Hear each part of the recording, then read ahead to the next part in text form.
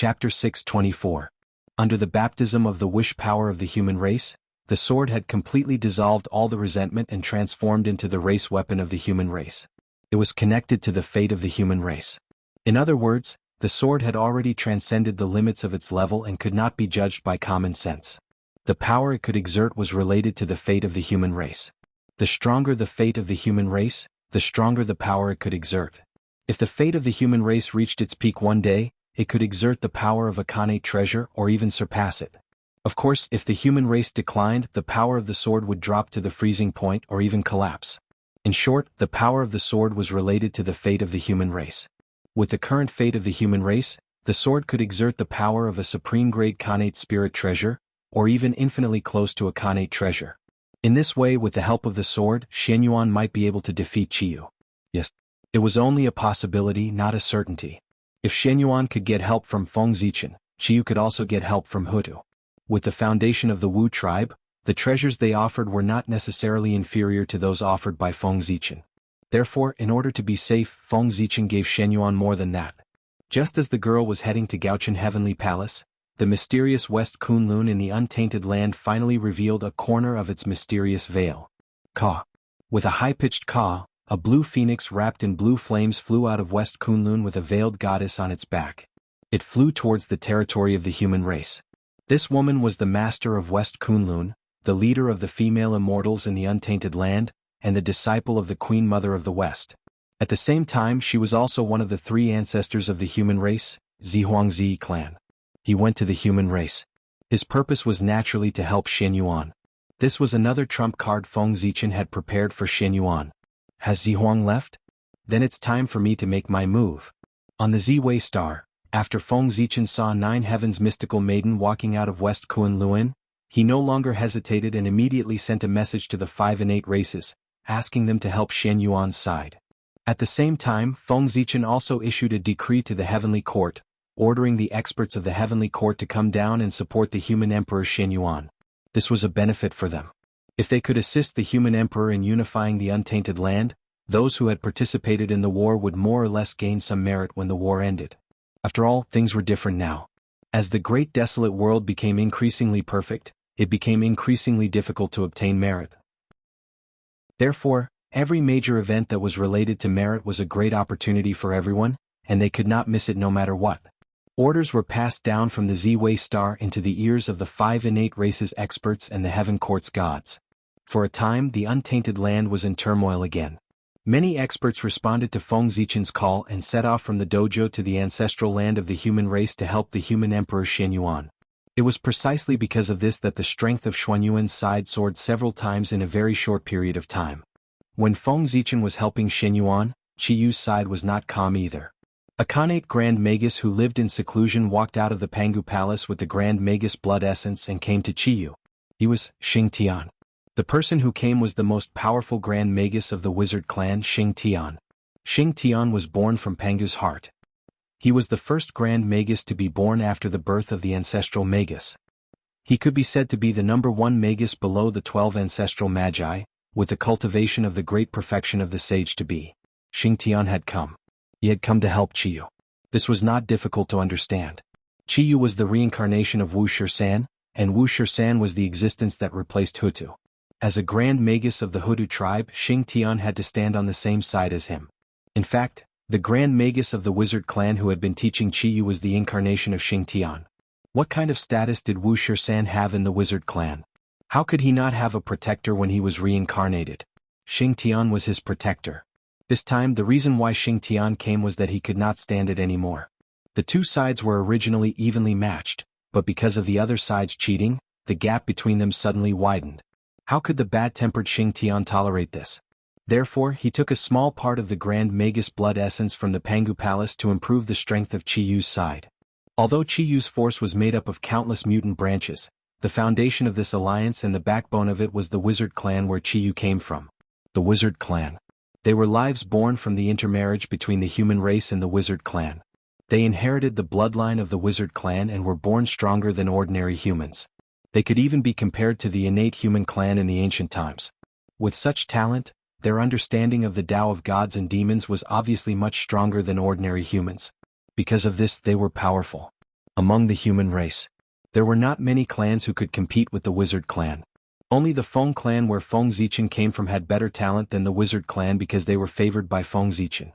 However, the pure Feng clan was the royal family of the human race. There were very few of them and they could not be compared to the wizard clan. And it created the powerful reputation of the wizard clan. If such a powerful wizard clan refined the Grand Magus blood essence, their strength would definitely increase by a few levels. In this way it would be even more difficult for the human race to compete with them. Moreover, Xing Tian came here not only with the Grand Magus blood essence, but also with the innate divine weapon that the 12 ancestral magi had forged for Wuxia.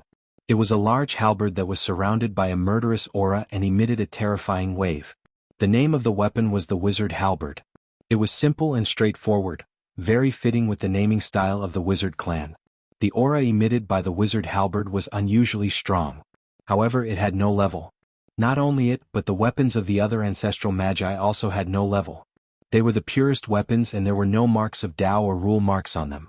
The only thing they possessed was power, incomparable power. They had unleashed the power they had inherited from Pangu to the pinnacle. It was full of the beauty of strength.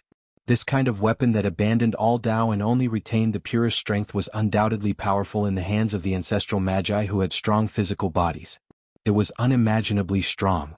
It could be said that once Qiyu mastered the wizard halberd, his strength would definitely increase by more than a few times. There was nothing in the world that could not be broken. If it could not be broken, it was not because of the lack of strength but because the strength was not enough. 8,000 years later, Xianyuan integrated all the forces under his command and felt that the time was right. He launched an army to attack Qiyu.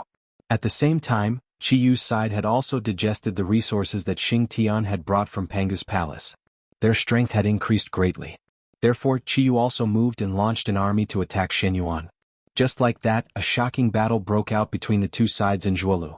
At the beginning of the battle, the two sides tacitly launched the fiercest attacks in an attempt to destroy each other in one fell swoop. However, because the two sides were evenly matched in strength, they fought for a long time but there was no winner. Both sides were exchanging blows back and forth, fighting to their heart's content, but they were unable to determine a victor. Over time, the battle was in a stalemate. However, this stalemate did not last long. Very soon, it was broken by a sudden change of events. The other folk from the Seven Stars continent and the other folk from the 5 pre-celestial races suddenly rebelled and joined Xianyuan. This sudden turn of events could be said to have caught Qiyu off guard. Similarly, because of these mutants' betrayal, the strength of Xuanyuan's side increased, while the strength of Qiyu's side decreased greatly. As a result, the situation changed immediately. The previous evenly matched situation was completely reversed. Qiyu's side was defeated by Xuanyuan's side and fled in a sorry state. During this period, Qiyu tried to turn the tide and reorganize his army to fight Xianyuanju to the death. However, before he could make a move, what greeted him was the joint attack of all the top experts on Xuanyuan's side. Xianyuan Xiannu of the Ninth Heaven, Taoist Randang Yinglong, and a series of quasi-saint experts joined forces to kill Qiyu. The result could be imagined. Even though Qiyu's combat strength was unparalleled, facing the joint attack of so many existences of the same realm as him, he could not avoid being defeated and captured. That's right, Qiyu was suppressed and captured alive by everyone. Originally, Qiyu had the chance to self-destruct. However, the scene of ancestral which self-destructing had really shocked everyone. Therefore, before Wuxia entered the cycle of reincarnation, Hudu had restricted him so that he could not self-destruct. And this became the main reason why Qiyu was captured. Imagine.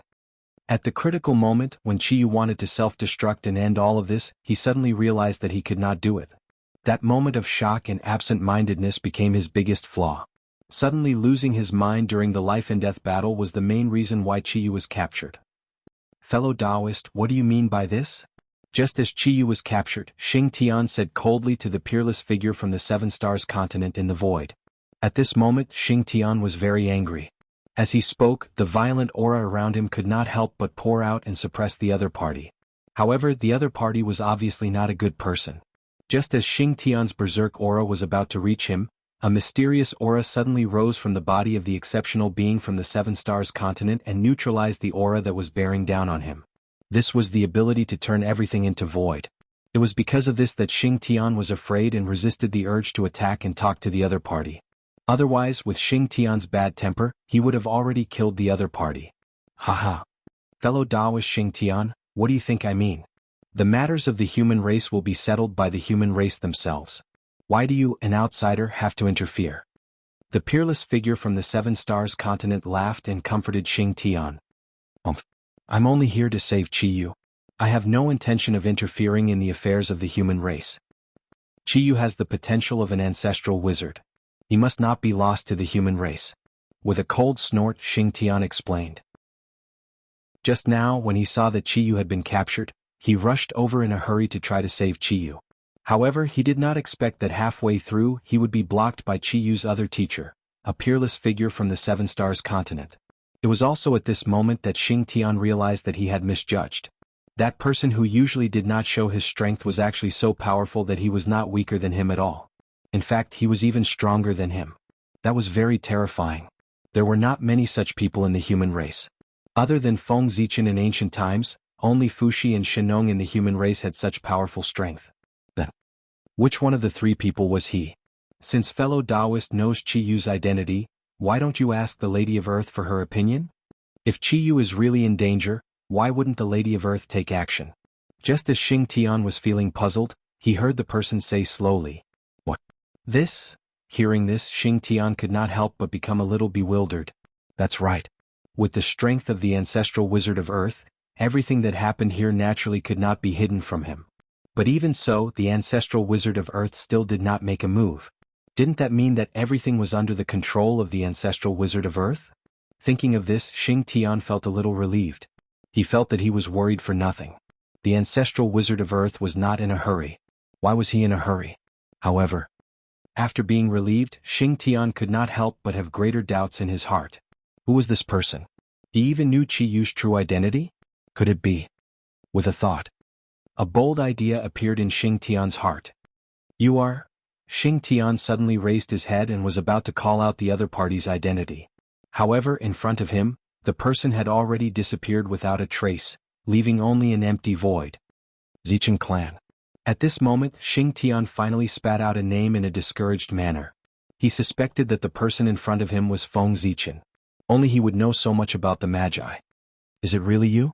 Magi Pangu, the Zichen clan? After muttering silently, Xingtian turned his head and rushed to the Nether Realm. He wanted to confirm his guess from the Lady of Earth. Tsk. Was I still recognized? As expected of my good friend. Just after Xingtian left, the peerless figure from the Seven Stars continent, oh no, it should be Feng Zichen, leisurely walked out of the void. He looked in the direction where Xingtian left and sighed. That's right. The peerless figure from the Seven Stars continent. It was Feng Zichen. In this world, who else but Feng Zichen had achievements that no one else could surpass on the path of gods and demons, and who else could be comparable to the ancestral wizard? No matter what, Qiyu was the reincarnation of Wuxia, and his status was extremely noble. Who in the human race was qualified to be his teacher?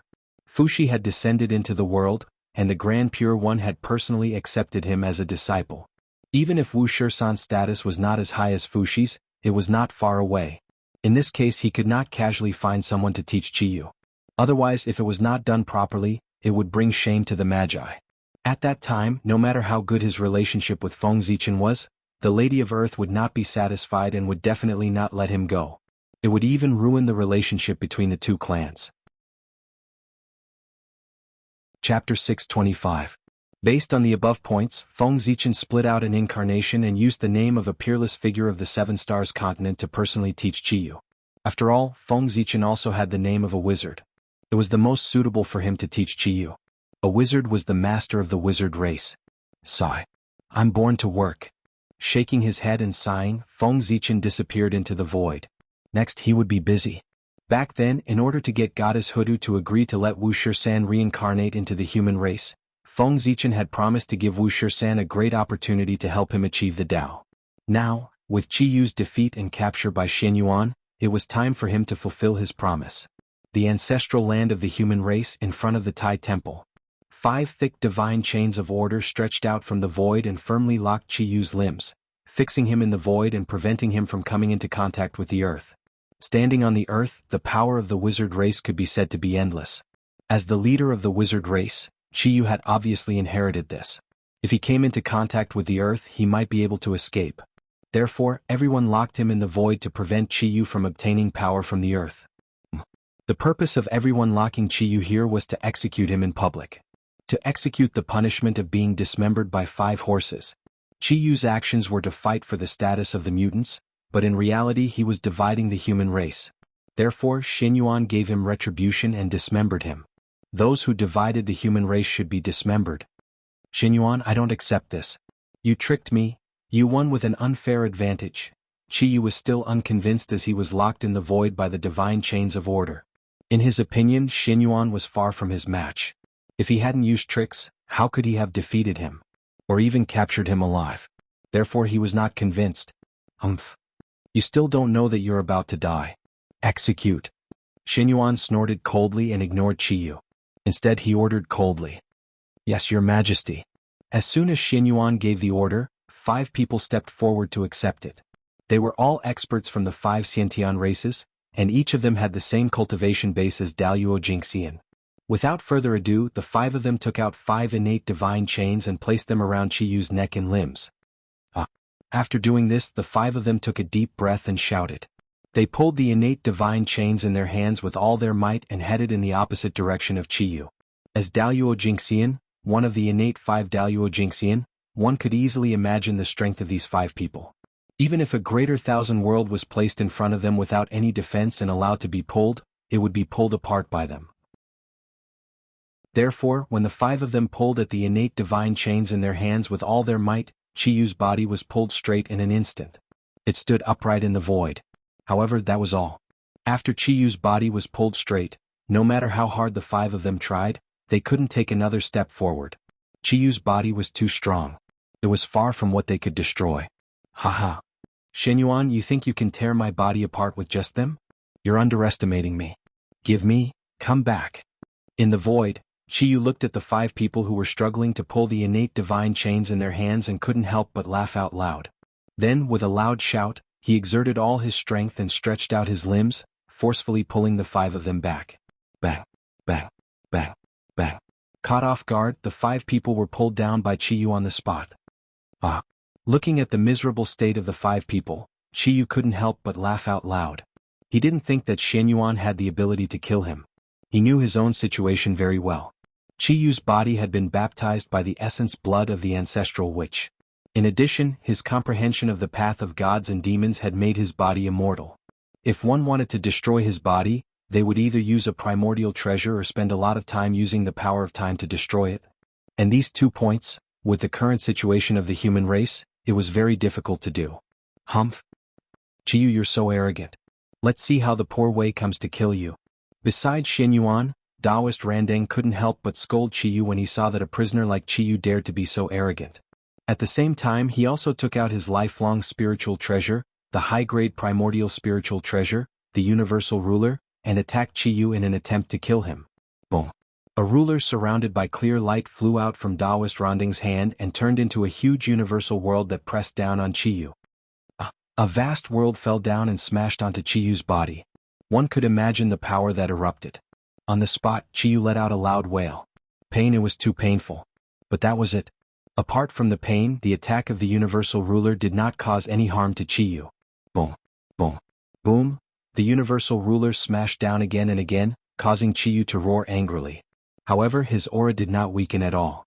After a while, Taoist Randeng could not help but feel a little tired because he had continuously activated the universal ruler with all his might.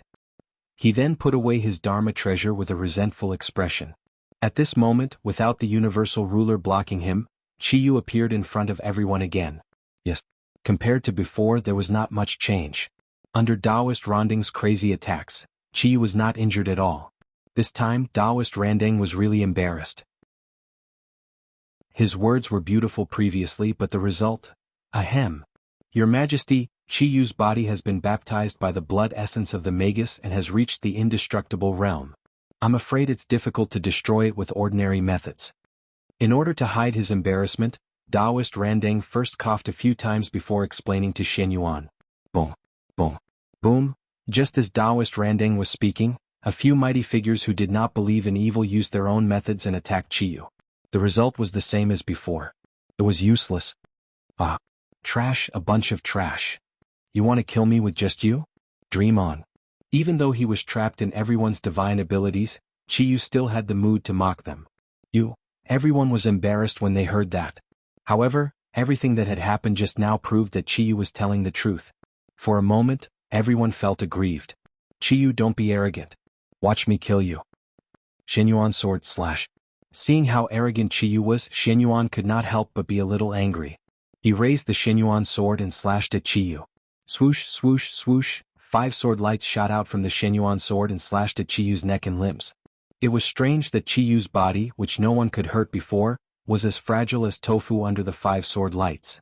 It was easily cut by the sword lights. In the blink of an eye, Chiyu's head and limbs were separated from his body. His whole body was divided into 6 parts. This was not surprising. The predecessor of the Shenyuan sword was the Wu-killing sword that Di Jun had specially refined to deal with the ancestor of sorcery.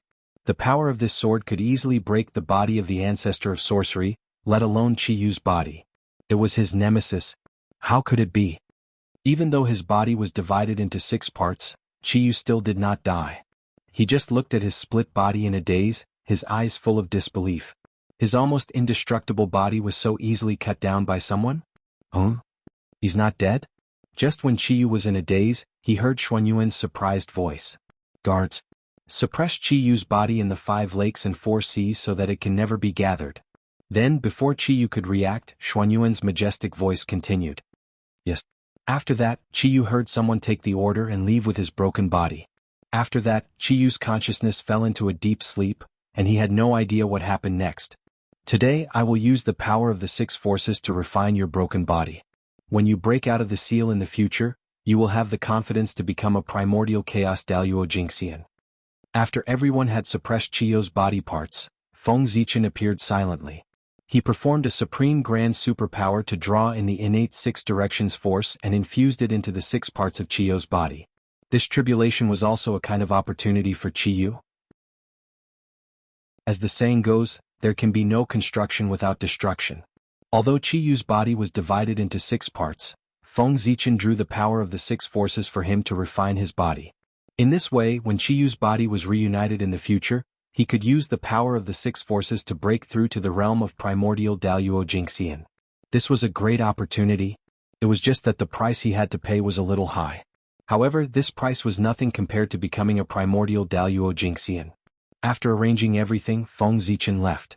As for when Chiyu's body would be reunited, that was a matter of the witch race.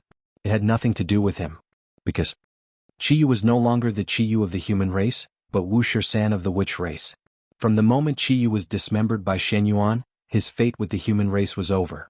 With the defeat of the Jiuli tribe and the death of Chiyu, Shenyuan finally unified the human race and integrated all the forces of the human race. It was also at this time that Shenyuan led the human army and began to conquer the 10,000 races. He was taking revenge. The 10,000 races secretly helped the mutants and tried to split the human race. As the human emperor, how could Shenyuan let them go so easily? Naturally, he had to teach the 10,000 races a lesson and weaken their strength. Therefore, Shenyuan led the human army to sweep through the 10,000 races in the name of cleaning up the traitors. The 10,000 races were naturally dissatisfied with this. However, because they were in the wrong and the human race was too powerful to resist, they all came to surrender with compensation. What followed was a series of wrangling. It was impossible to wipe out the 10,000 races in one fell swoop. Shenyuan naturally knew this. Therefore, his purpose was not to destroy the 10,000 races, but to torture them and consume their strength. This time, even if he couldn't destroy the 10,000 races, he would hurt them so that he could clear the obstacles for future generations. This was Xuanyuan's purpose. And this had nothing to do with Feng Zichen. He believed that with Xuanyuan's means he could handle all of this. At this moment, Feng Zichen was dealing with another matter. Escaped. Under your siege, the person escaped?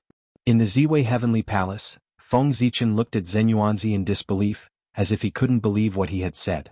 Zenyuanzi had come to tell him about the identity of the mysterious person. After everyone's hard work, they finally confirmed the identity of the person. It was Taoist Mu Xian, one of the 3,000 visitors of the Purple Cloud Palace. This person was the manifestation of the innate wood origin. His achievements in the innate wood element were not much worse than Go Mang's. As an innate god born from the innate wood origin, Taoist Mu Xian had always given people the impression that he was kind-hearted and loved life the most. According to this, he shouldn't have done anything to destroy the untainted world. However, after repeated confirmation by everyone, it was indeed him. This made it difficult for everyone to accept. How could such a good person suddenly become a great demon that could destroy the heavens and the earth? With curiosity, everyone went to explore Taoist Mu Xian's mental journey, trying to find the reason for his change. When a group of great divine abilities joined forces, the power that erupted was undoubtedly astonishing. They were the incarnations of the Great Path, the favorites of heaven and earth. Under their joint efforts, the origin of heaven and earth would be alarmed, and even saints would have to retreat. From this, one could see how powerful they were. Therefore, under their joint efforts they really found some clues. The change of Taoist Mu Xian. It was related to the demon god of chaos who had possessed him. At that time, the demon god of chaos had failed to possess Taoist Mu Xian. Seeing that he was about to be swallowed by Taoist Mu Xian, he was extremely unwilling and made the demon god of chaos do something shocking. He used all his strength to integrate his remnant spirit into Taoist Mu Xian's innate indestructible true spirit. Although this greatly increased Taoist Mu Xian's strength, it also made him under the influence of the remnant spirit of the demon god of chaos all the time. Because of this, Taoist Mu Xian's temperament changed greatly, and he had the idea of destroying the untainted world and refining the Hongmeng purple qi to become a saint. As for the demon god of chaos, he felt that having a saint on his side would be helpful to his future plans, so he helped him. The previous world-destroying action was because of this. After finding the reason for Taoist Mu Xian's depravity, everyone felt pity in their hearts, but they also knew that he couldn't be left alive. If a person who knew the details of the untainted world stood on the opposite side of the untainted world, the consequences would undoubtedly be terrible. Thinking of this, everyone was more diligent in finding the whereabouts of Taoist Mu Xian. With the joint efforts of everyone, they soon found the whereabouts of Taoist Mu Xian. At that time, Taoist Mu Xian had just been resurrected, and before he had time to look around, he was surrounded by a group of great magicians. Logically speaking, a powerless great ability user would naturally be captured without being able to put up any resistance when faced with several dozen great ability users who were at their peak. However, the truth was often unexpected. Chapter 626. He escaped. Taoist Mu Xian escaped. Under the siege of a group of powerful figures, Taoist Mu Xian escaped calmly. This was the reason why Feng Zichen was shocked. A group of ferocious tigers surrounding a sheep, and the sheep even managed to escape. Wasn't this a joke? How could the flying dragon lose? Taoist Zenyuanzi, what's going on? Extremely surprised, Feng Zichen asked Zenyuanzi directly. Alas. It's also Poor Wei's fault for being careless. I didn't expect Taoist Mu Xian to have the congenital Taoist talisman refined by my teacher in the past. This gave him a chance to escape. At this point, Zenyuanzi sighed with emotion. Obviously, this result was also beyond his expectations. Before the incident, no one would have thought that Taoist Mu Xian would have a chance to escape. The congenital Taoist talisman refined by the Taoist ancestor? No, when did the Taoist ancestor refine the congenital Taoist talisman? Why haven't I heard of it? Moreover, why would the congenital Taoist talisman refined by the Taoist ancestor appear in the hands of Taoist Mu Xian? Hearing this, Feng Zichen became more and more puzzled. Why had he never heard of the congenital Taoist talisman refined by the Taoist ancestor, and had never seen anyone use it? Such a treasure. He shouldn't be unknown to the public. Must be a supreme treasure that everyone was fighting for. You should have heard of it. It's normal that your majesty doesn't know about this. In fact, not many people in the entire untainted land know about this. Even Poor Wei didn't know about it before Taoist Mu Xian took out the congenital Taoist talisman refined by my teacher. Shaking his head, Zenyuanzi said helplessly. He really didn't know that the Taoist ancestor refined the congenital Taoist talisman. Why is that? It was about the treasure refined by the Taoist ancestor, so Feng Zichen couldn't help but be curious. Therefore he continued to ask. Back then, after the 3 sermons in the Purple Cloud Palace, my teacher left an opportunity for Poor Wei and the others on the treasure-snatching rock. It could be said that our master-disciple relationship was fulfilled. Countless innate treasures are listed on the treasure-snatching rock. Many of them are connate numinous treasures that teacher collected when he traveled through the primordial world. Some of them are connate treasures with special functions that master forged in his spare time. These Xiantian treasures are extremely rare, and their abilities are even more bizarre. They are hidden among the numerous innate spiritual treasures, and only those with great opportunities can obtain them. The Khanate Dao talisman in Taoist Mu Xian's hand belongs to this type of special treasure. A treasure like this is extremely secretive. If its owner didn't take the initiative to reveal it, others would absolutely be unable to detect it in the slightest. And who would publicize the fact that they obtained such a treasure? Therefore, no one knew that Taoist Mu Xian had obtained the innate Taoist talisman made by the Taoist ancestor, and no one knew that innate Taoist talismans existed in this world. If Taoist Mu Xian hadn't used this talisman in order to escape, I'm afraid this news would have been buried forever. At this point, Zhen Yuanzi's tone was laced with envy. The power of the innate Taoist talisman made by the Taoist ancestor must be quite terrifying. It was no exaggeration to say that with this talisman, it was equivalent to having a second life. Who wouldn't envy it? At least Zhen Yuanzi couldn't. Even Feng Zichen was a little tempted after hearing this. But what he was more worried about was that since there was the first innate Taoist talisman made by the Taoist ancestor, would there be a second or third one? Moreover, even a treasure like the innate Taoist talisman had appeared. Who knew what other strange treasures would appear next? Thinking of this, Feng Zichen couldn't help but have a headache. The water in the primordial world was getting deeper and deeper. He was also careless. He had never thought that the legendary treasure-snatching rock, in addition to numerous Khanate numinous treasures, there were also some gadgets made by the Taoist ancestor. This was very speechless. The Taoist ancestor really knew how to play. Alas! Sighing in his heart, Feng Zichen understood that in the future, he would have to re-evaluate the powerful divines in the primordial world. Even Taoist Mu Xian had the innate Taoist talisman made by the Taoist ancestor. Who knew what other people had in their hands? Maybe someone had an offensive jade talisman made by the Taoist ancestor. That would be exciting. Thinking of this, Feng Zichen comforted Zhen Yuanzi. Don't worry. I see. You can't blame the others for this. Who would have thought that Taoist Mu Xian had the innate Taoist talisman left by the Taoist ancestor? Fortunately, Taoist Mu Xian used the innate Taoist talisman to escape, instead of fighting desperately with you. Otherwise, the consequences would be unimaginable. Feng Zichen didn't know the specific power of the innate Taoist talisman. But since it had something to do with Taoist Hongjun, its power couldn't be underestimated. From the fact that Taoist Mu Xian could easily escape from the encirclement of many powerful divines by relying on it, it could be seen that the power of the innate Taoist talisman was definitely extremely powerful. If Taoist Mu Xian didn't use this Taoist talisman to escape but used it to attack the powerful divines, the power of the innate Taoist talisman might explode. If they were caught off guard, one or two of them would really die completely. This time, the experience of the powerful divines was really exciting. Who says so? Fortunately, poor Wei and the others went with many people. Otherwise, if one or two of them went alone, I'm afraid they wouldn't be able to come back.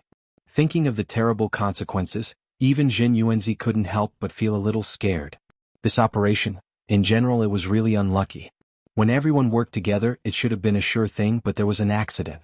Not only did it embarrass them, but they almost lost their lives. Wasn't that unlucky? Brother Zhen Yuanzi. There's something I'd like to discuss with you all. I hope you can pass on my message. After a moment of silence, Feng Zichen suddenly said to Zhen Yuanzi with a serious face. What's the matter, Your Majesty? I'll definitely relay it to my fellow Taoists. Seeing Feng Zichen's serious face, Zhen Yuanzi also replied with a serious face.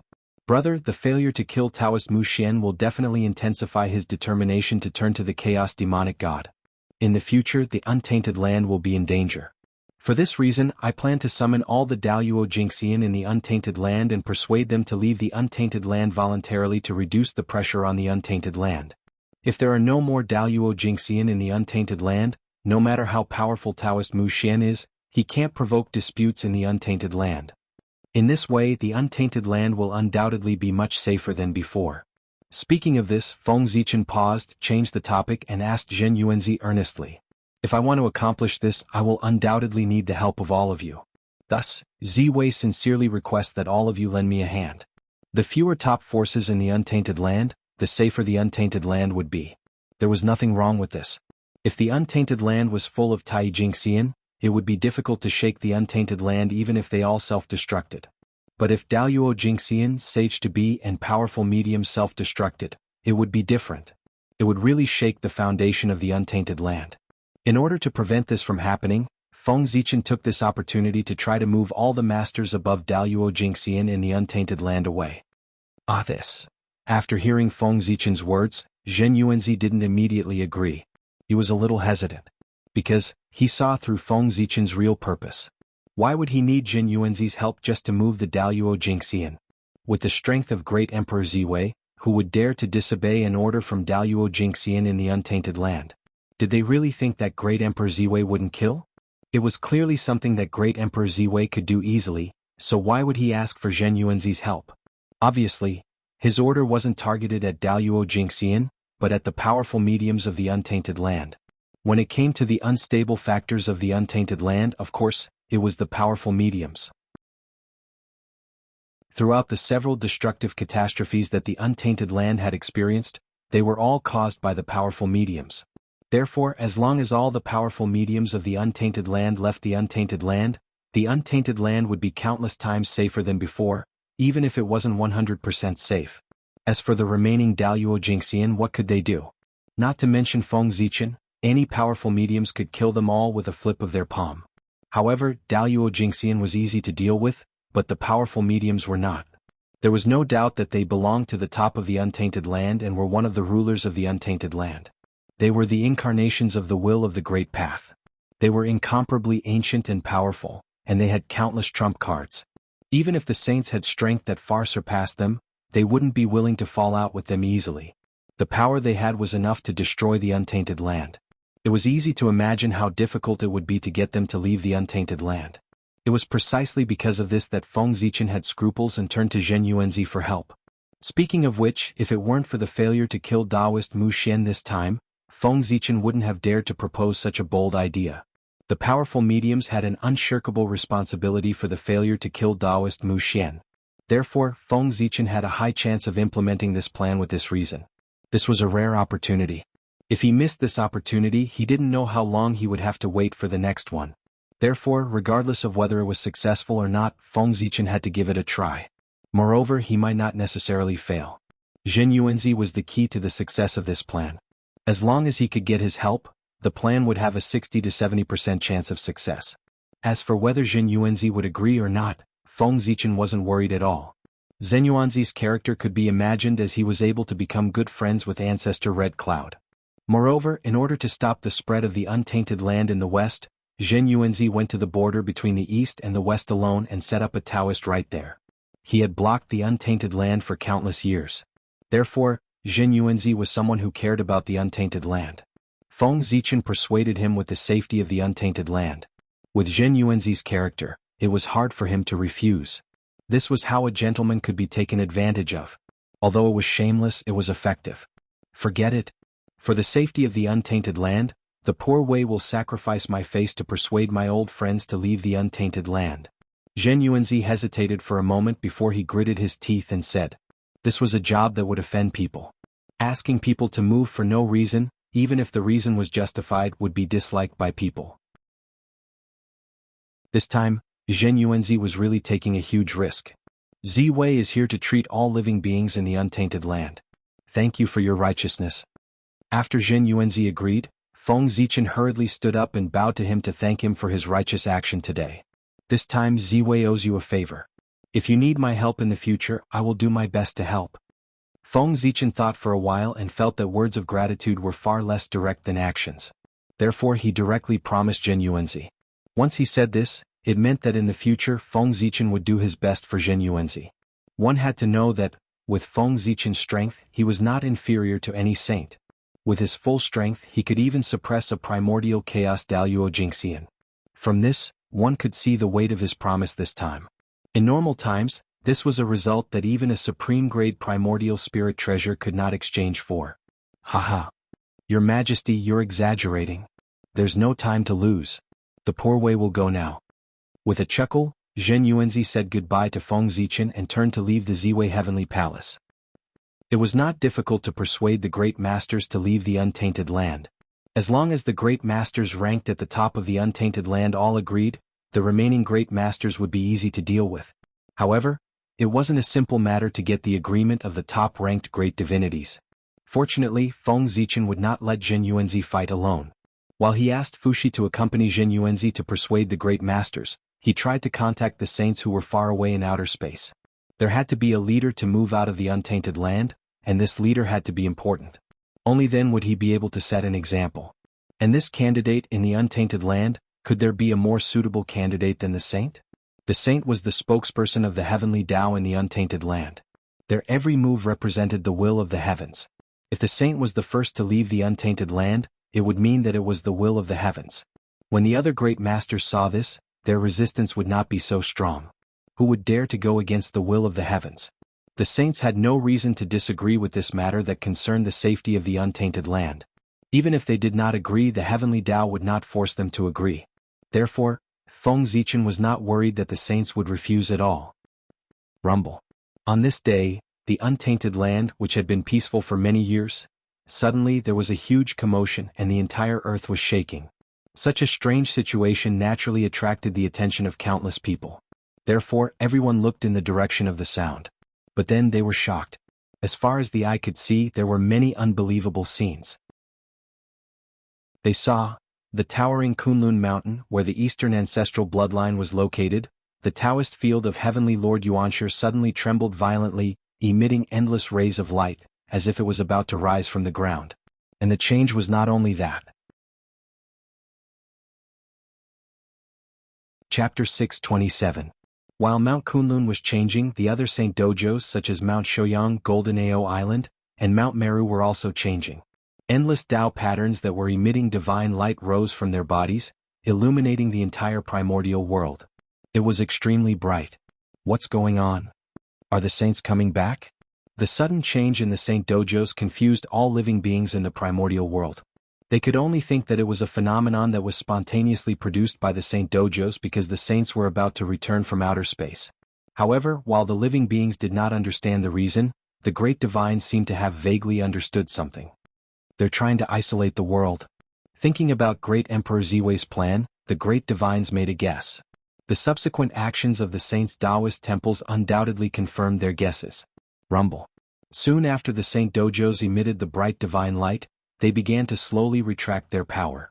Almost visible to the naked eye, the rising divine light and Tao patterns began to rapidly retract and disappeared without a trace in the blink of an eye. This change did not mark the end of the phenomenon, but it meant that the Saint dojos were trying their best to retract their power and store it in their bodies to erupt with stronger waves. Bang! When the power was accumulated to the limit, there was a bang, and several extremely terrifying waves gushed out from the Saint dojos. Whoosh! The power exploded like fireworks, giving rise to countless mysterious runes that were embedded in the void. They were densely packed and spread around the sages' dojos. At this moment, all living beings in the primordial world looked at the Saint dojos and realized that the supreme holy land that used to be shrouded by the clear Saint Qi could not be seen clearly today. Because, in the void, countless mysterious runes were densely packed. They were dazzling and mysterious as they emitted divine light.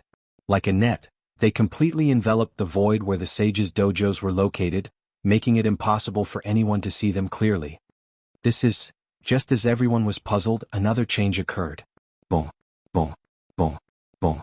In the distant chaos outside the heavens, there were suddenly 4 supreme dermic powers that broke through layers of the void and rushed over, landing in the 4 Saint dojos. The 5 saints of the 3 pure ones Zhuan-Ti made their move. As for why Her Highness Nuwa did not make a move, that was because after Empress Nuwa became a saint, she directly moved the dojo to the chaos outside the heavens, the Jinxiu heaven that she had created herself. Therefore, Empress Nuwa did not have a Taoist temple in the great desolate world. It was precisely because of this that the retreat of the great mystical abilities from the primordial world had nothing to do with him. After all, he was no longer in the primordial world. A saint's attack was naturally extraordinary. Just as the 4 streams of dermic powers were about to reach the mysterious rune, they suddenly collapsed and turned into strands of connate origin energy that merged with the mysterious rune. With the help of the saint's power, the power of the mysterious rune suddenly skyrocketed. It became more and more resplendent, and an endless mysterious aura bloomed.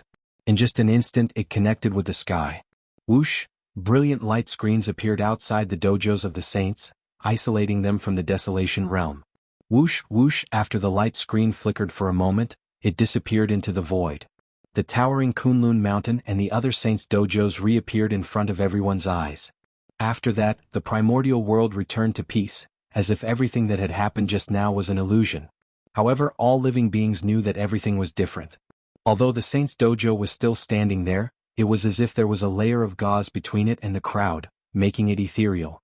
The void where they were located had been completely separated from the primordial world under the isolation of the mysterious rune. In other words, the saints' dojo could be said to be independent of the world. Their position seemed to have not moved, but in fact they were separated from all living beings by endless time and space. A cultivator whose cultivation had not reached the level of Daluo Jingxian, even if the Kunlun Mountain was right in front of him, he would not be able to get close to the Kunlun Mountain even if he spent his entire life. The world where they were located was completely different. The Kunlun Mountain and the other saints' dojos had become unreachable in the eyes of all living beings. That was how it should be. After all, the level they were at. It was not something that all living beings should come into contact with. The saints' actions today could be said to have a great impact on the primordial world. At the very least, the powerful beings who had been hesitating about whether to evacuate the primordial world had already made up their minds. Sigh. It's the will of the heavens. Let's leave. After making up their minds, the group of powerful beings acted straightforwardly. Without any hesitation, they cut off the connection between their dojos and the primordial world. Just like the saints' dojo, they were completely isolated from the primordial world. It was also from that day onwards that the phenomena of the primordial world were endless. Almost every year, powerful beings would leave the primordial world with their dojos. This situation lasted for tens of thousands of years. It was only when the living beings of the primordial world were about to get used to it that it gradually decreased and even disappeared. After the saint led the dojos and left the primordial world, all the powerful beings of the primordial world finally left the primordial world after a period of time. For a moment, the primordial world fell silent. Without the suppression of the powerful beings, the living beings of the primordial world felt as if a huge rock had disappeared from their hearts. They were completely relaxed and their entire bodies were clear. Even the laws of heaven and earth became more active after the great divine ability masters left. It was as if they had been suppressed when the powerful beings were around. Now that they had finally relaxed, they wanted to be active as much as they could. In fact, that was indeed the case. The strength of the powerful beings was really too strong. They had almost reached the end of the great Tao. Therefore, even if they had no intention of suppressing the laws of heaven and earth, their great Tao was there. That powerful aura naturally affected the laws of heaven and earth and interfered with their normal operation. The strong were enough to change the world. It was not a joke. It really existed. Obviously, the powerful beings had this ability. The influence of one or two powerful beings on the laws of heaven and earth might be limited. However, when hundreds or even thousands of powerful beings appeared in the primordial world at the same time, their influence on the laws of heaven and earth could be imagined. It could be said that all living beings in the primordial world were living under the shadow of the great Tao of the powerful beings. That was obviously not a good thing for all living beings. If they could not get rid of the shadow of others in the future, how could they attain the Tao? That was also one of the reasons why there were fewer and fewer experts in the primordial world. Therefore, the departure of the powerful beings was also a good thing for all living beings in the primordial world. At the very least, without the suppression of the great Tao of the powerful beings, it would be much easier for all living beings to cultivate than before. With the departure of the powerful beings, the laws of heaven and earth became more and more active. The primordial world welcomed a long-awaited golden age of cultivation. Everyone was immersed in cultivation. And this, for Feng Zichen, it was just the beginning. Although the powerful beings had evacuated the primordial world as a whole, it did not mean that they had completely cut off their connection with the primordial world. The boundless spacetime that spanned across their dojos and the primordial world was obstructing the living beings of the primordial world, not them. With the ability of the powerful beings, they could completely ignore the endless spacetime and directly interfere with the primordial world. The so-called evacuation of the primordial world only meant that their true bodies were not in the primordial world, but their power could still affect the primordial world. In other words, in fact, their so-called evacuation of the primordial world was only in the situation, not in fact. But what was the use of evacuating in this situation? Therefore, the next step of Feng Zichen's plan was to promote the implementation of heaven and earth isolation. With the almost invincible luck of the human clan, he could forcefully cut off the passage between heaven and earth, causing heaven and earth to be no longer connected. At that time, Any existence outside the primordial world who wanted to interfere with the primordial world would definitely be attacked by the luck of the human clan. At that time, the primordial world would be truly safe. After all, even the saints coveted the luck of the protagonists of heaven and earth and would not hesitate to throw away their dignity to fight for it. From this, it could be seen that the terrifying luck of the human clan was definitely not something that the powerful beings could contend with. The departure of the powerful beings had the greatest impact on the primordial world. It could be said that the human clan was the one that had the greatest impact on the primordial world. With the support of the human clan's luck, Xuanyuan's strength had reached the level of half-step primordial chaos, far surpassing the level of Shinong's sage-to-be perfection. That's right. After this internal strife, the human clan had completely suppressed the myriad clans and gathered the luck of the myriad clans. It could be said that their luck had experienced an unprecedented increase. Under this influence, Xuanyuan's strength naturally rose as well. From the original realm of sage-to-be perfection, he had reached the realm of half-step primordial chaos. With such strength, in the era when the powerful beings left the primordial world en masse, he could definitely be called invincible. Yes, he was really invincible. The heavens and the earth did not count. With such an expert holding down the fort, who among the myriad clans would dare to act rashly? It was precisely because of this that the human clan entered a period of rapid development, and their strength soared exponentially. Of course, the reason for this outcome, it was all based on the situation of suppressing the myriad clans.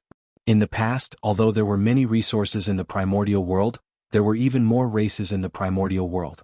Everyone divided a little and there wasn't much that they actually got. But now the situation was completely different. As the human clan became stronger and stronger, the previous model was obviously no longer applicable. Now, more than half of the resources in the primordial world had entered the pockets of the human clan. None of the myriad clans dared to compete with them. After Xianyuan defeated Qiyu, in order to obtain the forgiveness of the human clan, the myriad clans began to pay tribute to the human clan. Just these tributes were a shocking amount of wealth, enough to cultivate a large number of experts for the human clan. It could be said that the myriad clans were using their own blood to support the human clan. In this way it was difficult for the human clan not to be strong. Logically speaking, Xianyuan should be satisfied that the myriad clans had done so much. But in fact, Xianyuan was far from satisfied. He really wanted to take this opportunity to swallow the myriad clans in one fell swoop so that he could completely establish the supreme status of the human clan. But the reality made him extinguish this crazy idea. Although the myriad clans were no match for the might of the human clan, this did not mean that the myriad clans did not have the strength to fight against the human clan. If they really wanted to fight, the human clan might be able to destroy the myriad clans, but the price they would have to pay was definitely something that the current human clan could not bear. Perhaps the human clan would be unable to recover from this setback. Therefore, considering the consequences of doing so, Xianyuan had no choice but to suppress the thoughts in his heart and feign civility with the myriad clans. This situation lasted until the 950th year of the human emperor's calendar, which was also the 950th year of Xuanyuan's power, before there was a change. The 950th year of the human emperor's calendar had reached the end of the human emperor's rule. It was also at this time that the human emperor began to gradually put down the power in his hands and focused on cultivating the Tao. For this reason, human emperor Xianyuan specially issued a decree to invite the experts of the myriad clans to come to the human emperor's palace to discuss the Tao. Everyone could exchange what they needed to reach a higher realm. After receiving the order, the experts of the myriad clans did not dare to be negligent. They all set off for the human emperor's palace. At first, as the decree said, human emperor Xianyuan invited everyone over to discuss the Tao with his fellow Taoists. But as time passed, the atmosphere of the Tao discussion gradually changed. The reason was that during the discussion, human emperor Xianyuan had vaguely mentioned more than once that he was reluctant to part with the feelings of his subjects. He hoped that after he ascended to the heaven realm, everyone could leave with him. How could the experts of the myriad clans agree to this? Everyone had families and businesses. How could they abandon their families and businesses and follow human emperor Xianyuan to the heaven realm to start anew? Wasn't this a joke? Besides, if they really left, what would happen to their race? They were afraid that as soon as they left, the human race would swallow their race. Moreover, it was different from the primordial world that had undergone several changes, causing the number of experts to decrease. The heaven realm was where most of the top experts of the primordial world were gathered. With their strength, it was fine for them to dominate the primordial world. But once they reached the heaven realm, they were really nothing. There were many in the heaven realm who were stronger than them. There was a saying that it was better to be the head of a chicken than the back of a cow. Didn't they want to be the overlords of the primordial world? Why did they have to go to the heaven realm to be bullied? Due to the above reasons, the experts of the myriad clans were unwilling to leave the primordial world. As for the easier world, it gradually became unsuitable for Daluo Jinxian's life. The experts of the myriad clans expressed that they did not care at all. With the foundation of the myriad clans, it was impossible to contend against the easier world. However, it was still possible to support a few Daluo Jinxian. Therefore, they had the conditions to stay in the primordial world. Since that was the case, why should they leave? But if they didn't leave, how could they explain to human Emperor Shen Yuan? After all, he had already hinted. They couldn't just ignore it, right? For a moment, the experts of the myriad clans were in a dilemma. Wait, ignore it? In a trance, the experts of the myriad clans thought of a solution. Just pretend to be stupid. Anyway, you Shen Yuan didn't say it directly, so we'll pretend that we didn't hear your hint at all. Chapter 628. Wasn't it just pretending to be stupid? Who didn't know how to do that? With this thought in mind, the experts of the myriad races also did the same. After that, no matter how Emperor Shen Yuan hinted, they all pretended not to understand. And regarding this, Shen Yuan didn't show too much anger. His actions were originally a test. The reaction of the experts of the myriad races was completely within his expectations. If the experts of the myriad races agreed so easily, that would be a problem. Of course, this wasn't the only reason why Shen Yuan wasn't angry. No. With the strength of the human race, how could the experts of the myriad races disobey what he wanted to do? In other words, the reason why Shen Yuan hinted to everyone was not to ask for their opinions, but to give them a heads up in advance so that they wouldn't be unprepared when they ascended to the heaven realm with him. As for whether the experts of the myriad races agreed or not, was that important? After all, the primordial world relied on strength to speak. The weak only needed to follow the rules of the strong. They didn't have much choice. Xuanyuan's fist was bigger and harder than the experts of the myriad races. The experts of the myriad races couldn't compare to him. Then they had to listen to Shen Yuan. This was the sorrow of the weak. The fate of the myriad races was destined the moment Qiyu was defeated. They were destined to withdraw from the stage of the primordial world to make room for the human race. This was the will of heaven and the general trend. Anyone who disobeyed would be smashed to pieces by the surging momentum of the situation. The experts of the myriad races couldn't defeat Shen Yuan, so they could only follow his rules. Otherwise, they wouldn't be able to bear the price of breaking the rules. It was precisely because of this that Shen Yuan wasn't in a hurry. Everything was already destined, so why should he be in a hurry? The pitiful experts of the myriad races were complacent because of Xuanyuan's concession, but they didn't notice the destined future at all. It was really sad. Just like that.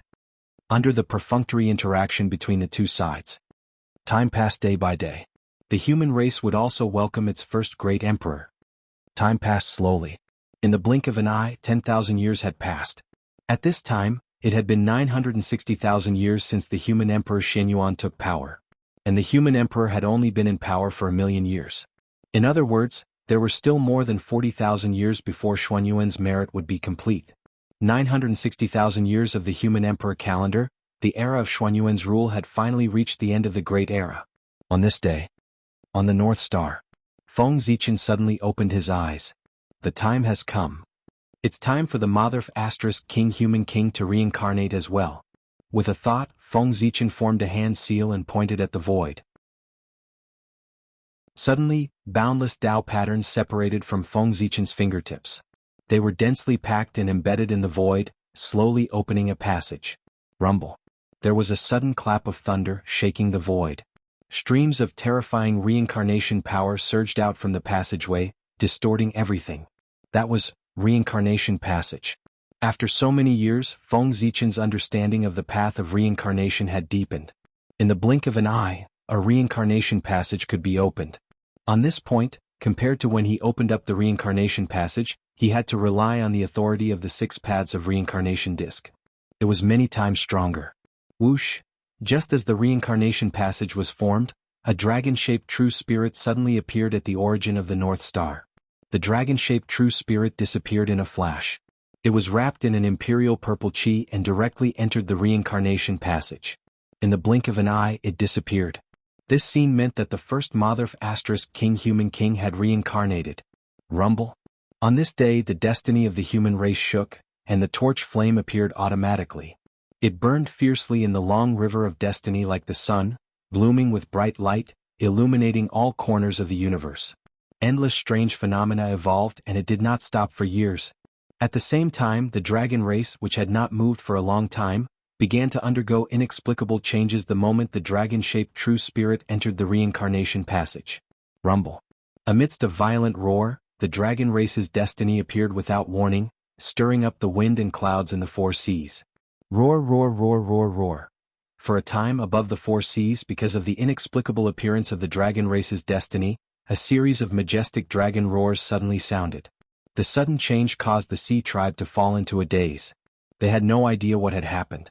As for the Dragon Emperor and the elders of the dragon race, when they saw this inexplicable change, they vaguely understood something. They silently appeared in the depths of the void, quietly observing the changes in the situation. Rumble. Just as the sea tribe was in a daze, the scene changed again. Endless dragon chi burst out from the void, forming a huge and glorious door in the sky above the four seas. Dragon Gate. The Dragon Gate of the dragon race. Under the situation where no one summoned it, the Dragon Gate appeared automatically, like the door of the great Tao, towering above the four seas, exuding endless majesty. Chi, in an instant, endless divine light, burst out from the Dragon Gate. It was incomparably dazzling, illuminating the entire four seas. Whoosh! The divine light was dazzling and crystal clear. It was like a drizzle, like a stream of light, slowly falling from the void, sprinkling the entire four seas. Almost all the sea tribe was bathed in the dazzling divine light. This was a gift. The Dragon Gate's gift to the sea tribe was used to enhance their bloodline. Whoosh whoosh whoosh, the divine light entered their bodies and continuously baptized the bodies of the sea tribe, purifying their bloodline, causing them to continuously transform into a true dragon. Although this transformation was far less intense than directly leaping over the Dragon Gate, it could save the sea tribe thousands of years of bitter cultivation and further enhance their bloodline. To the sea tribe, improving their bloodline was more important than improving their cultivation. Therefore, the appearance of the Dragon Gate this time was no less than a great opportunity for the sea tribe. Perhaps, after digesting what they had obtained this time, when they leaped over the Dragon Gate next time, they would undoubtedly be much more confident. The luck of the human race and the dragon race changed at the same time. It would be an insult to everyone's IQ if they said that there was no connection between the two. But what could they do if they knew that there was a connection? Those who were qualified to know the reason for all of this would not poke their nose into other people's business to avoid being involved in karma. And those who were not qualified to know would not poke their nose into other people's business. Because regardless of whether it was the human race or the dragon race, they were existences that they could not afford to offend. The strange phenomenon of the two races gradually disappeared after the birth of the imperial grandson Jianghu. The imperial grandson Jianghu, the ancient dragon race's dragon sovereign, was the reincarnation of the water dragon. He was the patriarch of the water dragon bloodline of the dragon race and the best of the three generations of the dragon race. His birth marked that the relationship between the dragon race and the human race had taken a step closer and truly become inseparable. One could see that, with the birth of the imperial grandson Jianghu, in the long river of fate, the nine-clawed divine dragon that represented the luck of the dragon race and the eternal torch that represented the luck of the human race gradually approached each other. A sparkling and translucent thread suddenly appeared and connected the luck of the two races together. It could be seen with the naked eye. Strands of luck flowed in the thread and flowed into each other's bodies, blending with each other to show the inseparable relationship between the two races. The imperial grandson Jianghu was extremely talented, and his cultivation talent was even more extraordinary. He was born less than 100 years ago, but he had already cultivated to the celestial immortal realm. He was even invincible among the younger generation of the myriad races. He was faintly known as the second Shenyuan. Human Emperor Shenyuan liked this grandson very much, so he brought him along and personally taught him. He faintly seemed to be grooming him as his successor. Of course, Jianghu did not disappoint Shenyuan. He used his outstanding ability to win the approval of the elders of the human race and the destiny of the human race, making him the legitimate successor of the human race. The primordial world did not count years. In the blink of an eye, 30,000 years had passed since Jianghu was born. At this time, It was already the 990,000th year of the human emperor's calendar. At this time, human Emperor Shenyuan had already given up all the power in his hands and handed it all over to Zhuanshu. In other words, although Zhuanshu did not have the name of the human emperor, he already had the power of the human emperor. As for Zhuanshu, after many years of training, he had already become a qualified emperor. Over the years, Shenyuan had seen Zhuanshu's performance and was very satisfied with him.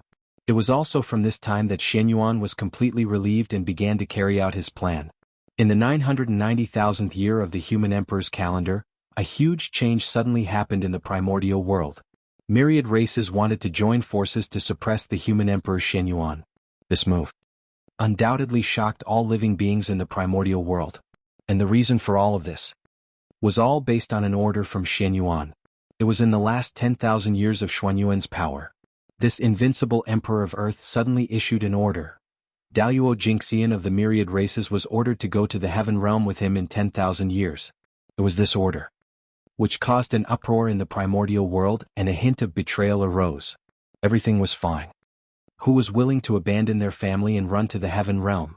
In the past, it was fine to hide the hints and everyone could still pretend to be stupid. But now, Shenyuan had directly made it clear, and the experts of the myriad races could not continue to pretend to be stupid. To go or not? They had to give the human emperor Shenyuan an answer. In the beginning, the experts of the myriad races still had a glimmer of hope in their hearts, thinking that Shenyuan would not be so ruthless.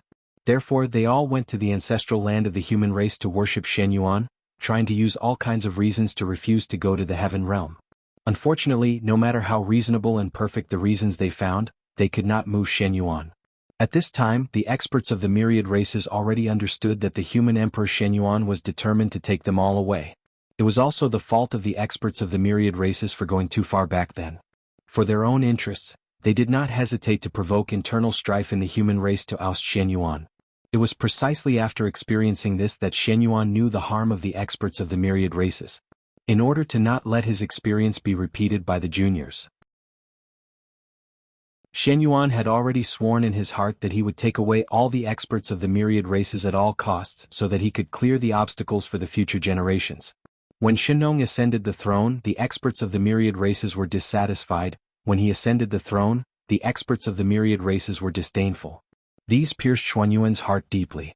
At the same time, this also made him understand that the so-called submission of the myriad races was completely unreliable. The one that the myriad races respected and feared was him. Once he left, the faces of the myriad races would quickly change. This point, when Shennong and he ascended the throne, the myriad races had already shown it vividly. Therefore, this group of scourges had to be eliminated. Even at all costs, they had to be eliminated. Seeing that Xuanyuan's determination could not be shaken, the experts of the myriad races were naturally unwilling to go to the heaven realm. Therefore, after they returned to the myriad races, they all entered a state of preparation for battle, intending to fight to the death with Shenyuan. The experts of the myriad races were able to cultivate to the realm of Daluo Jingxian and even the realm of Sage to be. Naturally, they did not lack bravery. Usually, the reason why they acted so weak and let Shenyuan do whatever he wanted, that was because Xuanyuan's actions did not cross their bottom line. Therefore, they could endure it. But now, everything was different. The experts of the myriad races had been forced to a dead end by Shenyuan. There was no way out. Therefore, of course, they had to fight to the death. The experts of the myriad races were ready to join forces and attack the human emperor Shenyuan together. This was to express their determination to stay in the untainted land. But before they were ready, someone made a move first. The person who made a move was Great Witch Xingtian. The #1 warrior of the ancient witch race revealed his huge true body of the Great Witch. He waved the ganchi in his hand and brazenly charged into the ancestral land of the human race. Boom, boom, boom. Great Witch Xingtian took a step forward and crossed an infinite distance. In just a few steps, he had already arrived in front of the human emperor palace and Shenyuan. Shenyuan, you little brat, die. In front of the human emperor palace, Xingtian swung down his axe, intending to split Shenyuan and the human emperor palace in half. The axe in Xingtian's hand was transformed from a fragment of Panga's axe. It had the power to split the sky. Even Dong Huangtai would be injured if he was caught off guard by the axe, let alone Shenyuan. Therefore, if Xingtian's axe really hit Shenyuan, he would be seriously injured even if he didn't die. Great Witch Xingtian, you are too presumptuous. The axe in Xing Tian's hand was transformed from a fragment of Panga's axe. It had the power to split the sky. Even Dong Huangtai would be injured if he was caught off guard by the axe, let alone Shen Yuan. Therefore, if Xing Tian's axe really hit Shen Yuan, he would be seriously injured even if he didn't die. Great Witch Xing Tian, you are too presumptuous. The axe in Xing Tian's hand was transformed from a fragment of Panga's axe. It had the power to split the sky. Even Dong Huangtai would be injured if he was caught off guard by the axe, let alone Shen Yuan. Therefore, if Xing Tian's axe really hit Shen Yuan, he would be seriously injured even if he didn't die. Great Witch Xing Tian, you are too presumptuous. The axe in Xing Tian's hand was transformed from a fragment of Panga's axe. It had the power to split the sky. Even Dong Huangtai would be injured if he was caught off guard by the axe, let alone Shen Yuan. Therefore, if Xing Tian's axe really hit Shen Yuan, he would be seriously injured even if he didn't die. Great Witch Xing Tian, you are too presumptuous. The axe in Xing Tian's hand was transformed from a fragment of Panga's axe. It had the power to split the sky. Even Dong Huangtai would be injured if he was caught off guard by the axe, let alone Shen Yuan. Therefore, if Xing Tian's axe really hit Shen Yuan, he would be seriously injured even if he didn't die. Great Witch Xing Tian, you are too presumptuous. Chapter 629. The current Xing Tian was not much weaker than the ancestral shaman back then. There were only a handful of people in the primordial world who could defeat him. With such powerful strength, it would not be a simple matter to help him break down and then rebuild. Because his physical body was too strong. It had reached the level of a supreme-grade innate spirit treasure. Unless a primordial chaos expert or a primordial chaos expert came with a primordial chaos treasure, it was absolutely impossible to hurt him at all. Therefore, it was not a simple matter for Xing Tian to break and rebuild. Because there were not many people in the primordial world who could do this. Moreover, even if someone could break Xing Tian's physical body, why would he help Xing Tian surpass his limit and not completely destroy him? One had to know that the shaman tribe had a bunch of enemies in the primordial world. They would definitely not be willing to see the shaman tribe have another supreme expert. Why don't I find ancestral shaman Hutu or ancestral shaman Shenming to try? After finding the method from the ghost emperor of Fengdu, Xing Tian's first thought was to find ancestral shaman Hutu or ancestral shaman Shenming to help him break and rebuild. However, the moment this thought appeared in his mind, it was extinguished by the ghost emperor of Fengdu. Fellow Taoist Xing Tian, although goddess Hutu and ancestral shaman Shenming are strong, they are of the same race as you.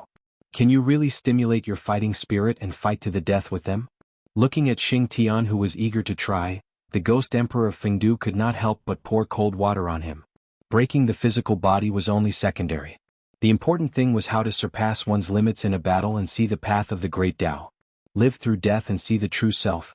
If he wanted to do this, he could only cut off all the fetters and fight to the death with the determination to have a glimmer of hope.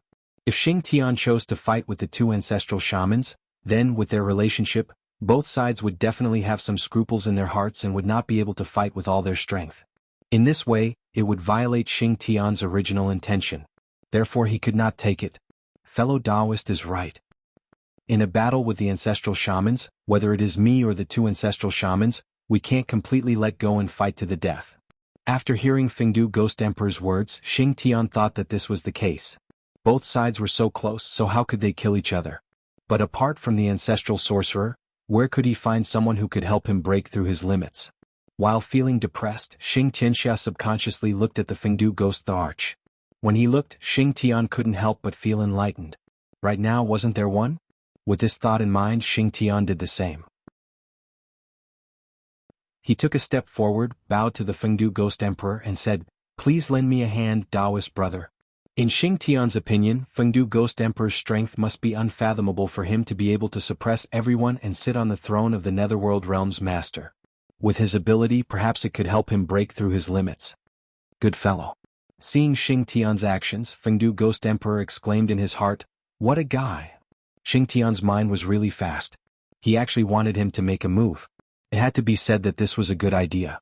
With his strength, he could indeed help Xing Tian break through the limit. Unfortunately, Xing Tian's matter was related to Feng Zichen's future plan.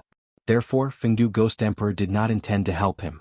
Thus, Fengdu Ghost Emperor said to Xing Tian, "Fellow Taoist Xing Tian, it's not that poor Wei doesn't want to help you.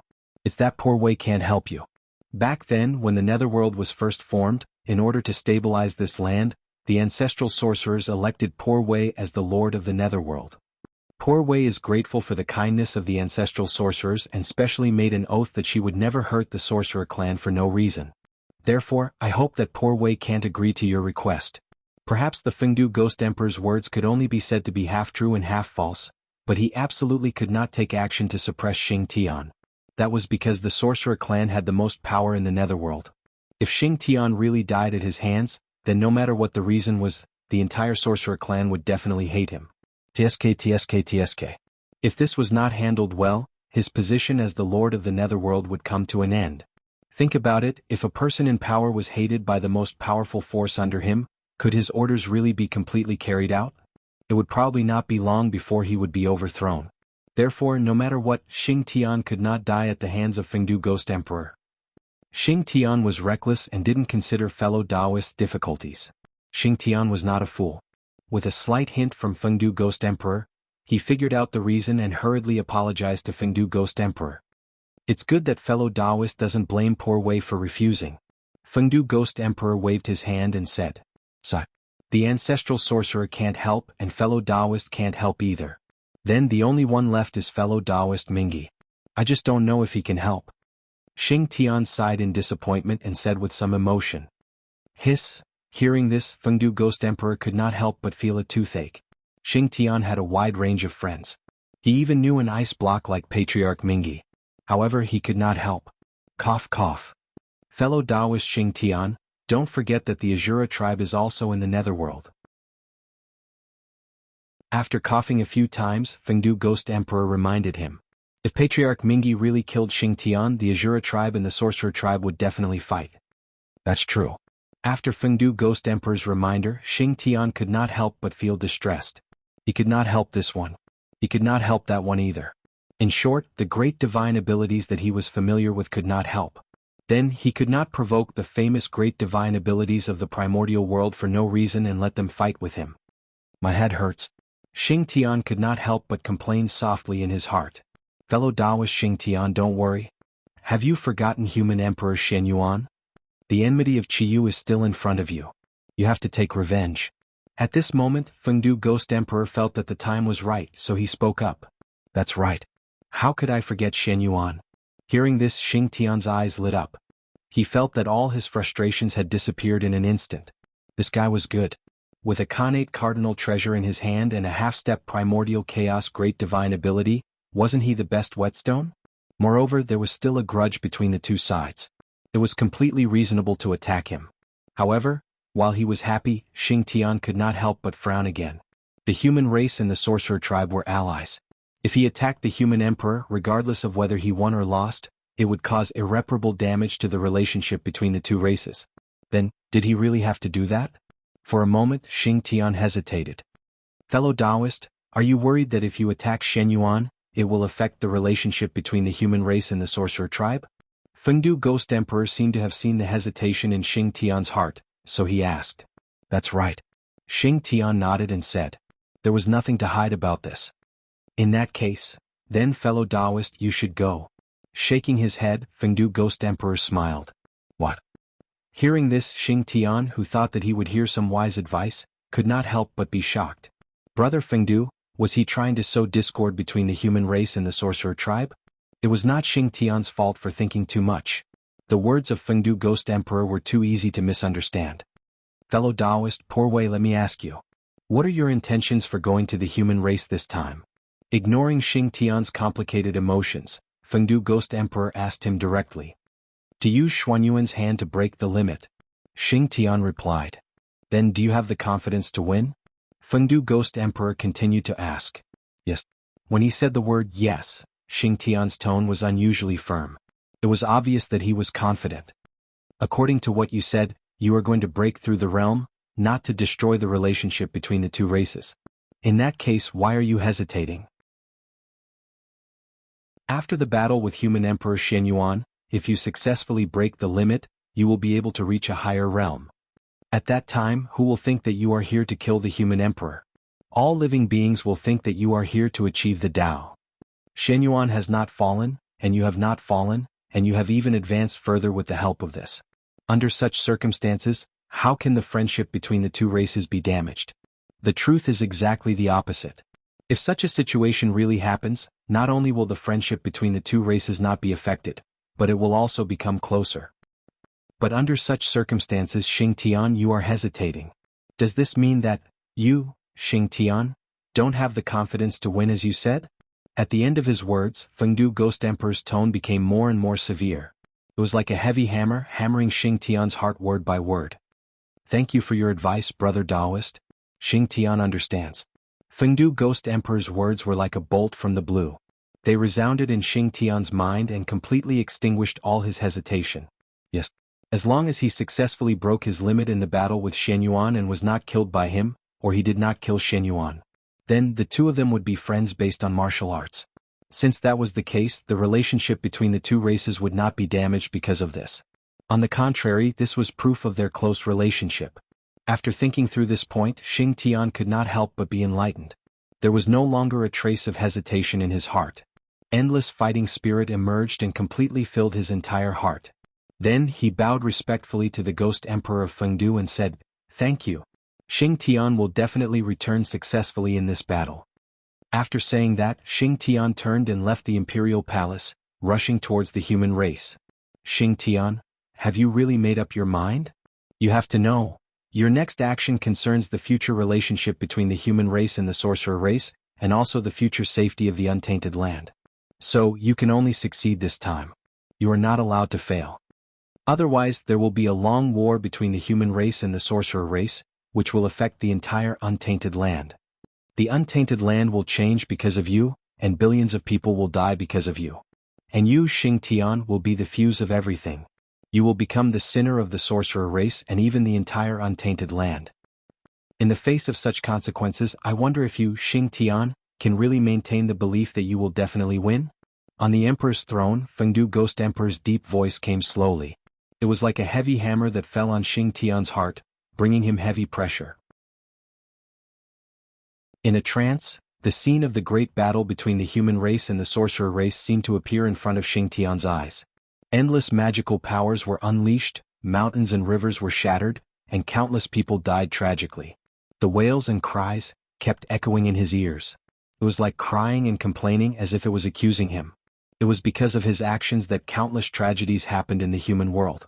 For a moment, Xing Tian's body seemed to be pressed down by thousands of immortal divine mountains.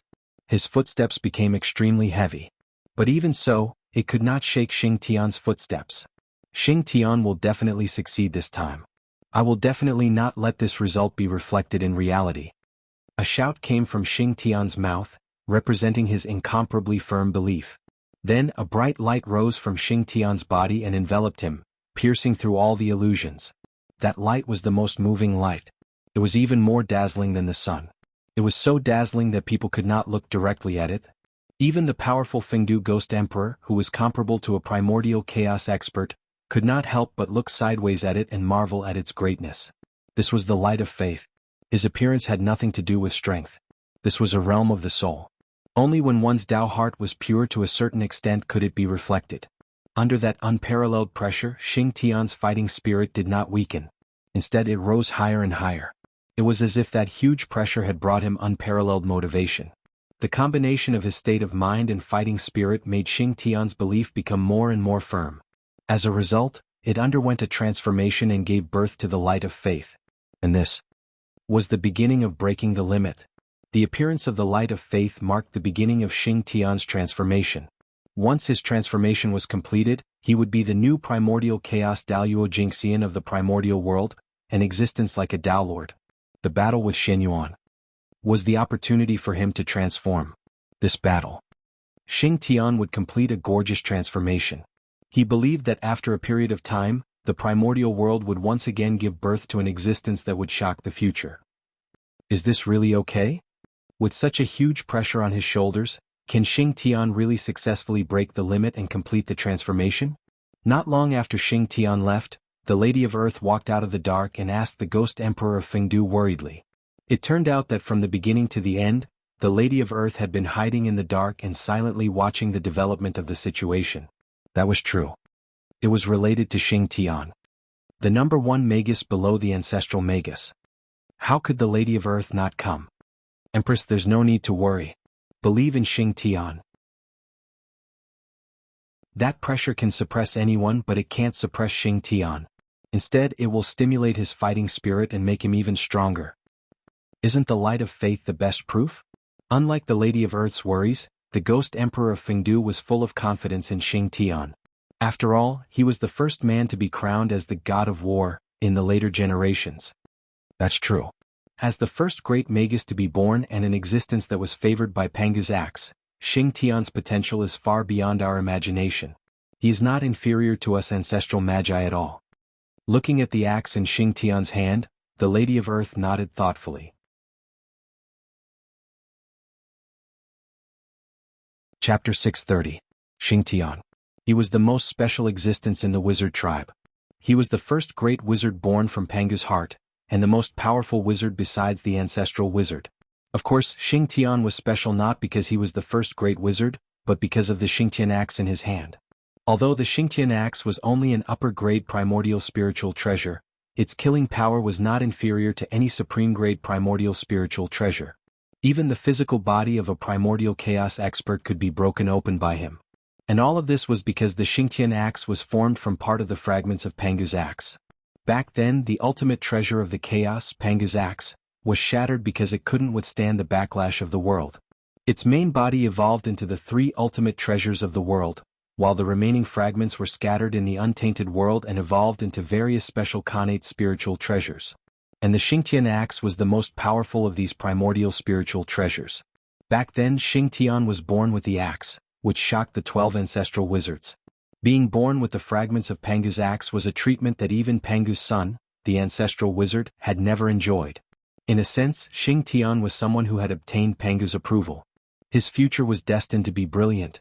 Because of this, Xing Tian's status in the wizard tribe was somewhat aloof, second only to the 12 ancestral wizards. After all, in the world, those who could be recognized by Pangu, how many? Xing Tian had such an honor, which showed that he was extraordinary. Thinking of this, Hudu's confidence in Xing Tian increased greatly. She was sure that he would break the limit, surpass the past and step into a new realm. Thinking that the wizard tribe would soon have a great existence at the level of the primordial chaos path master. Even with her cultivation, Hudu could not help but feel happy. Taoist Zichen. Under your stimulation, Xing Tian's state of mind has changed, and his strength has far surpassed the past.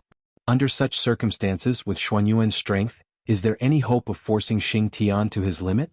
In addition to being happy, Huda could not help but feel a little worried. The current Xing Tian's strength had already reached its peak. Even compared to the grand shaman of the past, he was not inferior. Xuanyuan, on the other hand, had cultivated for less than 1,000,000 years. His half-step primordial chaos strength had been forcefully promoted by the human race's providence. In terms of comprehension of heaven and earth, battle experience, mastery of divine abilities and so on, he was far inferior to Xing Tian. Compared to Xing Tian, Xuanyuan's only advantage was the Xuanyuan sword in his hand. However, the heaven-punishing axe, it might not be inferior to the current Xuanyuan sword. The gap between the two sides was so huge that Goddess Huda couldn't help but worry. Could Xuanyuan really fight against Xing Tian? If Xuanyuan was no match for Xing Tian and couldn't push him to his limits, then all his previous efforts would have been in vain. Therefore, the Lady of Earth couldn't help but worry. Haha. Let's see if Xuanyuan can force Xing Tian to his limits. After a few laughs, the Ghost Emperor of Fengdu said leisurely. How could there be such a huge loophole in his plan? After all, Xuanyuan was not alone. He had the entire human race behind him. He was the enemy of Xuanyuan. He was the enemy of the entire human race. Not to mention that Xing Tian's current strength was only comparable to the ancestral shaman of the past. Even if Dijiang was reborn, he might not be able to defeat the entire human race. The current human race was no longer the human race of the ancient times that was at the mercy of the demon race. After the efforts of the ancestors of the human race was already worthy of being the untainted world's overlord. On the shore of the East Sea, Xing Tian held a giant axe in his hand and charged over with hatred. He wanted to chop down Human Emperor Xuanyuan with his axe. Human Emperor Xuanyuan was not afraid of this. Even if it was Xing Tian who had been famous for a long time in the ancient times, he still dared to raise his sword and face it. Rumble. Boundless sword intent bloomed from the Xuanyuan sword.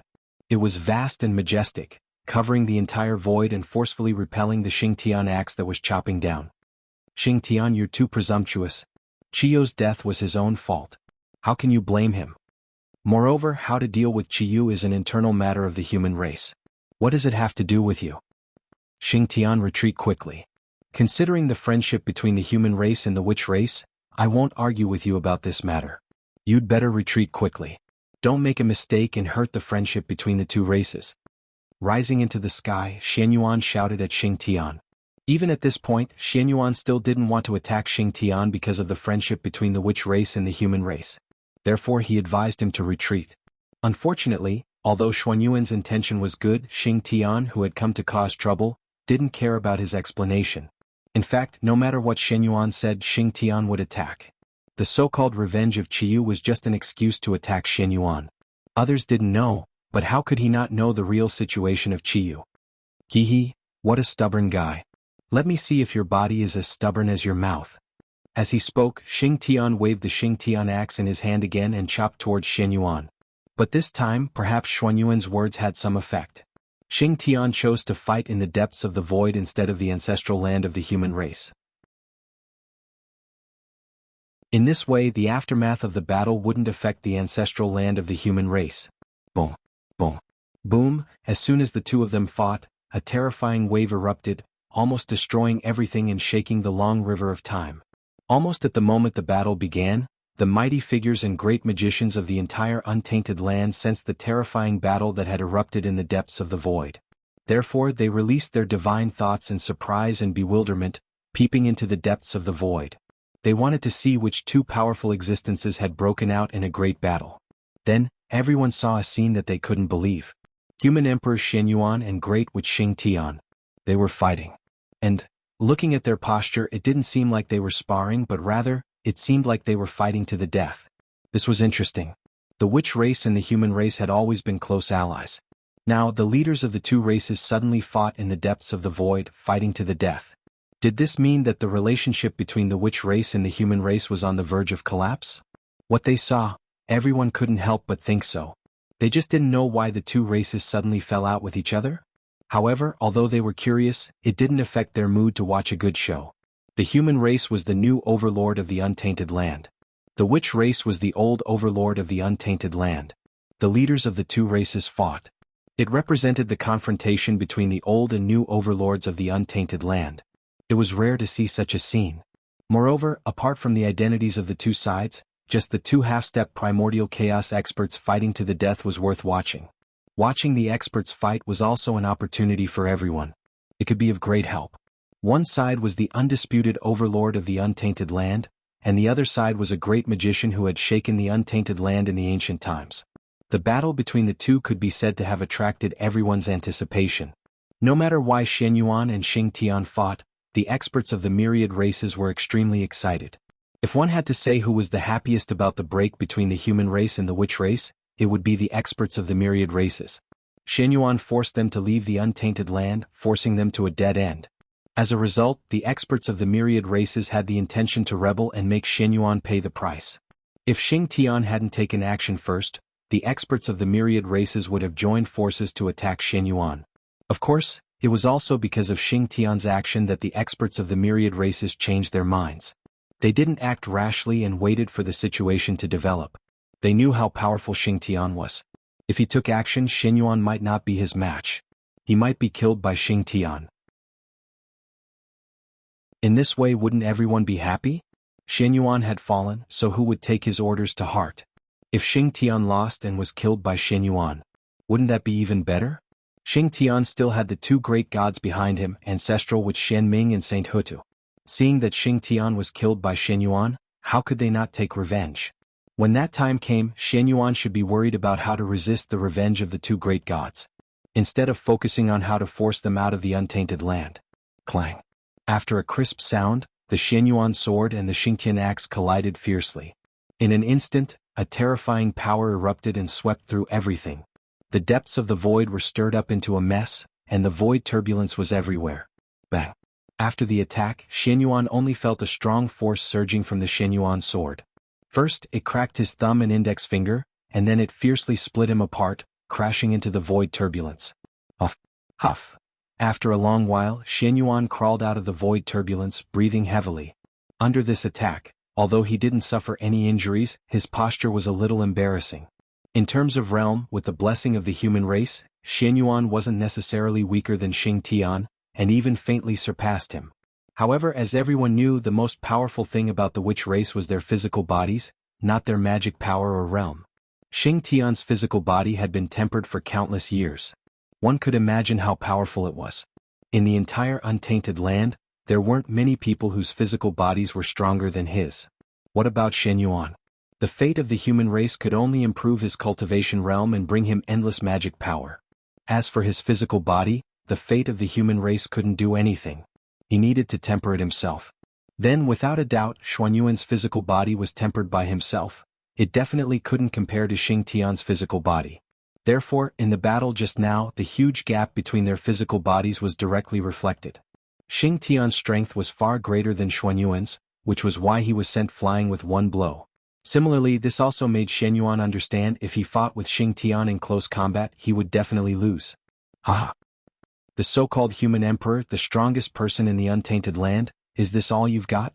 Seeing that Xianyuan was repelled by his attack, Xing Tian couldn't help but mock him. This human emperor was too useless.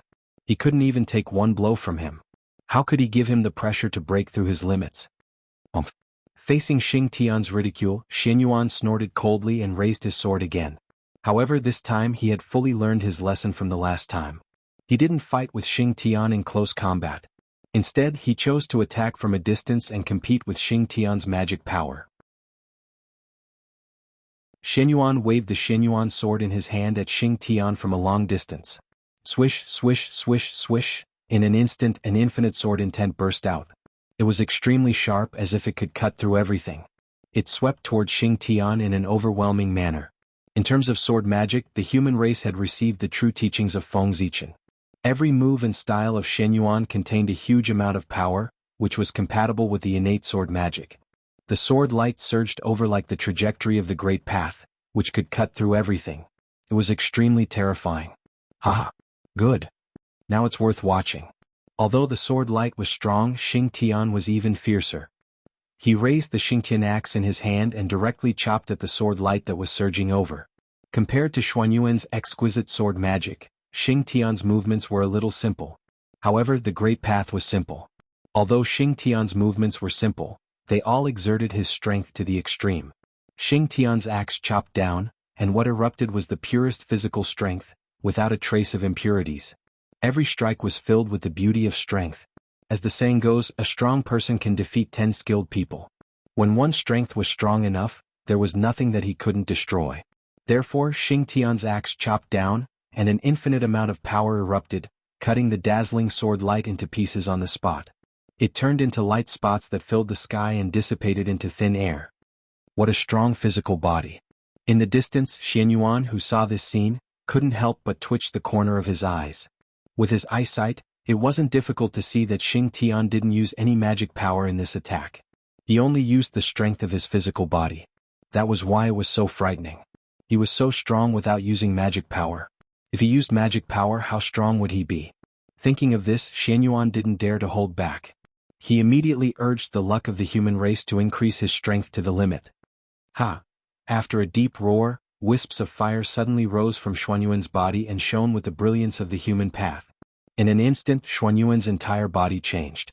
The mighty power of the human path filled his body, distorting space and time, emitting an infinite majesty. He was stronger, was infinitely close to the primordial chaos Daluo Jingxian. Kill? Infinite power surged in his body, causing Xuanyuan's confidence to increase greatly. He raised his sword and charged toward Xing Tian again. Swish, swish, swish. Almost at the same time, countless sword lights that were even more vast and fierce than before bloomed from the Xianyuan sword. They shot toward Xing Tian at an even faster speed. In an instant, the sword light had already arrived beside Xing Tian. So fast. Seeing the sword light coming towards him, Xing Tian was about to resist when he felt that the sword light had completely enveloped him. Dang, dang, dang, dang, dang. The sound of iron being forged came from Xing Tian's body. It was the sound of the sword light slashing on Xing Tian's body. After a long while, the power of the sword light was finally exhausted and slowly dissipated into the void. At the same time, Xing Tian's figure was revealed. Miserable. At this moment, Xing Tian could only be described as miserable. His clothes had been completely shredded by the sword light. His entire body looked bloody, and there was not a single piece of good flesh on his body. It was as if he had been dismembered.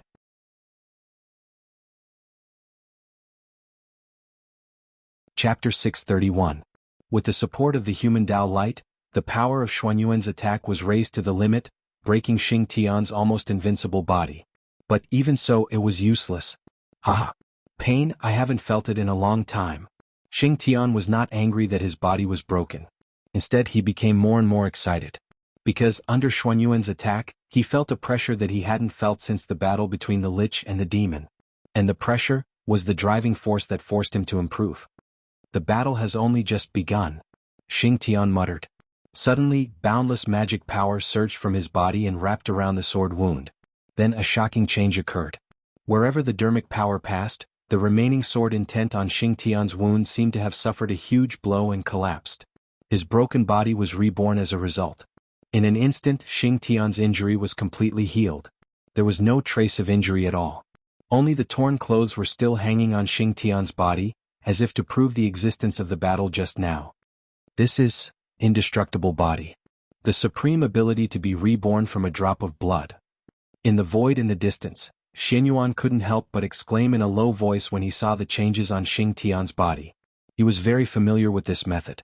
This was because it wasn't a supreme ability passed down by the Wu tribe, but a supreme ability that was naturally obtained when the path of gods and demons was cultivated to a very high level. When the path of gods and demons was cultivated to a very high level, the physical body would be integrated with the great path, so that part of the characteristics of the indestructible true spirit would be obtained. Even if the physical body was broken or destroyed, as long as there was a trace of blood left, the physical body could be reformed. The reason why Xuanyuan was familiar with this ability was that the two emperors before him, Fuxi and Shennong, could easily do this. In other words, the physical body was attached to the great path to achieve the state of immortality. That was the ability of the path of gods and demons to cultivate to the realm of the primordial Daluo Jingxian and prove the true body of the Pangu. This was the symbol of the path of gods and demons. It was because of this that Xuanyuan was surprised at this moment. Although Xing Tian's current strength was infinitely close to that of the primordial Daluo Jingxian, no matter how close he wasn't the primordial Daluo Jingxian. He was always a hair's breadth. Therefore, logically speaking, Xing Tian shouldn't be able to do this. In fact, only Jianghu had truly relied on his own strength to reach this step and cultivate into the fiend god Dao Lord realm. Even Fengzhi couldn't do this without the help of external help. Therefore, it was obvious how difficult it was to do this. If Feng Zichen, the founder of the fiend god Dao, couldn't do it, how could Xing Tian do it? Could it be that his achievements in the path of gods and demons were greater than Bin Feng Zichen, the founder? Xing was Dijiang god divinity Dijiang? Dijiang. That's not right. If Xing Tian could do this without paying a price, he would have become the primordial Daluo Jingxian long ago. How could he be trapped in the half-step primordial chaos realm like he is now? Xuanyuan felt that Xing Tian's method of repairing his body must have some flaws, and it wasn't without a price. Otherwise, if there were no restrictions, he would have become a Dao long ago. This method was really the same as that of the primordial Daluo Jingxian. Go. Thinking of this, Xuanyuan waved the Xuanyuan sword in his hand and activated a dazzling sword light that charged toward Xing Tian from afar. He wanted to injure Xing Tian's body again so that when he repaired his body, he could see the flaw of this method or the price he had to pay when using this method.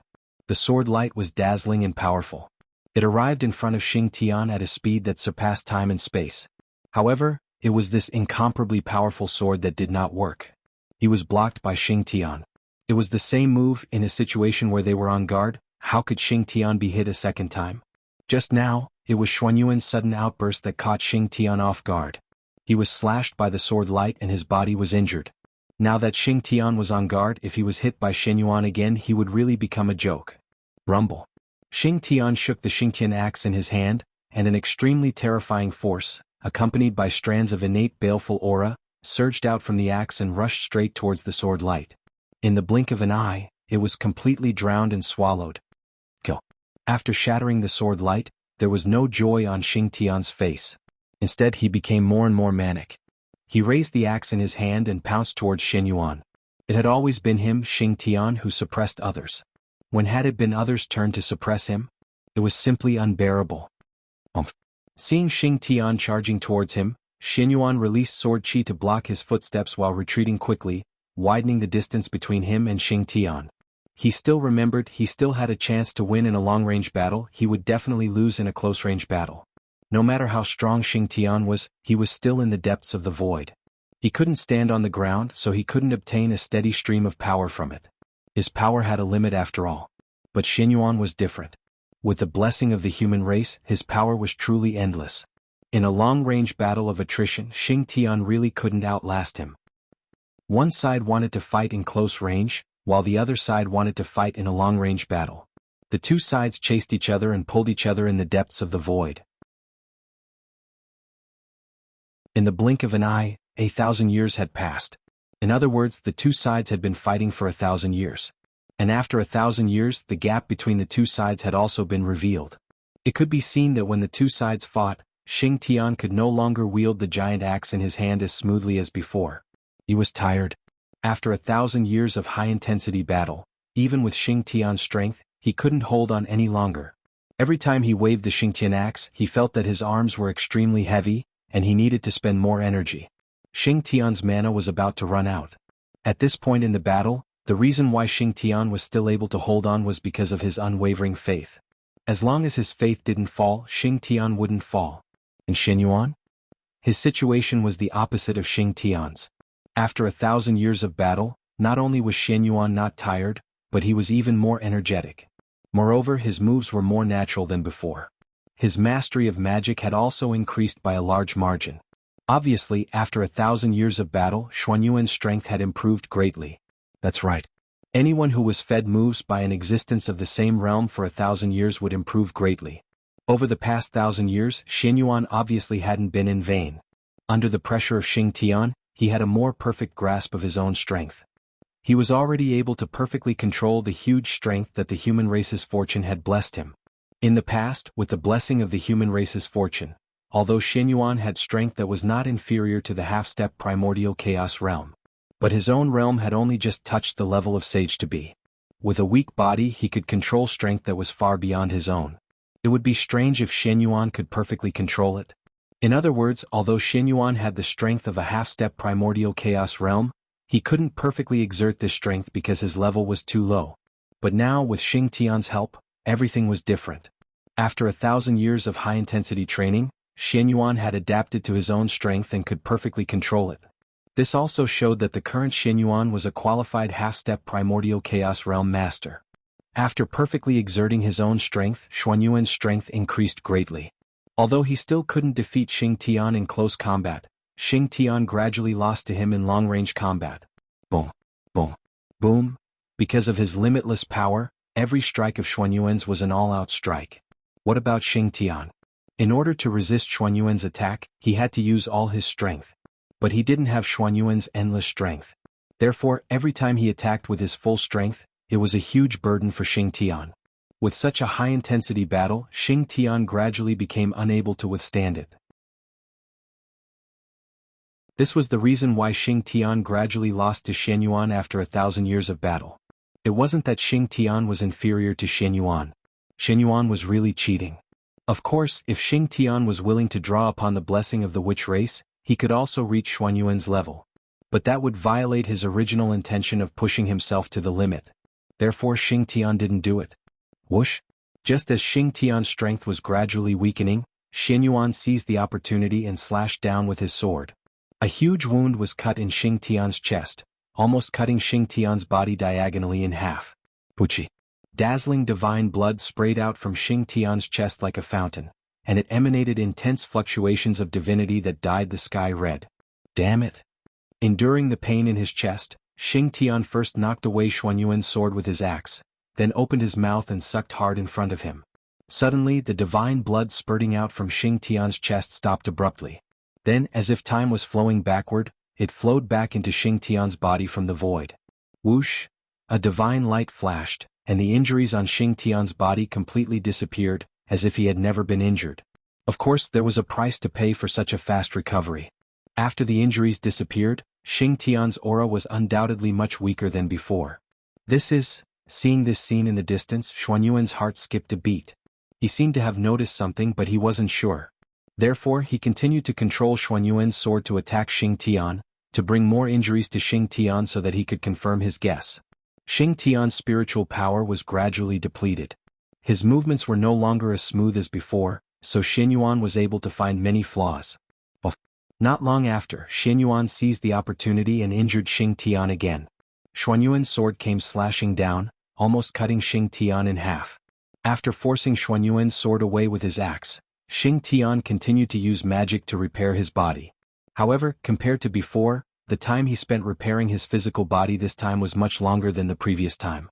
Seeing this, Xuanyuan was finally certain that the price Xing Tian had to pay to repair his physical body was his mana and origin. Every time he repaired his body, Xing Tian would consume a large amount of spiritual power and a small part of his origin. If he was at his peak, the spiritual power and origin needed to repair his body would be nothing to him. But at this moment, Xing Tian's spiritual power was almost depleted. It wouldn't be as easy to repair his body as before, unless he was willing to consume his origin. But while spiritual power was easy to obtain, origin was difficult to obtain. If one's spiritual power was depleted, they could cultivate it back at any time. But if one's origin was depleted, it would really be gone. The price was too great. This was the difference between Xing Tian and the Celestial Demon Path Master. The Tao of the Celestial Demon Path Master was imprinted in heaven and earth. If his body was destroyed, the Tao imprinted in heaven and earth would spontaneously absorb the power of heaven and earth to reform his body. This was the true definition of being immortal and indestructible. It wouldn't consume his origin or spiritual power. To kill such a person, other than committing suicide like Jianghu, the only other way was to suppress him and refine him over a long period of time. The less spiritual power, the greater Xing Tian's flaws, and the more times he was slashed by the Xuanyuan sword. In the process of recovering his physical body, Xing Tian's dermic powers were quickly depleted. But even without spiritual power, Xing Tian's body was still powerful, far from what Xuanyuan could contend with. Therefore, Xuanyuan didn't let down his guard just because Xing Tian's spiritual power was depleted. He still chose to continue attacking from afar. Swish, swish, swish. The Xuanyuan sword slashed down quickly, leaving huge wounds on Xing Tian's body, cutting him into a bloody mess. But Xing Tian was still too strong. Every time the Xuanyuan sword left, divine light would rise from his body and repair his body. That was the power of origin. Xing Tian, who had lost his spiritual power, chose to repair his body with his origin. Of course, this wasn't Xing Tian's original intention. It was a spontaneous action after his body was injured. His body didn't have intelligence, so he couldn't tell the difference between spiritual power and origin. He only knew that after being injured, he had to repair his body as soon as possible. If he had spiritual power, he would use spiritual power. If he didn't, he would use origin. Anyway, as long as he could use it, he would use it. And Xing Tian couldn't stop the actions of his body. Because this was the price he had to pay to cultivate an indestructible body. Or rather, this was the side effect of an indestructible body. He hadn't reached the realm of a divine demon Tao Lord, but he had some of the characteristics of a divine demon Tao Lord. Of course he had to pay a price. And the predicament Xing Tian was facing now was the price he had to pay. In the blink of an eye, another 1,000 years had passed. Xuanyuan had also slashed Xing Tian for 1,000 years. However, other than Xing Tian's aura becoming more dispirited, there weren't many changes. Because Xing Tian's origin was too dense. That's right. If a half-step primordial chaos expert was so easy to kill, then he wouldn't be worthy of being called the peak of the world. After slashing Xing Tian for 1,000 years, Xuanyuan couldn't help but feel a little tired. Therefore he tried to persuade him to surrender. Xing Tian, will you surrender? Even now, Xuanyuan wasn't willing to kill Xing Tian.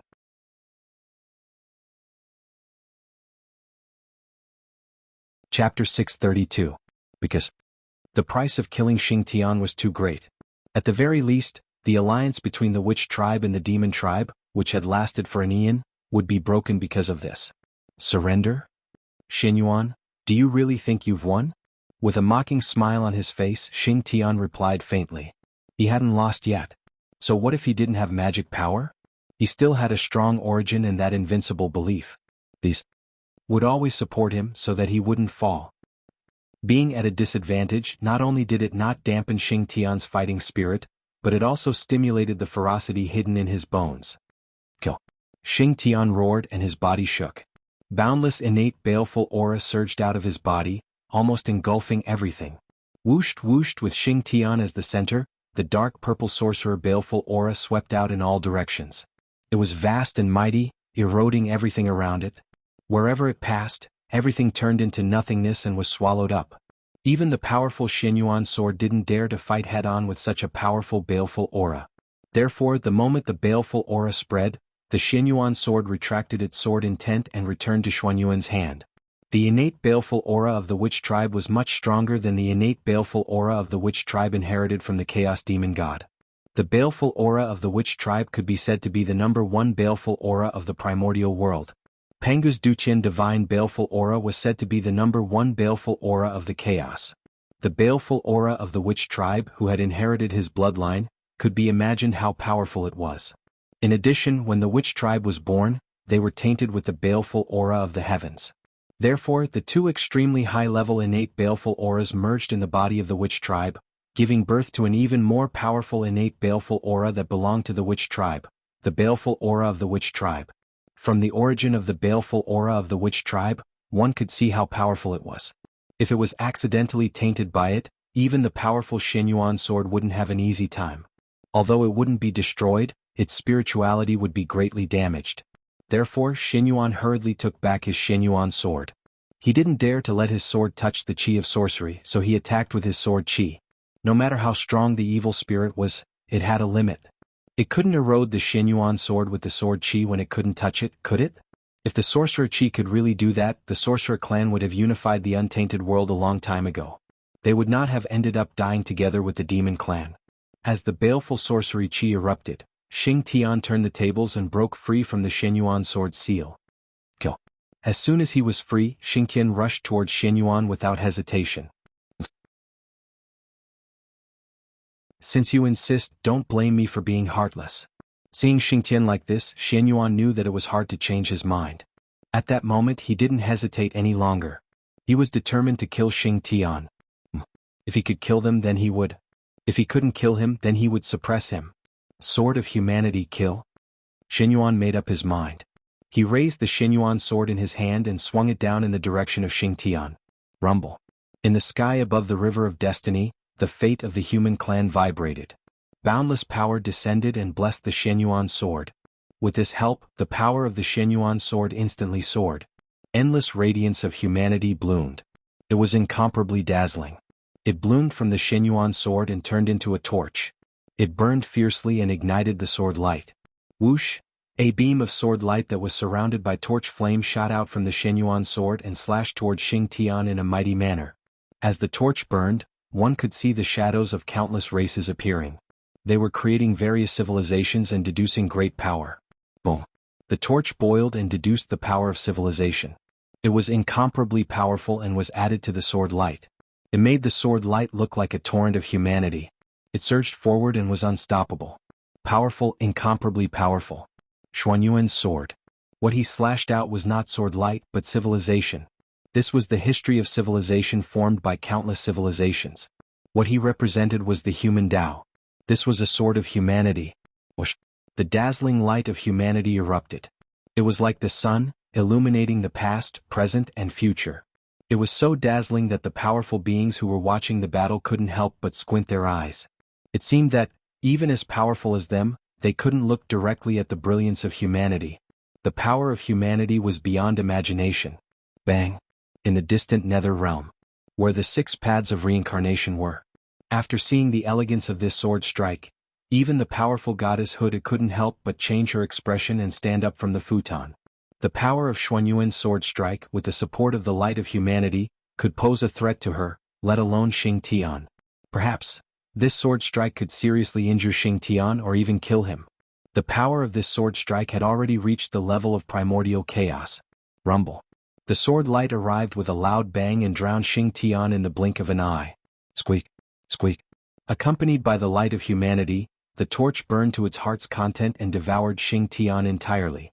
It wanted to use the power of humanity to completely purify him and completely disappear into the primordial world. The destruction of humanity. This was the true destruction of humanity. However, Xianyuan had a trump card that could injure primordial chaos.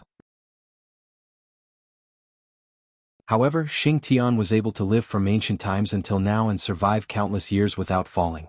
The trump card in his hand might not be weak. Xing Tian was surrounded by the torch, but he didn't show the slightest fear. He only gripped the heaven-punishing axe in his hand even harder. Split open the heavens. Xing Tian raised the heaven-punishing axe in his hand with all his might. He roared and slashed horizontally in front of him. Rumble. In an instant, endless brilliance. It bloomed from the heaven-punishing axe. The brilliance was like the light of the creation of heaven and earth. It was even more resplendent and dazzling than the light of humanity. Moreover, as the brilliance circulated, it contained endless mysteries. Billions of great Tao were born and destroyed within it, as if it was describing the profundity of the creation of heaven and earth. Wuxia. The brilliance of the brilliance was also beyond imagination. As soon as it appeared, it pierced through the light of humanity and swept away the raging torch, causing the sword light to be pushed back continuously. This was the power of splitting open the heavens. Without a doubt, the brilliance that bloomed from the heaven-punishing axe was the brilliance emitted by the power of splitting open the heavens. Only the power of splitting open the heavens and earth could suppress the light of humanity. The light of humanity was strong enough, wasn't it? When it appeared, it was so dazzling that the great masters narrowed their eyes. However, it was obvious that the power of splitting open the heavens was even more domineering. Facing it, the great masters couldn't even open their eyes. They would feel a burning sensation as if it was going to burn their eyes. Even their divine senses, under the illumination of the light of splitting open the heavens, it was also like melting ice and snow, quickly dissipating into thin air. As a high-grade innate spirit treasure formed from the fragments of Pangu's axe, the heaven-punishing axe naturally had a part of the mark of splitting open the heavens. And this was Xing Tian's greatest trump card. Once the power of splitting open the heavens was used, unless the opponent had overwhelming strength, they would definitely be defeated by Xing Tian. This was a power that could reverse the universe. Once it was used, the situation immediately changed. Isn't it enough? Then let's be a little stronger. In the distant void, Xianyuan saw Xing Tian use the power of splitting open the heavens to force back the mighty power of humanity. Although he was a little surprised, he did not feel fear. Because he could still be stronger. The next attack would be the one that would decide the outcome of the battle. One strike to determine the outcome. If Xing Tian could block it, then Xianyuan would really have no more moves. After making up his mind, Xianyuan no longer held back. He was about to use his life-risking move to carry out the final blow. Then he calmed his mind and quickly crossed the endless space and time. He entered the mysterious long river of destiny and merged with the human race's destiny. Then, Xianyuan followed the invisible connection and connected with the phoenix that represented the destiny of the bird race in the sky above the long river of destiny. Screech. The phoenix felt it and flapped its wings and let out a long cry. Its sound shook the entire long river of destiny. Boom. In the next moment, an extremely huge and ancient power crossed the endless space and time and blessed the Xianyuan sword in Xuanyuan's hand. Human sacred phoenix, slash. In a trance, Xianyuan came back to his senses. He subconsciously raised the Xianyuan sword in his hand and slashed out the strongest sword strike he had ever cultivated. Screech. Under the brilliance of the Xianyuan sword, the long cry of the phoenix resounded throughout the primitive world, alarming countless great existences. Rumble. Dazzling seven-colored light bloomed from the Xianyuan sword as if it was burning. This is Nirvana Sacred Fire. Ancestor Phoenix's innate ability. Whoosh, as the Nirvana Sacred Fire twisted, a huge phoenix that was completely composed of seven-colored flames flew out of the Xianyuan sword. It carried the power of the bird race's destiny and flew toward Xing Tian. Boom. On the other side, the human sacred fire that was completely suppressed by the power of split the heavens suddenly received the help of the seven-colored phoenix. Its power immediately surged and directly suppressed the power of split the heavens. In an instant the situation changed again. The power of split the heavens was suppressed. Under the suppression of the human sacred fire, it rapidly shrank and barely formed a defensive barrier to protect Xing Tian. Whoosh, whoosh, whoosh, Xinhua burned fiercely and emitted endless heat that surged toward Xing Tian, who was enveloped by the power of split the heavens.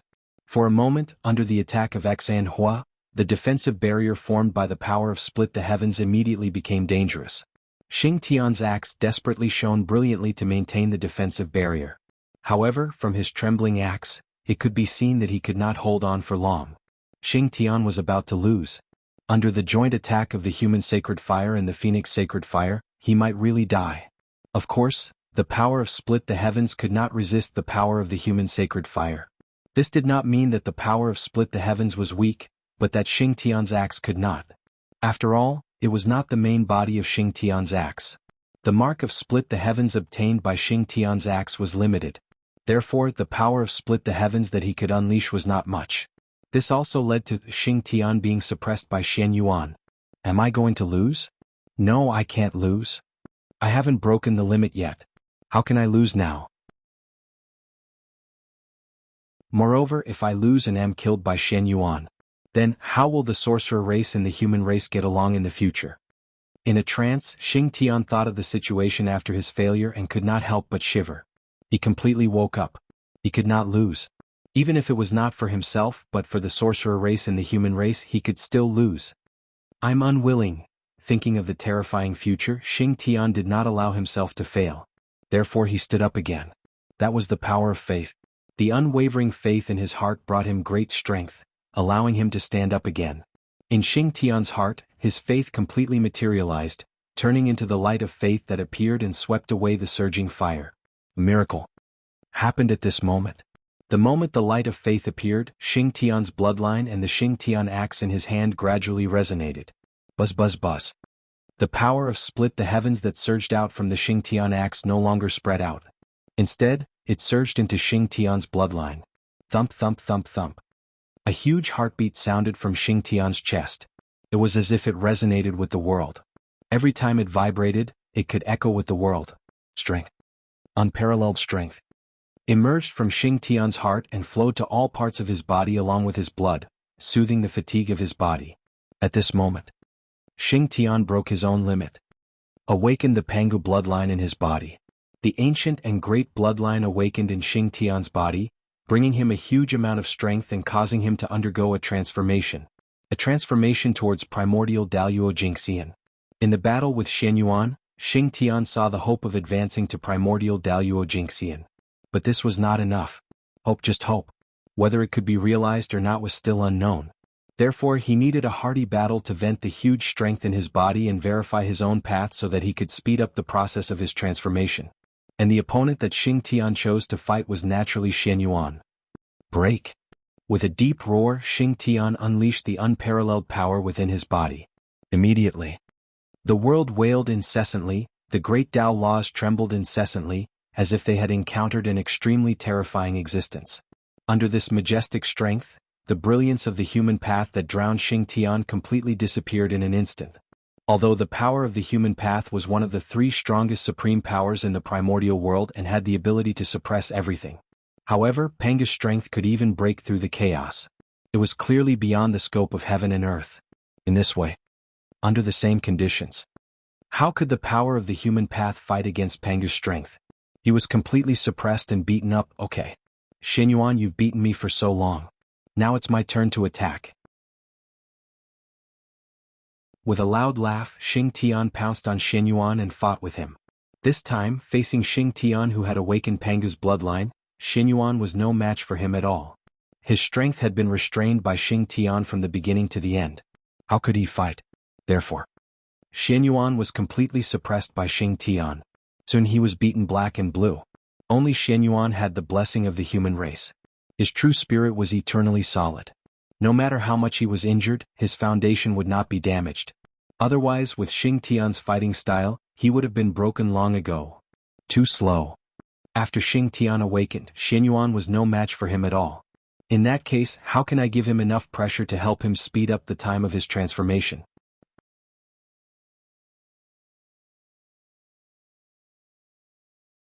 Chapter 633. Forget it. Why don't I lend him a hand? It's time for this show to come to an end. On the Emperor's Star, Feng Zichen shook his head and decided to intervene in this battle to put a perfect end to it. Zichen sword go. With a thought, Feng Zichen raised his hand. Suddenly, boundless starlight gathered and turned into a purple transparent long sword. It broke through layers of void and flew towards Xian Yuan. Sword Dao condensed, starlight formed a body. This was the shadow of the Zichen sword, and also the supreme sword Dao magic of the ancestor of the Xiantian sword Dao. This sword was invincible under the primordial chaos. Shua. During the battle between Shenyuan and Xingtian, the shadow of the Zichen sword quietly came and fell into the Shenyuan sword in Xuanyuan's hand and disappeared. Boom. Immediately, Shenyuan felt that the Shenyuan sword in his hand was different. Strong, too strong. Holding him, it was as if he had held the entire Xiantian sword Dao and could easily destroy the world. Buzz, buzz, buzz. Almost subconsciously, Shenyuan gently waved the Shenyuan sword in his hand. Then a surprising scene happened. An incomparably magnificent sword light bloomed from the Shenyuan sword. It was like the trajectory of the great Dao, sweeping towards Xingtian in a mighty manner. Wherever the sword light passed, everything turned into nothingness. Kill. Seeing the sword light coming, Xingtian raised his axe to meet it. Boom. Following that, a loud explosion was heard. The might of that sword strike had actually forced Xingtian back. As soon as the sword light came into contact with the Xingtian axe, Xingtian felt an unparalleled power coming from the Xingtian axe, forcing him to retreat uncontrollably. Boom. Boom. Boom, a powerful force burst forth, causing Xingtian to fall back. His feet crushed everything as he fell, leaving deep marks in the void. After a long while, only then did Xingtian stop retreating. Drip. Drip. Drip. Crimson blood dripped from Xingtian's hand, drop by drop. His thumb and index fingers split open. Xuanyuan's sword not only forced Xingtian back, but also split his thumb and index finger. How could this be? This is definitely not Xuanyuan's power. Xingtian was stunned as he stared blankly at his bleeding hand. Someone had interfered in the battle between him and Shenyuan. Otherwise, Shenyuan wouldn't have been able to force him back, let alone injure him. After awakening Pengu's bloodline, Xingtian was confident that he could suppress Shenyuan. In fact, this was indeed the case. Before Feng Zichen made his move, Shenyuan had been suppressed by Xingtian, who had awakened Pengu's bloodline. Give him a stab. Feng Zichen's voice suddenly rang in Xuanyuan's ears. Huh? What? At first, Shenyuan was stunned, but soon he realized who was talking to him.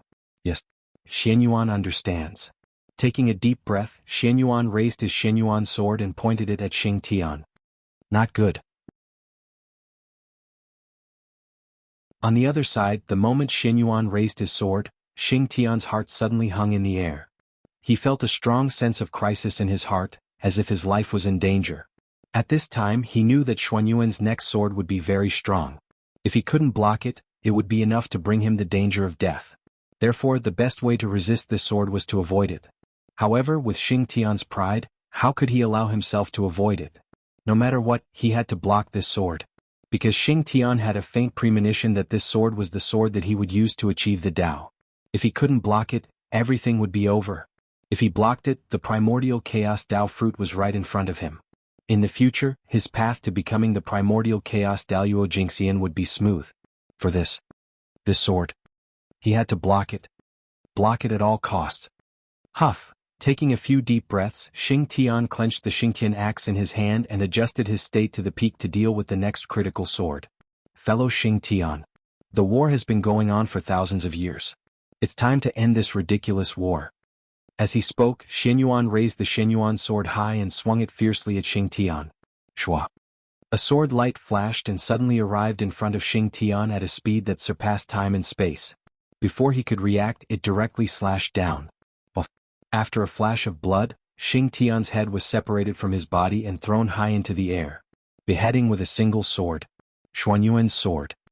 Directly cut off Xingtian's head. Too fast. It was really too fast.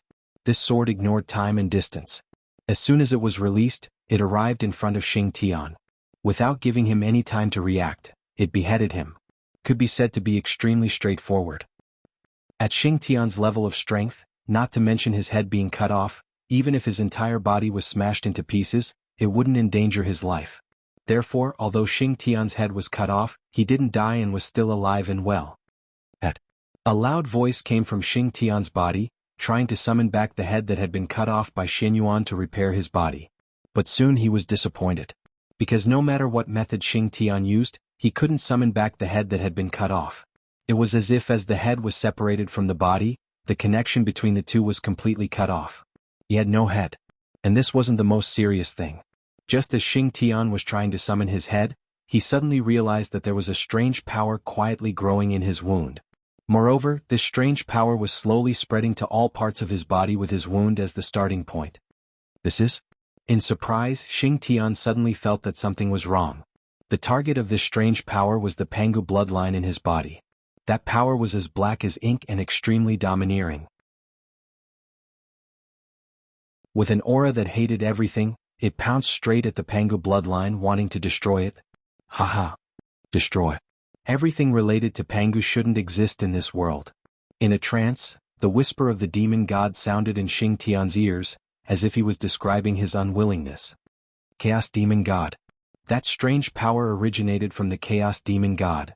The disgust that came from the depths of his bloodline immediately made Xing Tian understand the origin of the strange power in his body. The power that belonged to the Chaos Demon God. That's right, the sword that Feng Zichen slashed out with Shen Yuan's hand contained the power that belonged to the Chaos Demon God. In this world, the one who hated Pangu the most was the Chaos Demon God. Similarly, the one that Pangu feared the most was the Chaos Demon God.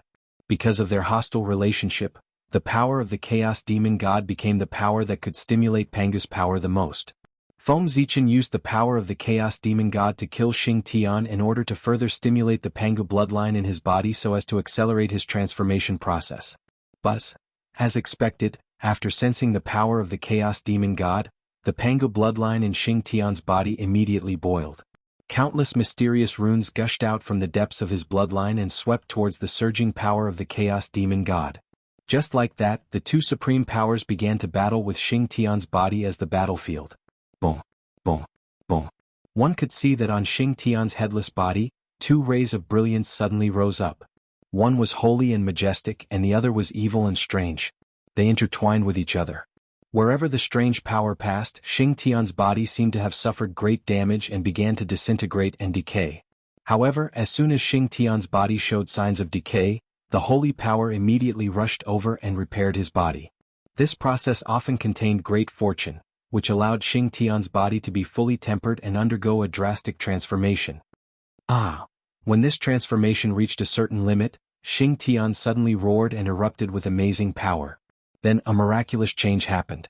Xing Tian completely abandoned his head and used his breasts as his eyes and navel as his mouth. He waved the Xingtian axe in his hand and brazenly charged towards Shen Yuan. Die. Crazy.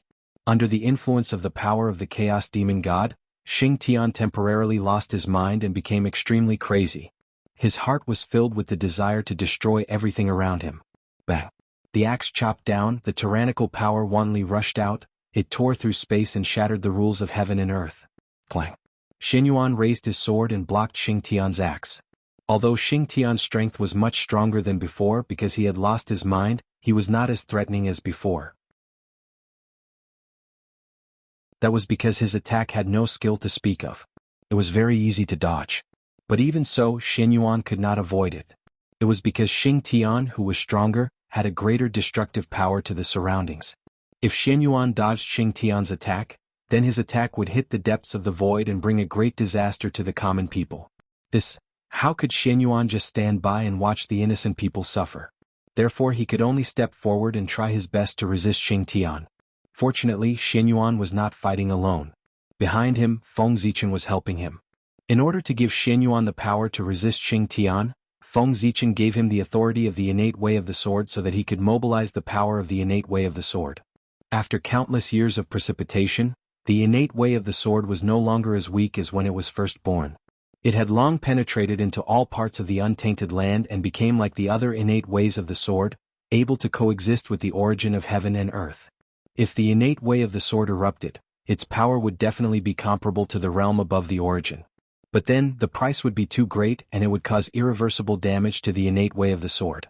Therefore, unless it was the most desperate moment, Feng Zichen would never use such means.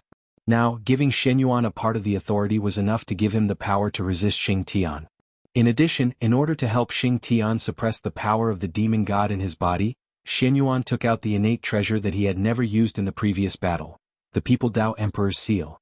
Previously, because he was not sure about the influence of Pangu's bloodline on the Pangu's finger bone, Shen Yuan did not dare to take out this treasure for fear of being counterattacked by the other party. But now at this moment Shen Yuan was not a fool.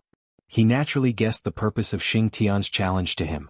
Without hesitation he directly took out the innate treasure, the People Dao Emperor's seal, and evolved the Panga's finger bone to help Xing Tian suppress the power of the demon god of chaos in his body. As for being used by Xing Tian, would Shenyuan be angry? To be honest, he was not. Because if it were him, he would not tell the other party directly if he wanted to use others to break through the realm. It was precisely because he did not know that he would kill him so that the effect of this method would be maximized. If he knew in advance, he would inevitably hold back when he attacked and he would not be able to achieve his goal. Therefore he could not tell the other party in advance. Of course, an apology after the event was inevitable. Moreover, there was another reason why Shenyuan was not angry. The joy of the harvest was greater than the anger in his heart. After this battle, his strength would be completely stabilized, and he would officially become the top great magician of the untainted world. He would also lay a firm foundation for the future. The harvest could not be said to be small. So why would Shenyuan be angry? Boom. The People Dao Emperor's seal was indeed a treasure made by Panga's finger bone. Its suppression of the power of the demon god of chaos could be said to be the other party's nemesis. Under its suppression, the power of the demon god of chaos in Xing Tian's body gradually calmed down. Xing Tian also calmed down and stayed motionless in the void, waiting for the end of the change. Well, when the power of the demon god of chaos in Xing Tian's body was completely refined by Panga's bloodline, he would regain his intelligence and lay a supreme foundation for the Tao. After that, he would only need to undergo endless years of transformation. Xing Tian would naturally be able to attain the Tao and advance to the primordial Daluo Jingxian. After this battle, Xing Tian already had the capital to advance to the primordial chaos. What he lacked now was nothing more than maturity. And this was the only thing that could not be rushed. It would take a long time to polish it. But, no matter what, Xing Tian's advancement to the primordial Daluo Jingxian was already a foregone conclusion. The only thing left was to wait. Sigh. How enviable. After Empress Hutu and ancestral witch Jianghu, the witch race is about to welcome the third primordial Daluo Jingxian. How enviable. I wonder when the real primordial Daluo Jingxian will be born in the human race. Looking at Xing Tian, who was undergoing a transformation, Shenyuan said enviously. Did the human race have any primordial chaos experts? Of course there was more than one. But so what? The so-called primordial Daluo Jingxian of the human race was just a pseudo-primordial Daluo Jingxian that relied on the karmic position of heaven and earth. They couldn't be independent at all. How could they be called carefree and free? What Shenyuan yearned for was the primordial Daluo Jingxian that transcended heaven and earth and obtained great freedom and freedom. Not the 3 emperors and 3 quasi-saints who couldn't disobey the orders of the heavenly Tao. If one day the heavenly Tao wanted to destroy the human race, then the 3 emperors wouldn't even have the strength to resist. However, the primordial Daluo Jingxian was different. They transcended heaven and earth and drifted outside the long river of time and space. They could resist the heavenly Tao to a certain extent. In fact, they could ignore the orders of the heavenly Tao. At most, after angering the heavenly Tao, they could hide in the chaos outside the realm. In this way, what could the heavenly Tao do to them? No matter how strong the heavenly Tao was, it couldn't reach the chaos outside the realm.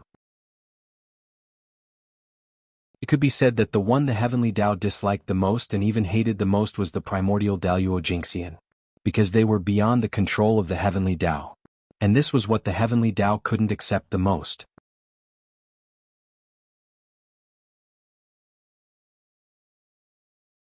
Chapter 634. In the primordial world, only the primordial chaos Daluo Jingxian was the foundation of a clan leader's prosperity. As long as the primordial chaos Daluo Jingxian appeared in the clan, then the clan would be able to exist forever. Even if the calamity descended, the epic changed, and the great world surged, as long as the primordial world was not completely destroyed, then the clan would never be in danger of being exterminated. Just like the shaman and demon clans and the 3 Khanate clans, even if they were now in decline, who would dare to destroy them? No one dared to do it. Because, behind them, there was the existence of the primordial chaos Daluo Jingxian. Even the fallen primordial chaos Daluo Jingxian was still the primordial chaos Daluo Jingxian.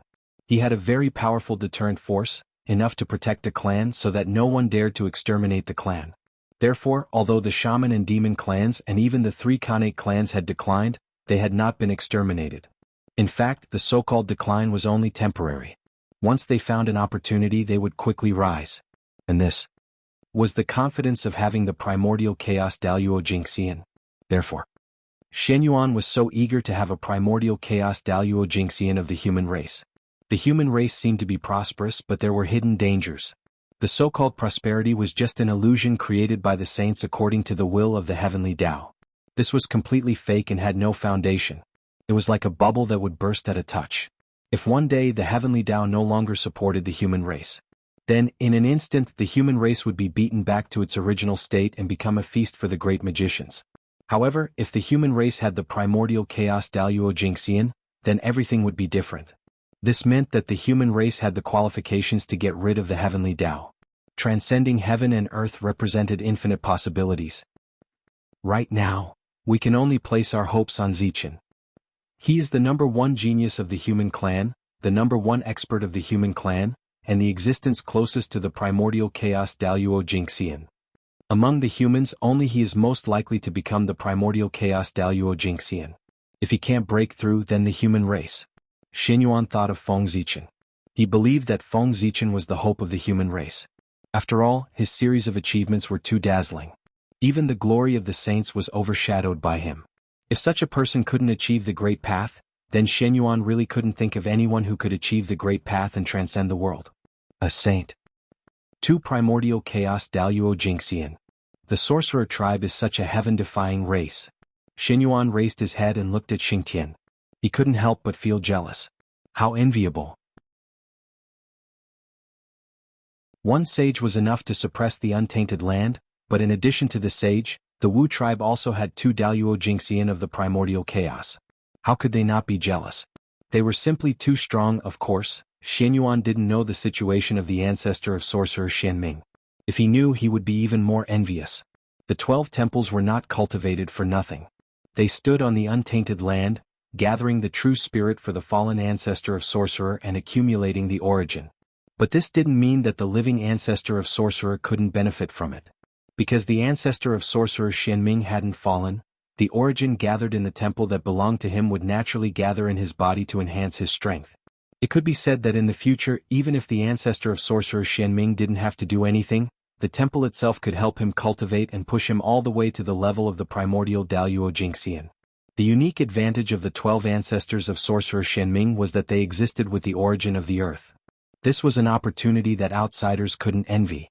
With the help of the Xianming temple, the ancestor of sorcerer Xianming didn't have to worry about not being able to break through the primordial Daluo Jingxian. This was a secret and not many people knew about it. Otherwise, if it spread out, it would attract a large number of people's envy. Time flew by. In the blink of an eye, 3,000 years had passed. In other words, 3,000 years had passed since Xingtian's transformation. After 3,000 years of transformation, Xingtian had reached a critical juncture. He was enveloped in a sacred radiance, and countless mysterious runes were constantly being born and destroyed.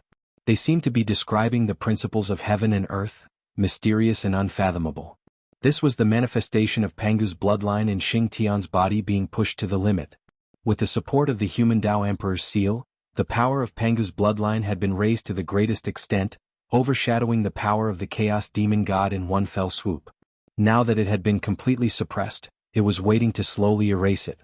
Under the suppression of Pangu's bloodline, the power of the Chaos Demon God no longer had the ability to stir up trouble.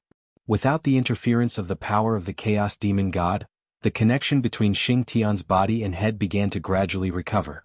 Waves of mysterious power were emitted from Xingtian's neck, trying to recall the severed head. Buzz buzz buzz.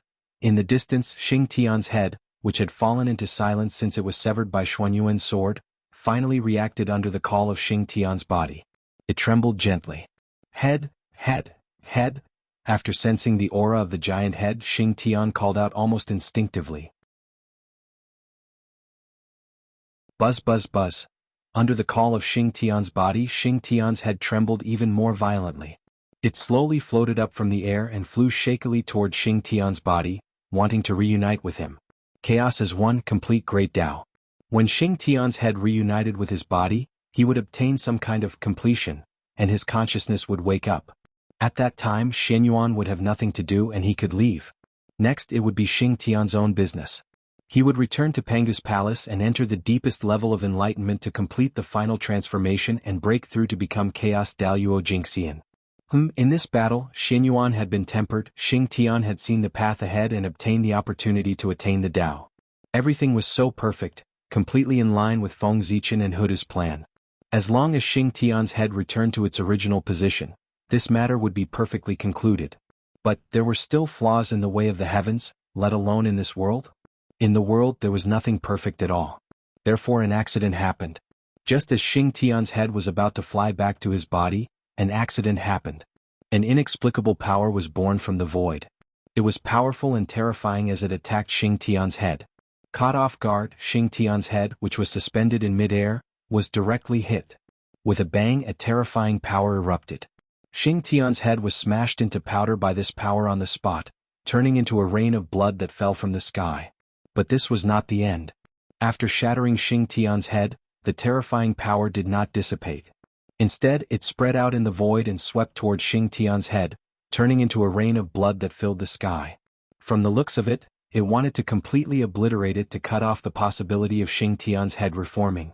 Steady, accurate, and ruthless. It had to be said that the person who made the move had really seized a good opportunity. Seeing that the great merit was about to be achieved, Feng Zichen and the others could not help but let down their guard. That person had made a move at this time. How could he not succeed in one fell swoop? Although shattering and obliterating Xing Tian's head could not stop Xing Tian from advancing to primordial Daluo Jingxian, it could delay the time for his breakthrough. Primordial chaos was about perfection.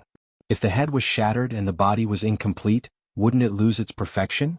Indeed, with Xing Tian's ability, after removing the power of the Chaos Demon God, he could regenerate a new head at any time. However, how could a new head be compared to the head that had been polished for countless years? It would take a long time to get used to it before it could achieve harmony with the original body. And during this period of time, wouldn't it be delayed? The time for him to attain the Tao would naturally be delayed for a period of time. And the longer it took, the more variables there would be. Who knew what would happen to Xing Tian during that period of time? Therefore, the person who made the move in the dark could be said to be vicious. Even if I can't stop you, I will disgust you to death. In the face of the sudden change, before Xinyuan could react, two explosive voices suddenly sounded in the sky and the earth at almost the same time. Thief, how dare you! Before the two voices fell, boundless star power hung down from the starry sky above the sky, turning into countless sharp swords that fell into the depths of the void like a rainstorm. At the same time, in the underworld below the ground, the power of reincarnation surged out, emitting a wave that could destroy everything, sweeping towards the power that wanted to destroy Xing Tian's head. These two people were naturally Feng Zichen and Hutu. When they saw that someone had plotted against Xing Tian, the anger in their hearts could be imagined. Especially, they were interrupted at the happiest moment. That feeling of being neither up nor down was like a fishbone stuck in their throats, causing the anger in their hearts to be especially blazing, almost increasing exponentially. Therefore, without hesitation, they attacked as fast as they could. One attacked from the sky. One attacked from the ground. One attacked the depths of the void to block the attacker's retreat. One of them charged to Xing Tian's side to protect his head. Rumble. Reincarnation was impermanent, cyclical, and indeterminate. Its creation was endless and its power was endless. Almost as soon as it appeared, it destroyed the inexplicable power that was attacking Xing Tian's head. However, although Hutu attacked quickly, she was still one step slower than the attacker.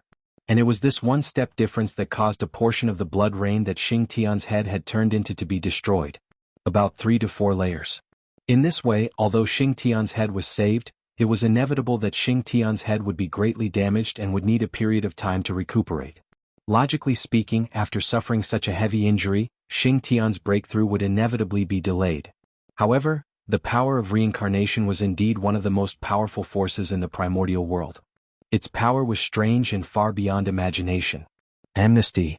Hutu's clear and cold voice suddenly resounded through space. As soon as she finished speaking, she saw the surging power of reincarnation. It suddenly turned. In an instant, time and space were distorted. The part of Xing Tian's head that had been destroyed earlier actually reappeared in the void. This was the greatness of the power of reincarnation. It distorted time and space, messing up the past, present, and future. Once it exerted its strength, it forcefully snatched back the part of Xing Tian's head that had been completely destroyed from the past. Hudu's side was shocking and Feng Zichen's side was not bad. A rain of swords fell from the sky and in an instant, the void was stabbed into pieces, completely destroyed and turned into a state of nothingness. It was also at this moment that a strange shadow escaped from the void in a sorry state. And the moment this strange shadow appeared from the void, Feng Zichen's eyes had already locked onto it on the Emperor's star. One could see that at this moment Feng Zichen's eyes had completely turned purple gold. This was the state of the heavenly Tao divine eye when it was fully opened. He was using this method to spy on the true identity of the strange shadow, so that he could find it and kill it completely to vent the anger in his heart and intimidate some people with ulterior motives. External incarnation? That's right. How can I let myself do such a dirty thing? However, it doesn't matter. When I capture your external incarnation, I'm not afraid that I won't know your true origin. On the Emperor's star, Feng Zichen frowned, but he could see the origin of the strange shadow. It was the external incarnation of a powerful existence. Thinking about it, this was normal. Once this kind of thing was done, it was obvious that he would offend the Hudu to death. In this way, if his true identity was exposed, he would definitely be hunted down by the Hudu to death. No one would be able to find a reason to plead for mercy. Therefore, the external incarnation became the best cover. Why did he have to refine an external incarnation? Wasn't it used to take the blame for the original body at the critical moment? Just like the temporary workers in the later generations, if there was a problem, it would be the external incarnation, temporary worker, that did it. It had nothing to do with the original body, official employee. Your Majesty Emperor Ziwei, your strength is indeed strong enough, not much inferior to a saint. It's easy to defeat the poor Wei. But it's not that easy to capture the poor Wei. After hearing Feng Zichen's words, the strange shadow laughed and replied fearlessly. Then let's give it a try. Let me witness what you are capable of. In this regard, Feng Zichen only smiled faintly. He directly reached out his hand and pressed it toward him from afar, wanting to suppress him in one fell swoop. At the same time, in order to prevent the shadow from self-destructing, Feng Zichen also secretly activated the Hongmeng purple clock. When it showed signs of self-destruction or self-destruction, he would activate the Hongmeng Daozhong and freeze time and space. Although he was prepared in this way in Feng Zichen's heart, he did not think that the other party would self-destruct. At most, he would directly kill himself when he saw that things were not going well. As for why Feng Zichen thought so, there was a reason. The wizard clan had dominated the primordial world for many years and had offended more than one or two powerful beings. Instead, there were dozens or hundreds of them. When the wizard clan was strong, these powerful beings could not do anything to them. But now the wizard clan had declined. Under such circumstances, how could they allow the wizard clan to have another primordial chaos Daluo Jingxian and rise again? Therefore, they would stop Xingtian from achieving the Dao so that they could cut off the hope of the wizard clan rising. Moreover, these great divine ability masters who had a grudge against the Magi were not the only ones who could not bear to see the Magi rise.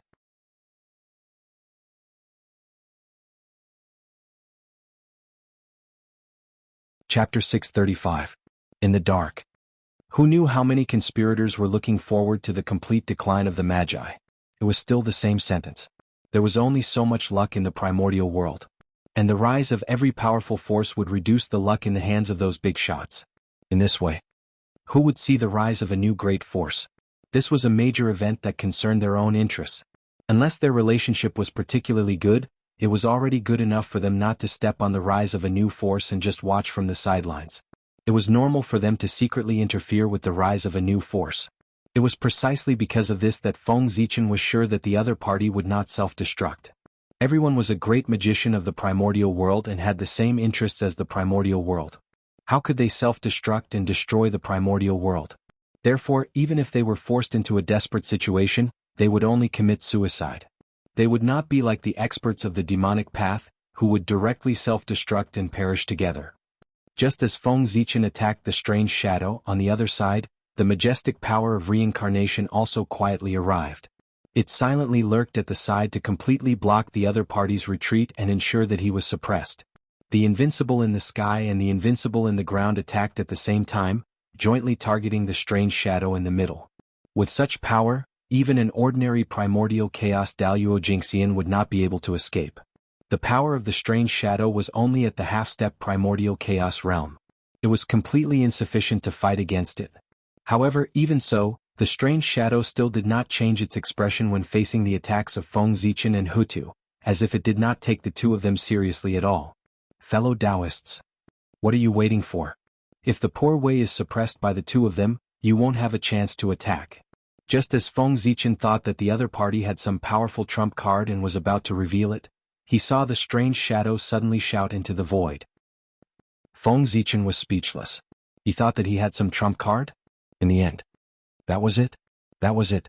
While he was speechless, Feng Zichen's hand movements were not slow. In fact, he even sped up a little. He pressed toward the strange shadow from afar, wanting to completely suppress him. However, just as Feng Zichen's palm was about to press down, a few violent fluctuations suddenly appeared in the void. They carried a terrifying aura and surged toward his palm. You're an ant trying to shake a tree. You're overestimating yourself. Feng Zichen sneered in his heart when he sensed the fluctuations. He didn't care about them at all and continued to press toward the strange shadow, allowing the attacks to hit him. How could a mere half-step primordial chaos cultivator injure his palm, which was formed by the power of the stars? Wouldn't that be underestimating the boundless starry sky? The fluctuation hit Feng Zichen's palm, and a terrifying power burst out, creating ripples on the surface of the palm. But that was all there was to it.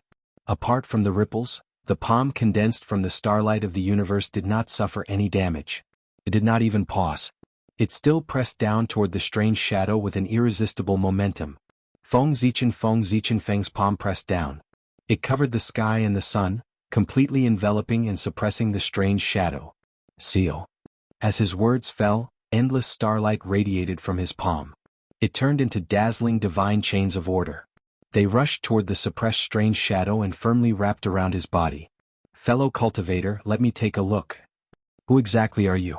After locking the strange shadow, Feng Zichen pulled up the divine chains. He was about to pull him into the boundless starry sky so that he could take a look at his true face. However, it seemed that he was deliberately making things difficult for Feng Zichen. At every critical moment, accidents happened. Emperor Ziwei, poor Wei still has important matters to attend to. I won't be going to the Ziwei Heavenly Palace to disturb you. Poor Wei is going. The strange shadow that was locked up by the divine chains of order laughed and took out a purple jade talisman. Not good. After sensing the aura emitted by the purple jade talisman, Feng Zichen immediately knew that something was wrong and was about to take action to remedy the situation. But unfortunately, everything was over. Countless mysterious runes surged out from the purple jade talisman. In the blink of an eye, they enveloped the strange shadow. After that, a purple light flashed, and the figure of the strange shadow disappeared. Even though Feng Zichen released his divine consciousness in time and searched the entire primitive world, he did not find the slightest trace of his aura. It was as if this person had evaporated into thin air. Good. Very good. Very good. The treasure bestowed by the Tao ancestor is indeed extraordinary. On the Ziwei star, Feng Zichen's face completely darkened. That's right. The purple jade talisman in the strange shadow's hand was one of the treasures that Tao ancestor Hongjun had refined back then. The aura he emitted was definitely the purest heavenly Hongjun aura. Feng Zichen would never mistake it. It was with this treasure that the other party was able to escape from his hands. Although Tao ancestor Hongjun had only just entered the primordial chaos Tao realm when he refined those treasures, he hadn't even stepped into the primordial chaos Tao realm yet. However, after Tao ancestor Hongjun merged with the Tao, everything related to him became an item of the heavenly Tao. As a result, his power was greatly increased and he became extraordinary. It was precisely because of this reason that the treasures refined by Tao ancestor Hongjun in the past had become one of the best special treasures in the primordial world. They who possessed the power of the way of the heavens had the power to break the rules. They could turn the rotten into the miraculous, and the impossible into the possible. Their power was far beyond imagination. With the help of the purple jade talisman, the strange shadow easily escaped from Feng Zichen's hands. F***CK. The treasures left behind by the Tao ancestor are really troublesome. It seems that after this matter, I have to find an opportunity to go to the Purple Cloud Palace to meet the Tao ancestor and ask him for a way to restrain those treasures. Otherwise, I will inevitably suffer a huge loss when facing these treasures left behind by the Tao ancestor in the future. It's best if I can persuade the Tao ancestor to take back all these treasures. Treasures that break the rules are the most unstable factor in the primordial world. They should not exist in the world. After dispersing the starlight, Feng Zichen cursed hatefully. Of course, he also knew that it was impossible for Tao ancestor Hongjun to take back those treasures. The Tao ancestor had already given them. How could he take them back? Tao ancestor Hongjun could not afford to lose face. However, after this matter, no matter what, Feng Zichen of the Purple Cloud Palace had to make a trip there. Including the time with Taoist Mu Xian, he had already suffered twice from the Tao ancestor's treasures. As the saying goes, once and twice but not thrice. He did not want this to happen a third time. Therefore, it was inevitable that he would go to Tao ancestor Hongjun to ask for a way to restrain it. He's gone. Then how are you going to escape? On the Emperor's Star, Feng Zichen retracted his thoughts and turned to look at another void. Over there were a few people who had helped the strange shadow to escape from its predicament. Not only did their actions fail to save the strange shadow, but they also exposed themselves. Rumble, the power of reincarnation kept spinning in the void. It was opposing and unified, evolving into all kinds of mysterious powers.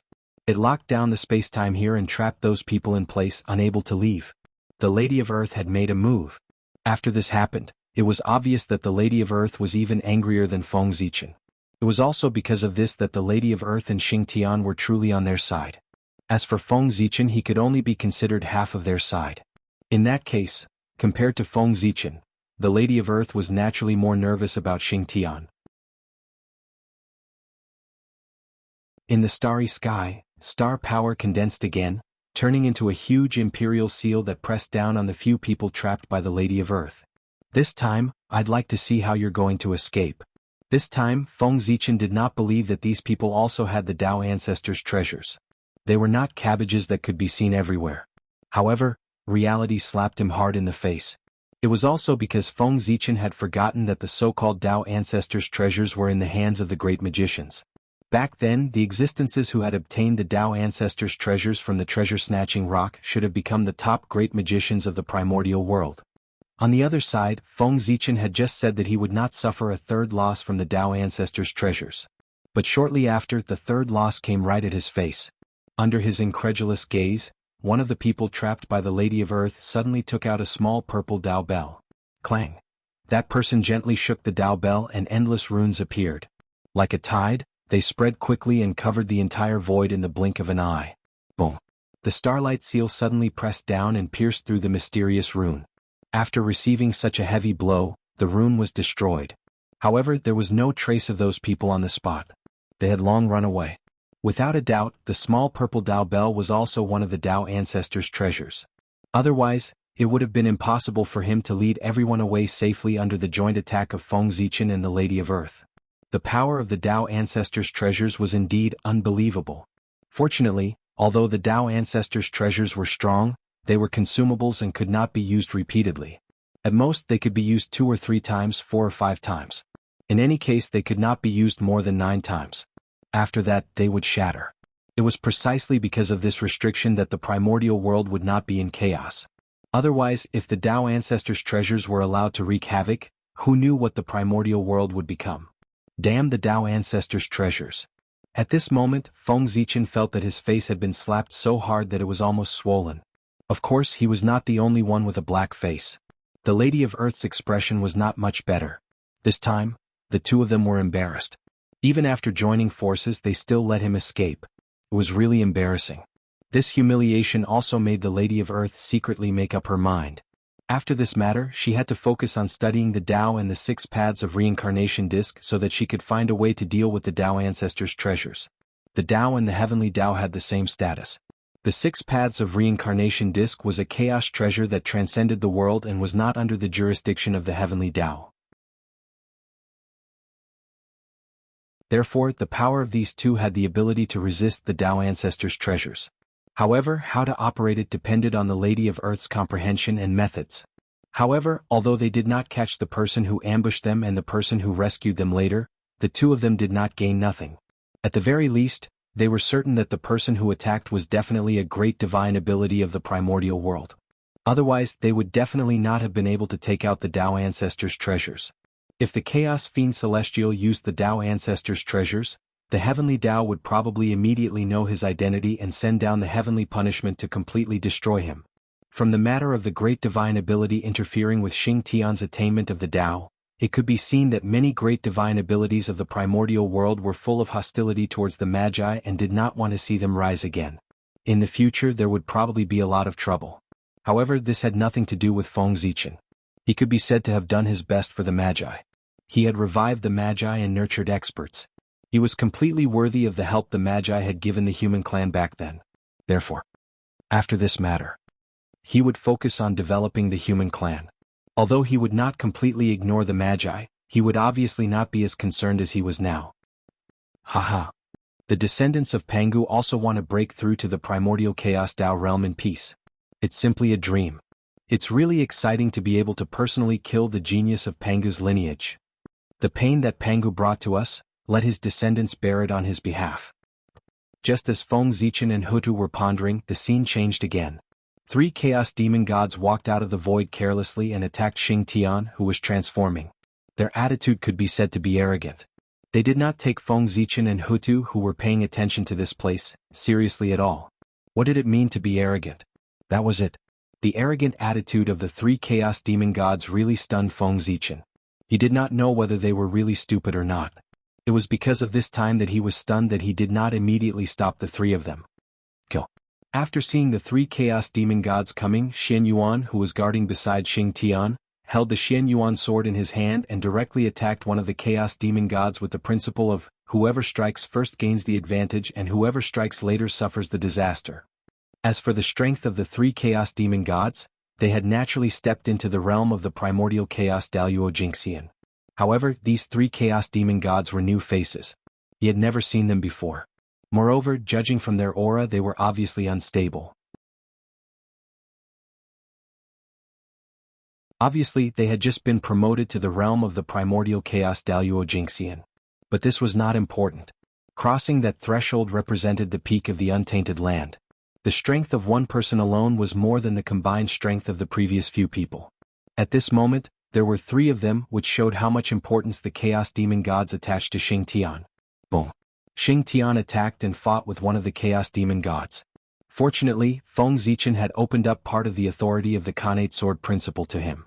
Otherwise, Xian Yuan would not have been able to defeat this chaos demon god. On the other side, seeing that Xian Yuan had stopped one of the chaos demon gods, Huda did not dare to show weakness. She used the power of reincarnation to stop another chaos demon god. Hey! I said.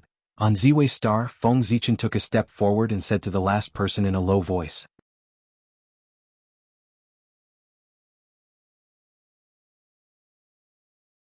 Chapter 636. Killing intent, uncontrollable killing intent, rose in Feng Zichen's body. Being slapped in the face consecutively had long made him extraordinarily angry. After that, the contempt of the 3 chaos demon gods infuriated him to the extreme. Therefore, Feng Zichen had the intention to kill. He wanted to use blood, to extinguish the anger in his heart. You guys, did you forget something? The low voice resounded clearly in the ears of the chaos demon god, stopping him from moving forward. Under the pretentious calm tone, there was uncontrollable anger. From this, one could see how angry the owner of the voice was. You Junior, are you stopping me? Are you hallucinating because you defeated a few chaos demon gods earlier? So much so that you think that the chaos demon gods are nothing more than this? It's ridiculous. Even innate god fiends have differences in strength, let alone chaos demon gods.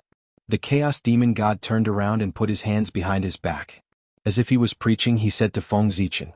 Unlike the 9 chaos demon gods that appeared first, although the 3 of them were not the top chaos demon gods, they were still above average and extremely powerful. Every one of them had the cultivation of the 6th firmament of primordial chaos. Therefore they had the right to be arrogant. They knew Feng Zichen's battle record, but they still didn't take him seriously. Silence. There was another moment of silence. The other party was so arrogant that Feng Zichen was speechless. Die. Tired, Feng Zichen didn't say much. He directly pressed down with his palm trying to kill him. Whether the other party was really confident or just bluffing, it didn't matter. What he wanted was just that the other party was dead, that was all.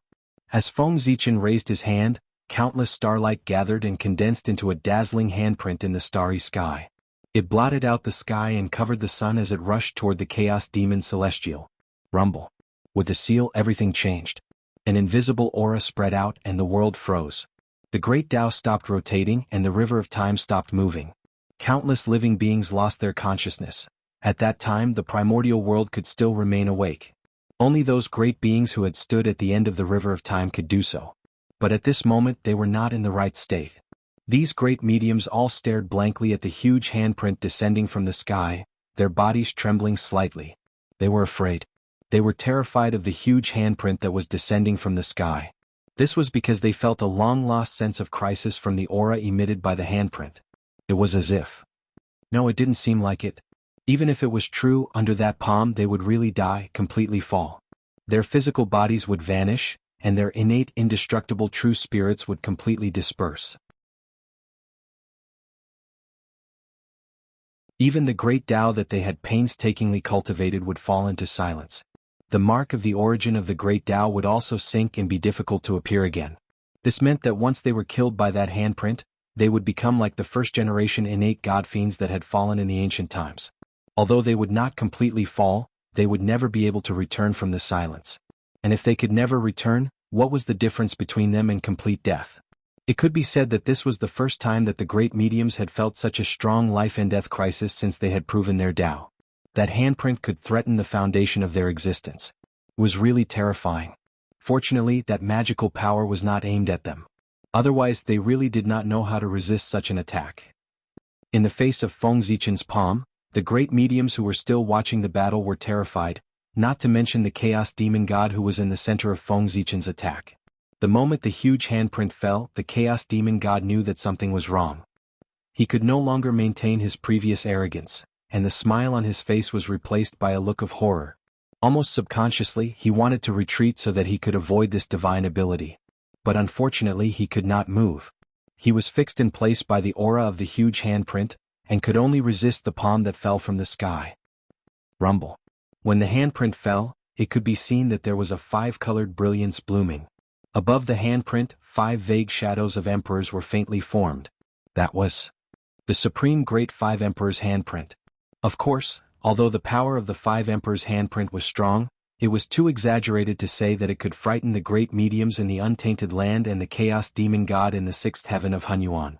Therefore, the 5 emperors' handprint that Feng Zichen used was completely different from the one he had used before. The 5 shadows of emperors behind the handprint were not the 5 elements sacred beasts, 5 elements ancestral sorcerer, or 5 elements demonic god. They were the incarnations of the celestial immortals Tao, the earth immortals Tao, the human immortals Tao, the immortal immortals Tao, and the ghost immortals Tao.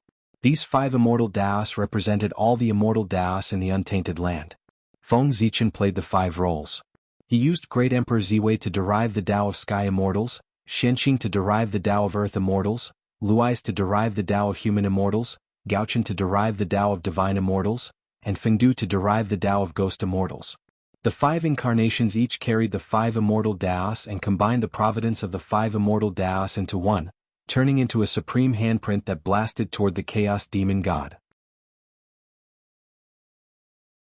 It could be said that Feng Zichen's handprint was called the 5 Emperors' handprint, but it was actually the providence of the entire immortal Tao. What was the immortal Tao? It was the orthodox and mainstream of the untainted land. It was not an exaggeration to say that its providence and power were far beyond imagination. When the palm pressed down, the providence of the entire immortal Tao and the orthodox of the untainted land pressed down. Who could resist such power? Not to mention the chaos demon god, even the demon ancestor Rahu himself would not be able to resist it. This divine power was one of the strongest trump cards that Feng Zichen had deduced at all costs after the battle with the demon ancestor Rahu. He was worried that the demon ancestor Rahu would make a comeback. Originally, Feng Zichen had prepared to use this divine power to deal with the demon ancestor Rahu. However, since the chaos demon god had come to seek death, Feng Zichen could satisfy him. Therefore he used a fatal blow the moment he attacked. While establishing his dignity, he also tested the power of this divine power to see if it could really defeat the demon ancestor Rahu. As the 5 emperors' handprint fell, the 5 shadows of emperors behind it became clearer and clearer. An aura that encompassed the 5 elements encompassed all things and contained life and death. It was faintly emitted from his body. Boom. The handprint was resplendent and enveloped the entire world, mercilessly pressing down on the chaos demon god who was fixed in place. Silently, the universe was shattered and the great Tao was destroyed. Endless destructive aura surged out. Under the power of the entire immortal Tao, no matter how the chaos demon god struggled, it was futile. His body began to disintegrate and shatter, turning into a rain of blood that filled the sky. Then he was obliterated one by one.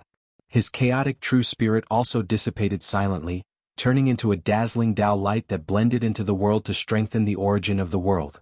At the same time, in the endless world, the origin of the immortal Tao manifested, turning into endless rules that were branded in the endless void and covered the entire untainted world. They were tightly entangled with the mark of the chaos demon god that was engraved in the world to prevent him from regathering his true spirit and reviving the fallen chaos demon god. At this point, although the reincarnation of the chaos demon god had not completely fallen, he would never be able to return. At the same time, this also meant that the chaos demon god's original body in the Great Thousand World had lost half of his chaotic true spirit forever. Unless the untainted world was completely destroyed, he would never be able to retrieve this part of his chaotic true spirit from the suppression of the immortal Tao brand. Damn it. Pangu Ziwei clan. I'll remember you. When I recover my strength, I'll definitely make you pay for what you've done today. The moment the chaos demon god died, a supreme being in a Great Thousand World outside the endless spacetime couldn't help but roar loudly. Without a doubt, he was the chaos demon god's original body. The loss of half of his true spirit was enough to greatly damage his vitality. Moreover, this was an irreversible injury. Before he retrieved the suppressed half of his chaotic true spirit, this injury would continue to affect him. In this way, how could the chaos demon god not hate him? It was only because he couldn't go to the untainted world now. Otherwise, he would definitely risk his life to fight Feng Zichen. A threat? Interesting. I just don't know if you'll still be qualified to fight me after the connection between the Great Thousand World and the untainted world is connected. At this moment, Feng Zichen's strength had reached an incredible level with the support of the immortal Tao luck. Therefore, if someone was talking about him, he would naturally sense it. Of course, the chaos demon god was separated from him by endless spacetime after all. Even if he could sense it, he couldn't completely know what the chaos demon god was thinking. All he could sense was the chaos demon god's hostility. However, this was enough for Feng Zichen to guess what the chaos demon god wanted to express. He was just making things difficult for him. However, Feng Zichen wouldn't take the chaos demon god's threat to heart. He was now in the growth period and was improving all the time. Perhaps when the chaos demon god really appeared in front of him, his strength would have already surpassed the chaos demon god. This was not impossible. Do you want to continue, fellow Taoists? Feng Zichen said to the chaos demon god who was fighting with Hutu and Shenyuan without the slightest complacency. He just calmly put his hands behind his back and said to the chaos demon god who was fighting with Hutu and Shenyuan. However, although he was very calm, the two chaos demon gods didn't think so. After all, he had just killed the chaos demon god with one strike. Who dared to ignore his words? At this moment, Feng Zichen didn't need to make any extra movements. The remaining aura of the strike just now was enough to intimidate all the powerful divines. At least, before completely figuring out the reason for that strike, no one dared to ignore Feng Zichen. Sure enough, as soon as Feng Zichen finished speaking, the two chaos demon gods who were fighting with Hutu and Shenyuan immediately withdrew and confronted Feng Zichen across the void. What an amazing strike. With you in the untainted land, the future will be colorful. We won't be lonely. After a long silence, one of the chaos demon gods suddenly spoke. So, I've decided to give you face and leave for the time being. After saying that, the two chaos demon gods gradually disappeared without waiting for Feng Zichen's response. Feng Zichen didn't stop them. He had already killed a chaos demon god. If he were to make them stay, he would be forcing them to fight to the death. Moreover, the other chaos demon gods wouldn't tolerate such a situation. The current untainted land couldn't withstand a full-scale war between the powerful divines and the chaos demon gods. Therefore, Feng Zichen allowed them to leave. Left and right. He wasn't the one who was at a disadvantage. Penga Ziwei clan, I look forward to meeting you next time. I hope you can bring more surprises to us chaos demon gods. After the two chaos demon gods had completely disappeared, a faintly discernible voice suddenly came from the void, indicating that this matter was not over yet. Boring trick. Feng Zichen waved his hand to disperse the voice. He didn't take it to heart. It seemed that every villain would do such a thing to save face. Fellow Taoists, please give Ziwei some face and disperse. After forcing the Chaos Demon Gods to retreat, Feng Zichen walked straight down the Ziwei Star and came to the side of Xing Tian in the depths of the void. He said to the powerful divines who were watching this place, "Your Majesty, you must be joking. Poor Wei and the others will leave now." After a few embarrassed laughs, the powerful divines withdrew their divine thoughts. No matter what purpose they had for watching the battle, after seeing Feng Zichen's strength, they would withdraw their thoughts to avoid causing misunderstandings. Whoosh! The void shattered silently. An aura unique to the underworld emerged, and the power of reincarnation surged out. It turned into a huge phantom of a wheel, protecting a peerless woman as she walked over. But Hoodoo came in person. First, the powerful divines attacked, then the Chaos Demon Gods attacked. Finally, Hoodoo was enraged. She didn't hesitate to come out of the underworld to protect Xing Tian. Just like that, Feng Zichen and Hoodoo stood on the left and right of Xing Tian to protect him. After witnessing this scene, no one would dare to plot against Xing Tian. In the blink of an eye, thousands of years had passed. Xing Tian's aura gradually calmed down. This also meant that Feng Zichen's protection mission was finally over. During this period of time, thank you so much, fellow Taoist. Fellow Taoist, the wizard tribe will never forget your help today. Hoodoo raised her hand and took Xing Tian away. She thanked Feng Zichen seriously. You're welcome, fellow Taoist. As Panga's descendants, we should help each other. Why do you and I have to be so polite? Feng Zichen waved his hand and said with a smile. That was true. Feng Zichen's real name was the Panga Zichen clan, and Great Emperor Ziwei's real name was the Panga Ziwei clan. Like the 12 ancestral sorcerers of the Three Pure Ones, they were the most authentic descendants of the Pangu.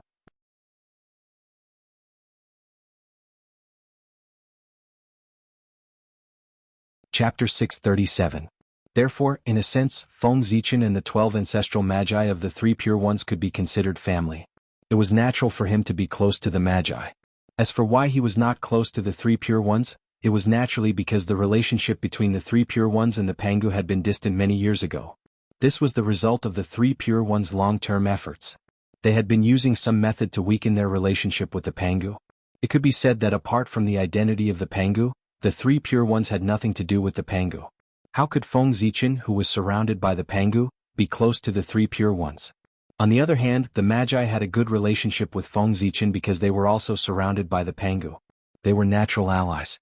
Yes. All of this was very reasonable. These words were completely for outsiders to hear. Outsiders did not know the relationship between Feng Zichen and Great Emperor Ziwei, so they naturally did not understand why he helped the Magi. However, as soon as this sentence was said, those great mystical abilities would automatically fill in a reasonable explanation. Fellow Taoist Ziwei, since this matter is over, the poor Wei will leave with Xing Tian first. After his transformation is completed, the poor Wei will bring him to visit personally to thank you for your help today. After bowing to Feng Zichen, the Lady of Earth left with Xing Tian. After all, this place was not a good place for seclusion. It was also not safe. If they continued to stay, it was hard to guarantee that no one would choose to take the risk. Therefore, the Lady of Earth decided to bring Xing Tian back to the Pangu Hall first. Only that place was the most suitable place for Xing Tian to transform. As a temple formed by the Pangu's skull, the Pangu Hall had incredible abilities. It could be said to be the safest place in the primordial world. Even the Heavenly Tao could not interfere there. To be precise, the Heavenly Tao could not see the Pangu Hall at all. Even if Hall Pangu was right under the eyes of the Heavenly Tao, the Heavenly Tao would not be able to discover it. This was Pangu's strength. Even though countless years had passed, the people of the primordial world still found it difficult to understand the means that he had left behind. Buzz buzz buzz. As ripples appeared in the void, Hutu and Xing Tian's figures slowly disappeared. They had already made their way to the Pangu Palace through the connection between them. After Hutu left, Feng Zichen glanced around. His figure flickered and he also disappeared. He had returned to the Emperor's Star. The battle between the human Emperor Xian Yuan and the great sorcerer Xing Tian broke out suddenly and ended very hastily. Originally, everyone thought that one of them would definitely die. At the very least, it should also be a lose-lose situation, and the relationship between the two clans would be broken because of this. However, the result was extremely unexpected. Not only did the two sides of the battle not die because of this, but they also obtained a huge opportunity and became even more powerful. For example, Xing Tian, who was originally half a step into the realm of primordial chaos, had surpassed his limit and broken his own shackles after this battle. From then on, he was one step closer and saw the hope of becoming the primordial chaos Daluo Jingxian. As for Xian Yuan, he had relied on this battle to completely stabilize his realm and officially became one of the top great masters of the primordial world. He had become even more difficult to deal with. Moreover, the most important thing was that after this battle, not only were the two of them not injured, but they had also gained something and their strength had greatly improved. This also made it so that the scene of the relationship between the two clans breaking up that everyone had expected did not happen. The truth was exactly the opposite of everyone's expectations. It could be foreseen that after this battle, the relationship between the two clans would definitely become closer. The Sorcerer clan and the Human clan were definitely the most reliable allies. Such an unexpected scene completely shattered the confidence of the experts of the myriad clans. Through this battle, the experts of the myriad clans fully witnessed Xian Yuan's strength. They were terrified and quickly extinguished the thought of fighting with him. Too strong, he was really too strong. Judging from the strength that Xian Yuan had displayed, even if the myriad clans used all their strength, they might not be his match. Since that was the case, it was not a wise choice to fight with him. Wasn't it just leaving the primordial world and going to the heaven realm? So be it. It wasn't like they would lose a piece of meat. Moreover, even if they lost a piece of meat, it was still better than leaving their lives in the primordial world. Looking at Xian Yuan's determination, if they chose to stay in the primordial world, they were afraid that he would really kill them. In that case, in order to save their lives, it was better to leave. Obviously, the experts of the myriad clans were completely frightened by the strength that Xian Yuan had displayed. They were determined not to disobey Xian Yuan's orders and leave the primordial world with him for the heaven realm. It was with this thought that when Xian Yuan gathered the experts of the myriad clans, they were very cooperative. Yes, that's right, Xian Yuan was about to complete his merit. Before the battle with Xing Tian, Xian Yuan had already been in power for 990,000 years. He was still 10,000 years away from completing his merit. And when he finished the battle with Xing Tian, nearly 5,000 years had passed unknowingly. In other words, during Xian Yuan's reign, there were still 5,000 years left. And what about 5,000 years? For an existence like Xian Yuan, it was really a blink of an eye. So, it was time for Xian Yuan to abdicate. On this day in the millionth year of the human emperor's calendar, the experts of the myriad clans gathered in the ancestral land of the human race, displaying the grand occasion of the primordial world. Xiaohao, my son. Today, Father will hand over the human race to you.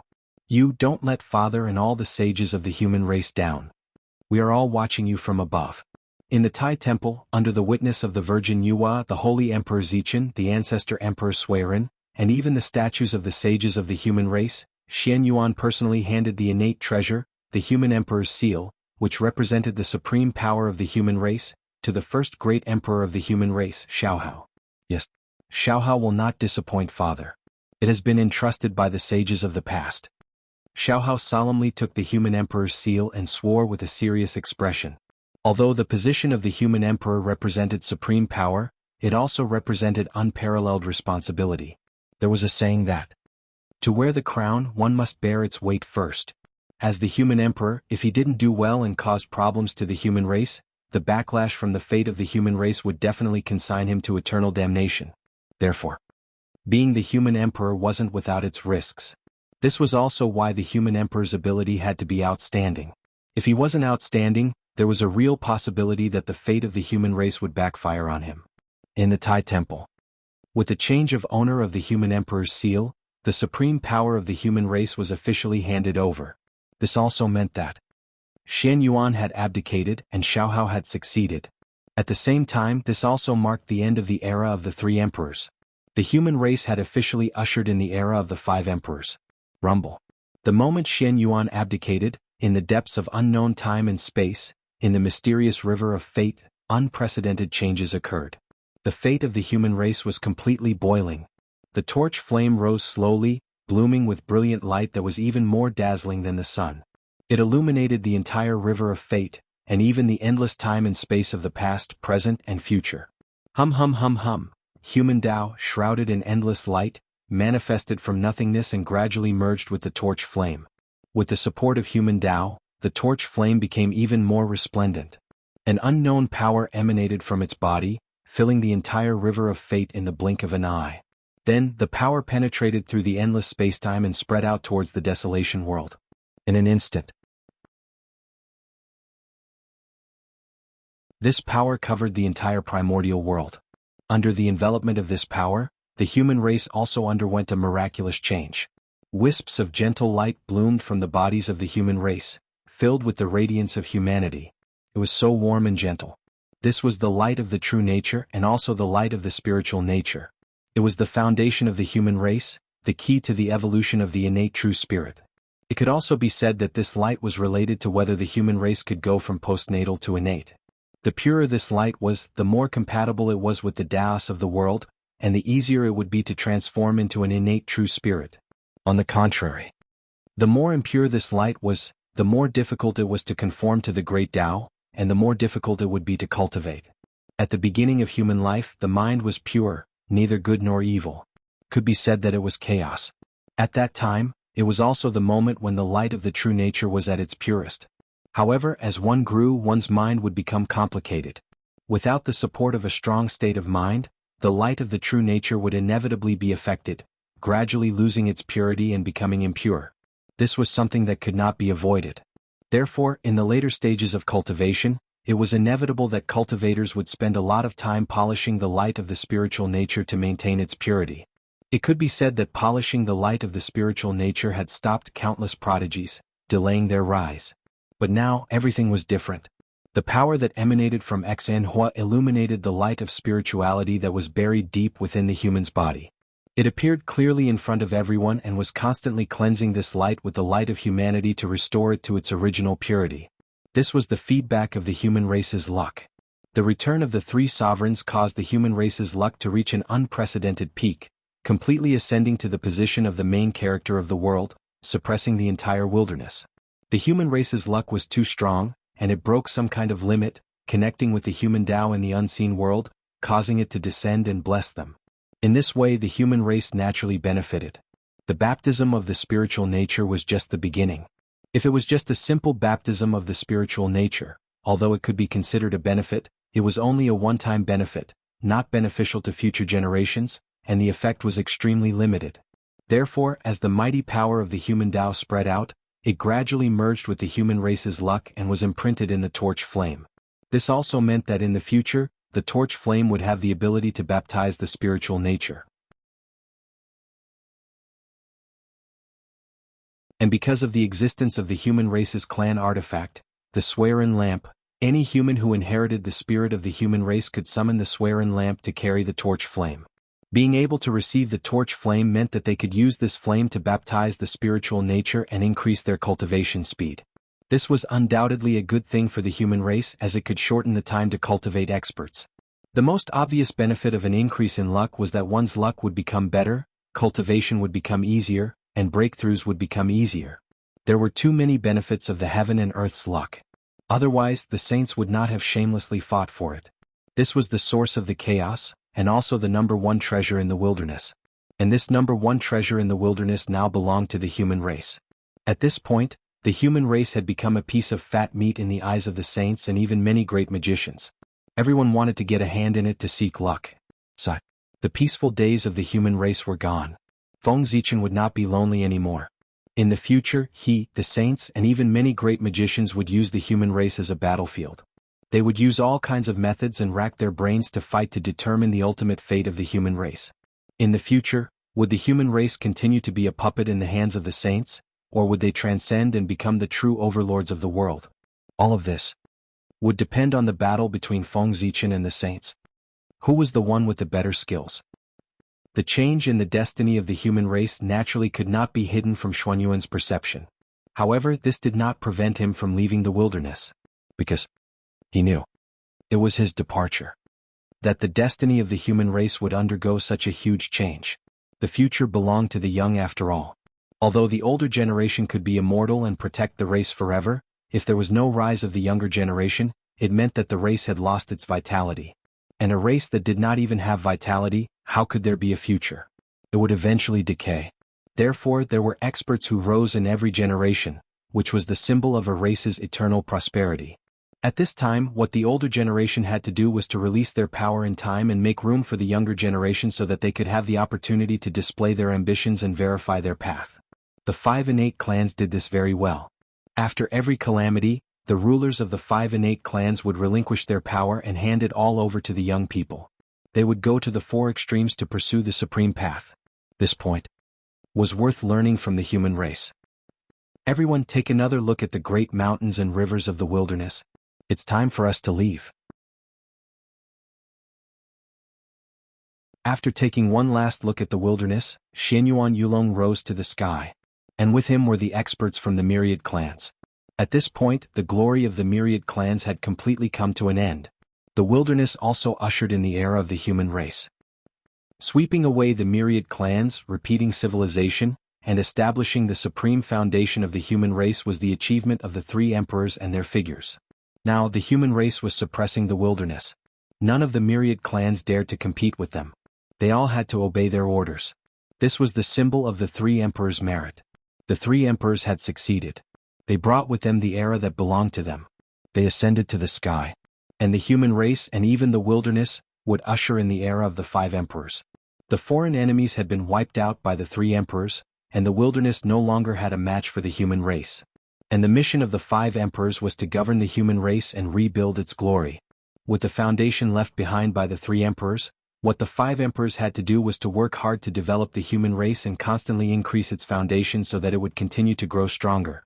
In this vast wilderness, it would create a glory that belonged to the human race. The witches and demons had never been the goal of the human race. Surpassing them was the goal of the human race. Although the witches and demons were strong, they were not the protagonists of heaven and earth. But the human race was. Therefore, if they could not surpass the witches and demons, then the human race would not be worthy of the title of the protagonist of heaven and earth.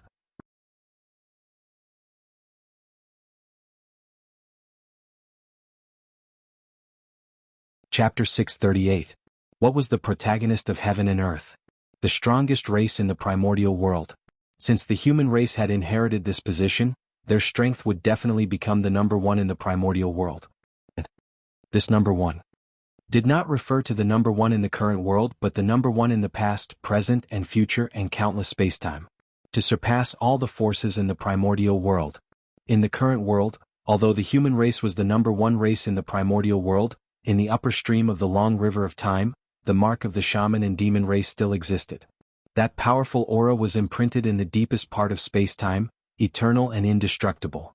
It was like 2 immortal monuments, suppressing the past, making it difficult for countless later races to reach. The shaman and demon race were the 2 mountains in front of the human race. Their strength was deeply ingrained in the bones of the great divine beings. If the human race could not surpass them, then in the eyes of the great divine beings, the human race would be puppets supported by the heavenly Tao. They could not be considered the true protagonists of heaven and earth and would be at their mercy. They would be far from being able to receive the same treatment as the shaman and demon race. Picking the tallest out of the shortest was referring to the human race. Therefore, only by surpassing the shaman and demon race could the human race get rid of the current awkward situation and make the great divine beings fearful and not dare to casually take advantage of the human race. However, how difficult was it to surpass the shaman and demon race? Since the birth of the primordial world, there had been countless experts in the past, but there had never been anyone who was on par with the shaman and demon race. They represented the peak of the primordial world. They were too strong, almost occupying all the good fortune of heaven and earth. The right time, place, and people. These 3 were all occupied by the shaman and demon race. It was almost impossible for the race in the future to achieve what they had achieved. First of all, the environment of heaven and earth had changed greatly from the Khanate era to the postnatal era. It was difficult to see the Khanate essence again, and the difficulty of producing experts had undoubtedly increased countless times.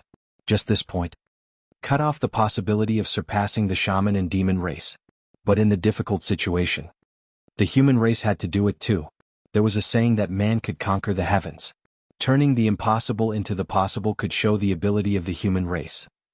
In the distant heavenly court, as Xianyuan ascended to the heavens, there were also huge changes.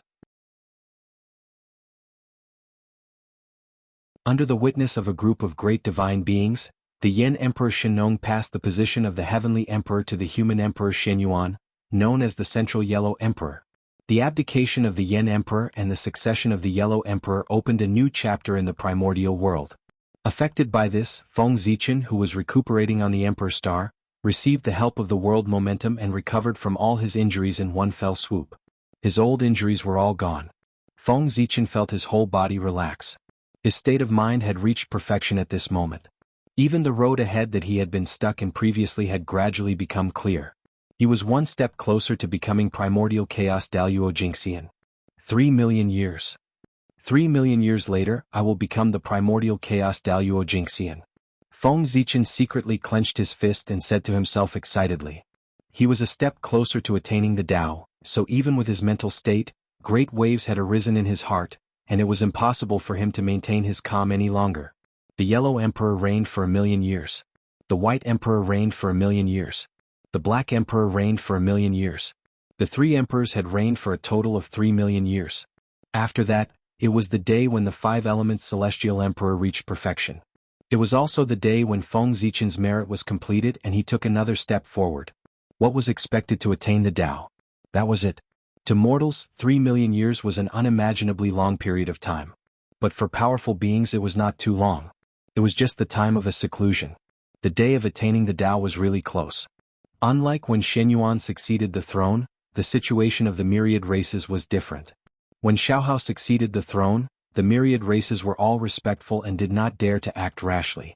After the tireless efforts of the 3 generations of human emperors, the strength of the myriad races had been weakened to the extreme.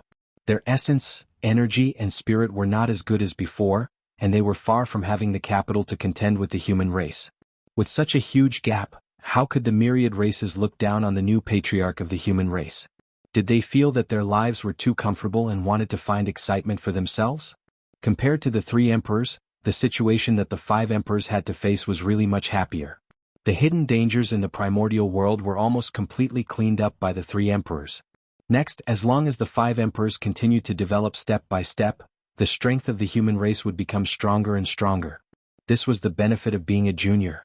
With the 3 emperors in front, they did not have the shade of their ancestors to rely on.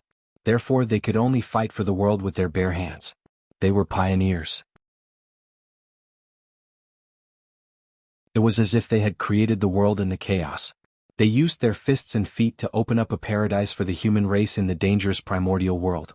And it was precisely because of their efforts that the situation was completely opened up for the 5 emperors who came later. It could be said that the 3 emperors were the rich generation.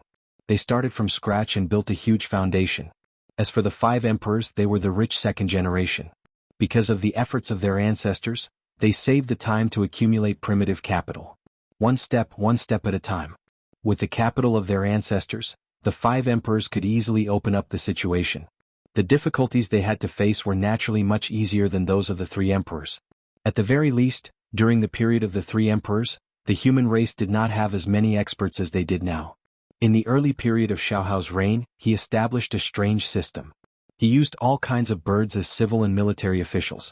The specific division of labor was carried out according to the characteristics of different birds. The phoenix was in charge of the birds, then the swallow was in charge of spring, the shrike was in charge of summer, the parrot was in charge of autumn, and the golden pheasant was in charge of winter. In addition, he sent 5 kinds of birds to manage daily affairs. The filial partridge was in charge of education. The ferocious pheasant was in charge of military affairs. The fair cuckoo was in charge of construction. The majestic eagle was in charge of law. The eloquent turtle dove was in charge of speech. There were also 9 kinds of birds in charge of agriculture, so that the people would not be licentious. The 5 kinds of pheasants were in charge of carpentry, painting, pottery, dyeing, and leatherworking. This was the original system of the human race, and it was also the source of the various official positions of the human race in the future. It was precisely by relying on these systems that the human race developed in an orderly manner under Xiaohao's governance. Their strength was increasing rapidly at a speed visible to the naked eye. The prosperity of the human race began from this. Of course, while developing the human race, Xiaohao did not forget the myriad races. Unlike his father, Shenyuan, Xiaohao did not blindly suppress the myriad races. Instead, he tried his best to promote them to integrate into the human race so that they could create a prosperous era in the primordial world together. According to the different characteristics of the myriad races, Xiaohao arranged them in suitable positions one by one. He used their unique abilities to contribute to the great cause of the human race and the prosperity of the primordial world. For example, the Wood Spirit clan, who was naturally close to spiritual herbs, Xiaohao arranged for them to cultivate spiritual herbs for the human race's daily needs. The Earth Spirit clan, who was naturally close to the earth, Xiaohao asked them to sort out the earth veins and create large amounts of spirit fields for the human race. There were also the Fire Spirit clan, who was good at controlling fire. Xiaohao asked them to refine weapons or refine pills for the human race's warriors. Such situations. There were simply too many to count. In short, every race, Xiaohao could find a suitable position for them. He would not let them be idle and let them shine for the great cause of the human race. Of course, Xiaohao did not oppress the myriad races blindly. He only took a portion of the benefits obtained by the myriad races, not all of them. If he really did so, no matter how strong the human race was, the myriad races would rebel. This was the leak. He could not cut it too harshly. Otherwise it would be troublesome if his roots were hurt. Even the leak was like this. Not to mention the myriad races. For the myriad races, Xiaohao still had to be comforted from time to time. After all, back then Shenyuan suppressed the myriad races too ruthlessly and almost broke their roots. Now, with the rise of the human race and the decline of the myriad races, the setback then was a little outdated and did not match the current situation. Therefore, after Xiaohao succeeded to the throne, the human race's attitude towards the myriad races changed drastically, giving them the respect they deserved so that they could do their best to contribute to the great cause of the human race. Let the descendants of the myriad races work harder for the rise of the human race. Tearful. Time flew by. In the blink of an eye, 700,000 years had passed. At this moment, it was already the late period of Xiaohao's rule. Compared to back then, the human race had already undergone a huge change. The myriad races were united and developed the human race together, causing the human race to change all the time. Their foundation was constantly increasing and more experts were born. The younger generation of geniuses was endless. It was a great demeanor of a great race in the primordial world. But there were no changes. There were limits. The strength of the human race. It was impossible for it to continue expanding without limit. This was unrealistic and unreasonable. Therefore, after the initial period of rapid expansion, the development of the human race gradually slowed down. In fact, at this time they had already reached a bottleneck. The momentum of expansion had completely stopped. This was something that every race had to experience in the process of development. In fact, the human race should have encountered such a situation many years ago. But unfortunately, Xiaohao's methods were too brilliant. He actually thought of a way to use the myriad races to support the human race. He forcefully raised the upper limit of the human race's development, allowing the human race's strength to continue to expand rapidly. Until now. When the potential of the myriad races was exhausted, the human race's bottleneck period reappeared. The so-called bottleneck was not that the human race's strength was no longer increasing, but that it had reached a state of saturation and could not expand rapidly like before. In such a situation, unless there was a major change. Otherwise, the human race's future development could only rely on the passage of time, accumulating bit by bit. And in such a situation, Xiaohao had already expected this. He also had a solution. He began to inventory the human race's treasure vault. With the departure of the experts of the myriad races, it was time to set up the 365 Heavenly Palace. He believed. Once the Heavenly Palace was really set up and connected to the boundless starry sky, the primordial world would definitely undergo a huge change. And this change would definitely be able to help the human race break through the bottleneck and enter the period of rapid expansion again. Setting up 365 Heavenly Palace in the primordial world was a plan that had been made during the Shennong era. Unfortunately, although this plan was good, it could not be carried out because the timing was not right. It could only be delayed. And this wait was 2 million years. This great plan that was formulated during the Shennong era, after the Shenyuan era, finally waited for the time to be carried out during the Xiaohao era, and it could see the light of day again. Yes. This plan had been continuously perfected by 2 generations of human emperors, a great emperor, and 3 supreme experts of the primordial world. It could be said to be perfect. Once it was really carried out, it would definitely bring unprecedented changes to the human race and even the entire primordial world. Xiaohao firmly believed so. Of course, in fact, that was also the case. Because this plan was not perfected by Shennong and Shenyuan, but by Feng Zichen and Fuxi. Why did Fuxi need humans?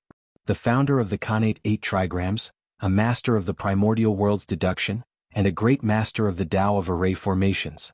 And this was only the Fuxi of the past. The current Fuxi was even more powerful than back then.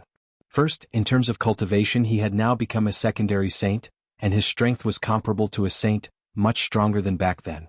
Then, in terms of numinous treasures, back then, Fuxi did not have the conditions to possess the He 2 in the Book of Luo. But now, the He 2 in the Book of Luo had long been completely refined by him. With the top-notch deduction power, coupled with the top-notch deduction treasure, and the double buff, one could imagine how much Fuxi's ability had improved. As for Feng Zichen, that was even more incredible. In terms of attainments in deduction, Feng Zichen might not be as good as Fuxi, but he had a cheat. Whether it was the Hongming Daozhong or the fragment of the Creation Jade Disc, they were both top-notch treasures of the primordial world. With the combined strength of the two, Feng Zichen dared to say that in the primordial world, only Tao ancestor Hong Jun could surpass him in the Tao of deduction. Not even the demon ancestor Rahu could do it, because he did not have the Creation Jade Disc. Think about it. Back then, Fuxi and Dijun joined forces. They could deduce a top-notch formation like the heavenly cycle star formation of the primordial world. Now, the two more powerful people joined forces and deduced a perfect plan together. How could it not be powerful and perfect? If this matter was successful, it would be a great deed of merit.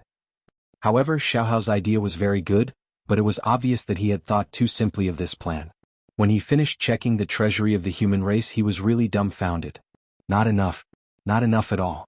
With the current foundation of the human race, not to mention refining 365 heavenly cycle divine palaces, they could not even refine half of them. According to Xiaohao's estimation, even if the human race used everything they had, they could only refine more than 100 heavenly cycle divine palaces. But this was far from enough. It was only then that Xiaohao realized that he had overestimated the human race. In the end, the world was different. The scene of treasures everywhere in the ancient times could no longer be seen. Therefore, even if the human race occupied more than half of the resources in the primordial world, the benefits they obtained were just a drop in the bucket for refining the heavenly cycle divine palaces. Compared to the ancient times, the quality of the resources now was undoubtedly worse. One was innate, one was postnatal. The difference of one word was the difference between heaven and earth. In the ancient times, a casual breath of a cultivator was better than dozens of days of bitter cultivation now. This was the difference. In such an environment, even if the human race dominated the entire primordial world, they would not be able to collect anything good.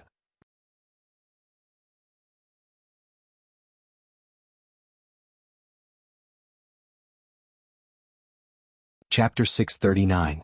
Seeing that the plan that the 3 generations of experts had planned for nearly 3 million years was about to be realized in his hands, Xiaohao's excitement could be imagined. But who knew that at this critical moment, this great plan would be announced to be aborted because of the lack of reserves of the human race? Xiaohao's heart crumbled at this. In this short period of time, he had experienced the ups and downs of life.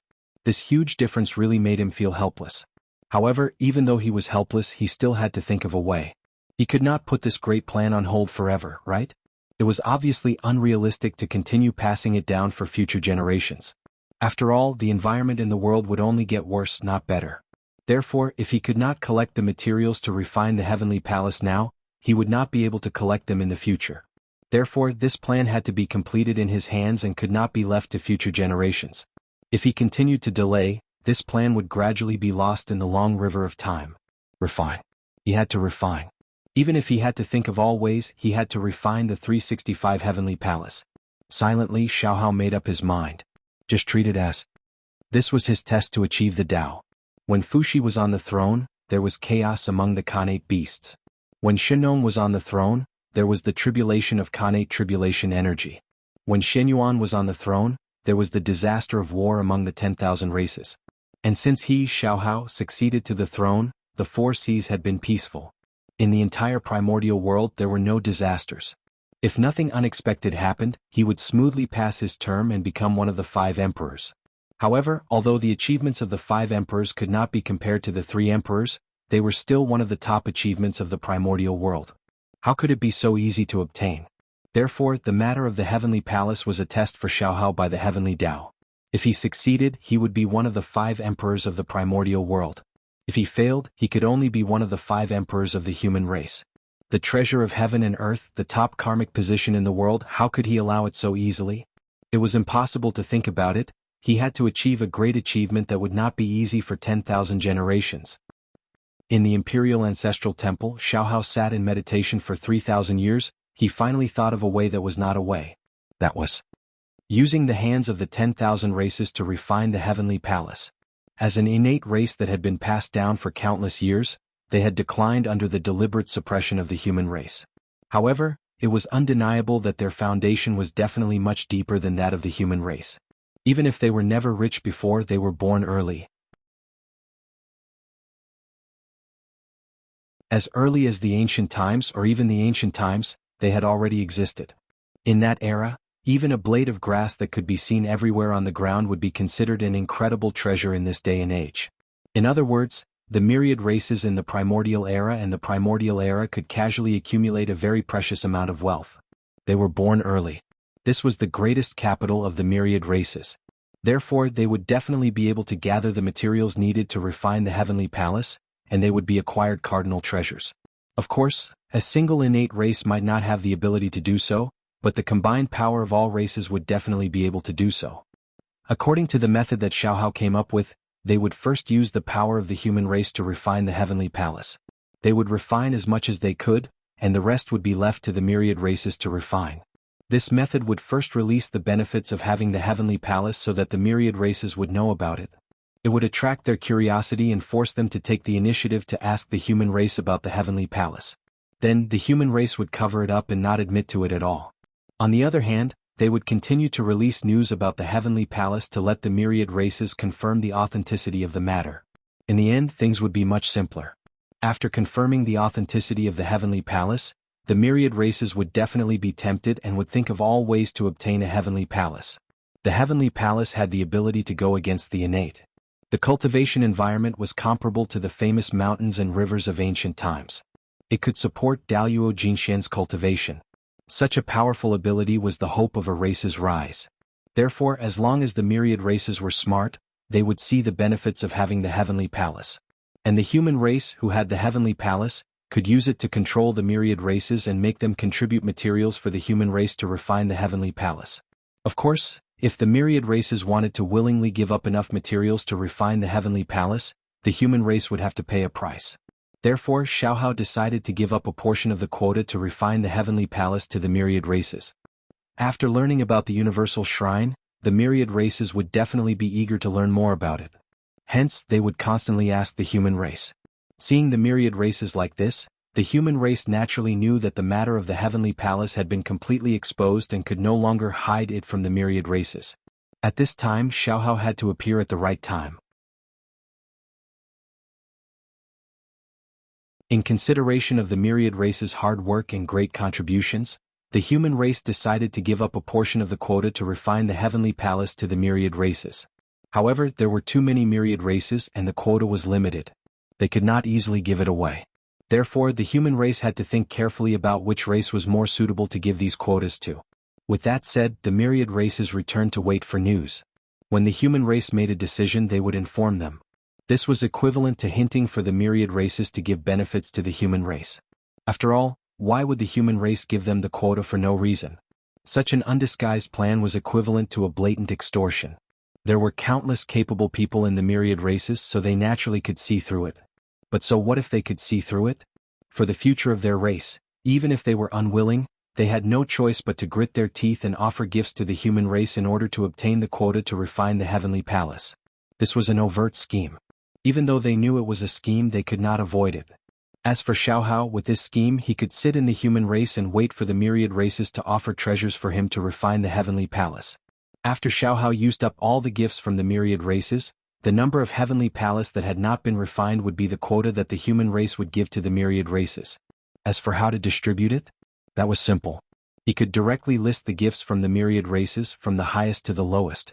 Whoever gave the most would receive the quota. Of course, in order to ensure that the strength of the myriad races would increase, there would naturally be restrictions on the allocation of the heavenly palace quotas. That was, each race could only have one heavenly palace at most. This was the limit. Xiaohao was a man of action. After he had a plan in mind, he directly ordered everyone to take action. The news about the heavenly palace spread throughout the entire primordial world. Naturally, the myriad races also received this news. At first, they were still a little skeptical about this news.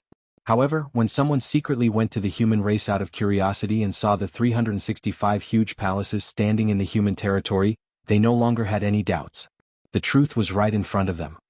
There was nothing to argue about. This was the greatest persuasion. After the news was confirmed, the entire myriad races were in an uproar. They all went to the human race to ask about the heavenly palace. In the beginning, the human race naturally tried to dodge this matter. However, as more and more evidence was taken out by the patriarchs of the myriad races, the human race had no choice but to admit the truth of this matter. After all, the 365 heavenly sacred palaces were clearly visible in the human race's territory. Hence, the human race would not be able to hide this fact. Of course, the human race did not want to hide it. What happened after that was much simpler. Everything was going according to Xiaohao's plan. Time flowed like water. Unknowingly, hundreds of thousands of years had passed. Hundreds of thousands of years were enough for the matter of distributing the slots to refine the heavenly palace to the myriad races to come to an end. Although, the final outcome of this matter, there were slight differences from what Xiaohao had expected. However, in general, it did not affect the overall situation. Instead, it was even more perfect. According to the outcome that Xiaohao had expected, the slots to refine the heavenly palace should have fallen into the hands of a few Khanate clans. After all, they were the strongest and had the deepest foundation. Naturally, they were extremely generous when they made a move. It was normal for the quota of refining the heavenly cycle temple to fall into their hands. However, the outcome was often the most unexpected. Among the myriad races, some of the Khanate clans whose strength was in the upper middle class were deeply aware that their strength was far from being comparable to those Khanate clans. Therefore, it was almost impossible for them to obtain the slots to refine the heavenly palace this time. They would definitely not be able to compete with those Khanate clans. However, if they were asked to give up just like that, they would not be willing. That was the hope of rising up. In this primordial world where the cultivation environment was getting worse and worse, it was not easy to see the hope of rising up. No matter who it was, they would not give up so easily. They had not tried, so how could they know that they would not succeed? As the saying goes, when one is poor, one will change. In their desperation, those Khanate clans whose strength was in the upper middle class really thought of a way to defeat the Khanate clans. That was to join forces. The strength of a single clan might not be able to compete with the Khanate clans, but the strength of several clans definitely far surpassed the Khanate clans. Based on this idea, the clans that had a better relationship with each other formed small interest groups one after another and joined forces to offer gifts to the human race. As members of the Khanate myriad races, even if there was a difference in strength, the difference would not be too great. After all, the Khanate clans that were too weak had long been destroyed in the catastrophe of heaven and earth. Therefore, when several clans joined forces, they would definitely surpass a single Khanate clan. The Khanate clans had failed. With the alliance of these Khanate clans that were in the upper middle class, most of the confident Khanate clans had failed. The gifts that they gave were not as valuable as those of these clans. As for Xiaohao, from the moment he thought of this method, he had already made up his mind to value everything. In other words, he would choose whoever gave him the most benefits. As for whether this gift was given by one party or by many parties, he did not care at all. It could even be said that Xiaohao was happy to see this happen. The significance of a single race possessing a cycle divine palace was completely different from that of multiple races possessing a cycle divine palace. The former could allow that clan to rise again. As for the latter, although it could also allow those Khanate clans to rise again, it would undoubtedly take a much longer time. The same resources were enjoyed by one person alone and shared with several people. The results were completely different. After this unexpected scene happened, Xiaohao wished that he could give all the slots to refine the heavenly temple to those beneficial communities so that they could share the results. But unfortunately, Xiaohao could not. As for why, it could only be said that those Khanate clans had given too much, so Xiaohao had no reason to refuse. After more than 100,000 years, Xiaohao used the strength of the human race and the resources offered by the myriad races to refine a total of 240 heavenly temples. The number of heavenly temples totaled 365. A set of universal sacred palaces consisted of 365 palaces. The human clan had refined 240 of them, leaving 115 universal sacred palaces unrefined. And these 115 heavenly temples were the slots that the human race had allocated to the myriad races. With the completion of the heavenly temples, Xiaohao also came out of seclusion and announced the list of slots to the myriad races. When this name was announced, the myriad races were in an uproar. Especially those Khanate clans that had failed. They were extremely vexed. Before the incident, who would have thought that there was such a method of joining forces? Of course, even though they were vexed, they still did not dare to let those Khanate clans cause trouble. Not to mention that the human race would not allow it. Even if those Khanate clans joined forces, they would not be able to deal with them. Therefore it was fine if they did not cause trouble. Once they did, they would definitely be the ones to suffer. But no matter what, losing the heavenly temples was undoubtedly a huge loss for these Khanate clans. Others had them but they did not. If there were no accidents as time passed, they would eventually be surpassed by others. They were used to being high and mighty, so how could they tolerate others looking down on them? The failure this time finally became the last straw that broke the camel's back.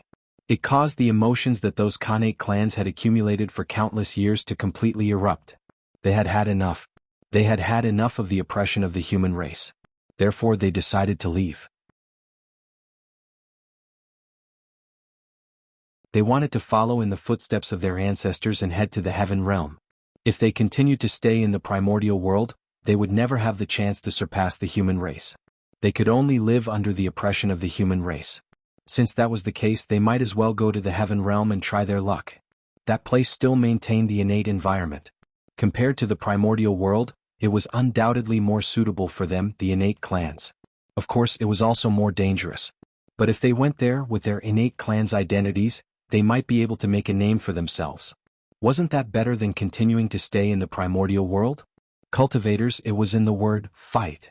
Fight for fate with the heavens, fight for luck with the earth, fight for wealth with others. In the past they did not fight, so today they were bullied by the human race. Now if they did not fight they would completely decline.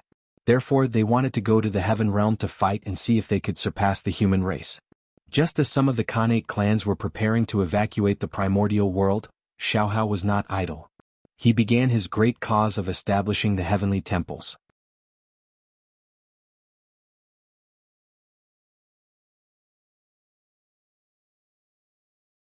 Chapter 640. For this, Xiaohao also gave the power of the human race. He handed it all to his nephew Zhuanshu. Zhuanshu was the grandson of the emperor. He was the grandson of human Emperor Shenyuan and the nephew of Emperor Xiaohao. At the same time he was also the reincarnation of the Water Dragon Lord, the patriarch of the Water Dragon clan in the ancient times. After the ancient war, the Water Dragon Lord fell to protect the human race and fell into silence. However, the human race had always repaid kindness. How could they watch the Water Dragon Lord fall and do nothing? Therefore, after Feng Zichen verified the power of the blood altar, he immediately used this treasure to revive the innate true spirits of the three ancestors of the human race, the Water Dragon Lord, and the other experts of the 5 innate clans. He also used the Emperor Purple Chi to nourish their true spirits so as to give them a shocking opportunity. That was the beginning of the 3 sovereigns and 5 emperors. Countless years had passed since Feng Zichen implemented his plan. Now the 3 sovereigns had completed their work. The leader of the 5 emperors, Emperor Xiaohao, had also reached the end of his reign. The Water Dragon Lord's innate true spirit had also reincarnated at the right time and joined the human race to ensure the continuation of the 5 emperors' legacy. As the reincarnation of Daluo Jingxian, Zhuanshu was the same as his predecessors. He was born with incomparable talent and could be said to be the #1 person of the younger generation. It was his outstanding performance that attracted Xiaohao's attention. After a series of tests, Xiaohao was extremely satisfied with Zhuanshu and groomed him as his successor. As Xiaohao gradually focused his energy on building the Heavenly Cycle Palace, he inevitably had no time to care about the matters of the human race. Therefore, at this time, as his successor, Zhuanshu could step forward and take charge of the human race for him. Firstly, this would allow Xiaohao to focus on the Heavenly Palace and not worry about the human race. Secondly, he could use this to train Zhuanshu and increase his administrative experience. Thirdly, he could use this to establish Zhuanshu's dignity so that he could better complete the transfer of power of the human race in the future. Xiaohao was naturally relieved to leave the human race's affairs to Zhuanshu. Therefore he could deal with the Heavenly Palace without worry. In fact, it was not difficult to build the Heavenly Palace. The difficult part was how to coordinate the relationship between the 10,000 races. The matter of establishing the Cycle Divine Palace involved many things, far surpassing Xiao Chen's imagination. Once it was done, it would definitely benefit the entire primordial world. With such great benefits right in front of their eyes, how could they not be tempted? Therefore, everyone from the myriad races wanted to get involved. Even if he could not obtain the Cycle Divine Palace, he had to think of a way to get a share of this and earn some merit. Otherwise, it would be hard for them to not feel indignant when they saw others benefit while they had nothing. Thus they would deliberately cause trouble. If the myriad races were united, such a situation would naturally not occur. But clearly the myriad races were not. On the contrary, there were many races that held grudges against each other. If there were too many people, there would be conflicts. This was the case for the human race. It was the same in the myriad races. For example, wolves eating sheep. Could it be? Did the wolf clan have a natural enmity with the sheep clan? Of course not. At that time, when the 10,000 races were born, they were all ignorant and did not know how to fight. They lived in harmony in the untainted land. However, the human heart was fickle. As time passed, the Tao hearts of the 10,000 races were stained with dust and greed was born. At this point, whether it was for benefits for the Tao or for quarrels, in short, the 10,000 races gradually started to fight. Some hatred would slowly dissipate with the passage of time. However, some hatred would become more and more unforgettable as time passed. Therefore this turned into a feud. What was a feud? A feud of generations. Only when one side was completely exterminated would this feud be eliminated. However, if the two sides were unable to completely exterminate the other side, then after a long period of silence, this hatred would appear in another way. For example, natural enemies. Wolves and sheep were like that. The reason was the hatred from countless years ago that had been passed down to today's results. The 10,000 races played tricks on each other, greatly delaying the process of establishing the Cycle Divine Palace. Xiaohao had really put in a lot of effort to coordinate the relationship between the 10,000 races. Of course, although Xiaohao was vexed by these things, he was still happy to see them like this. After all, the 10,000 races that were full of contradictions were more reassuring than the 10,000 races that were united. While the 10,000 races were playing tricks on each other, Xiaohao was not idle either. He was doing something. He secretly set up some restrictions on the Cycle Divine Palace that was about to be given to the 10,000 races.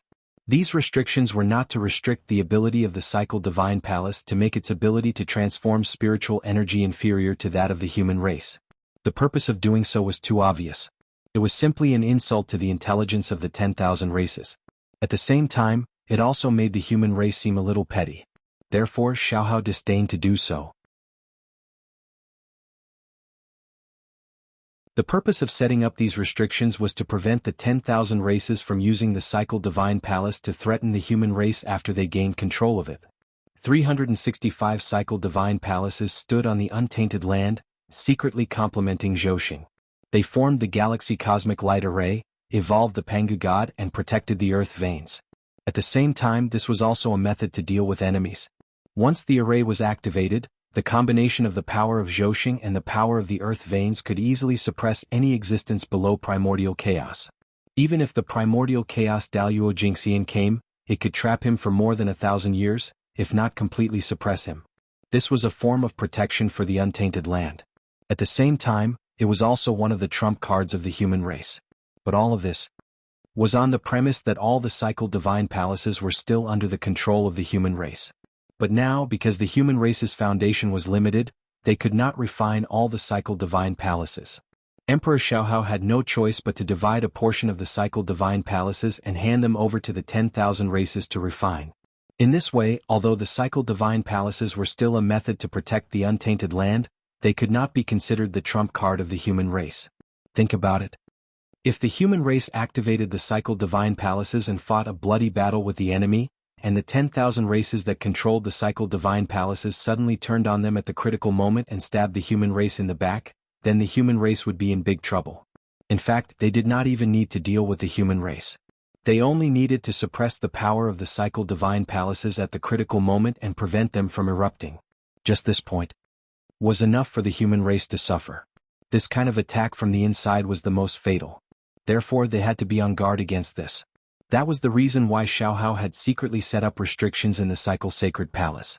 This restriction would not hinder the normal operation of the Cycle Divine Palaces, nor would it affect the 10,000 races that lived in it. Its only function was to prevent the 10,000 races from mobilizing the power of the cycle divine palaces at the critical moment. That was enough. If they could not mobilize the cycle divine palaces, the 10,000 races would not be able to stab the human race in the back at the critical moment. Xiaohao's goal would be achieved. In this way, even if the 10,000 races found out, they would not say anything. Because if it were them, they would do the same.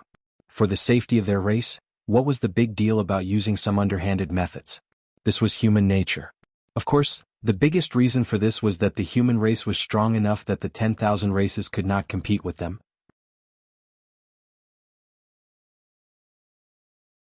Otherwise, the 10,000 races would definitely cause trouble. After all, understanding was one thing. However, if the things that they had bought with real money were secretly used by others, causing them to be unable to use them at the critical moment, no one would feel comfortable. It was still the same sentence. As long as one was strong enough, one could ignore the rules and make others not dare to say anything even if they were angry. Among the 10,000 races, although they had been trying to trip each other, however, they also knew that the matter of establishing the heavenly cycle of stars was too important. If this matter could not be carried out because of them, then their fate would definitely not be good. Therefore, although everyone was trying to trip each other up, they still had a limit. They would not make too much of a fuss and affect the progress of establishing the cycle divine palaces. Just like that, with the efforts of the 10,000 races, the cycle divine palaces were like bamboo shoots after the rain, standing one after another on the primordial land.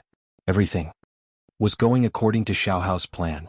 And all of this was seen by Feng Zichen on the Emperor's Star, on the primordial land. After such a big thing had happened, how could it hide from Feng Zichen's eyes? In fact, from the moment Xiaohao began to plan to build Zhouxing, Feng Zichen had secretly cast his gaze and kept an eye on the movements of the human race. He even knew that the human race did not have enough treasures to refine the cycle divine palaces. But he was not like before. To fill the gap for the human race. Previously, Feng Zichen had already made an exception to support the human race. This time it was better to let the human race solve it themselves. The heavens move vigorously, and a gentleman must constantly strive for self-improvement. The prosperity of a race did not rely on the efforts of a single person, but the efforts of everyone. If he was to do everything like a nanny, wouldn't the human race repeat the mistakes of the ancient times? He could do everything alone. What was the use of the 3 sovereigns and 5 emperors? Therefore, from the beginning to the end, Feng Zichen only watched and did not help Xiaohao in the slightest.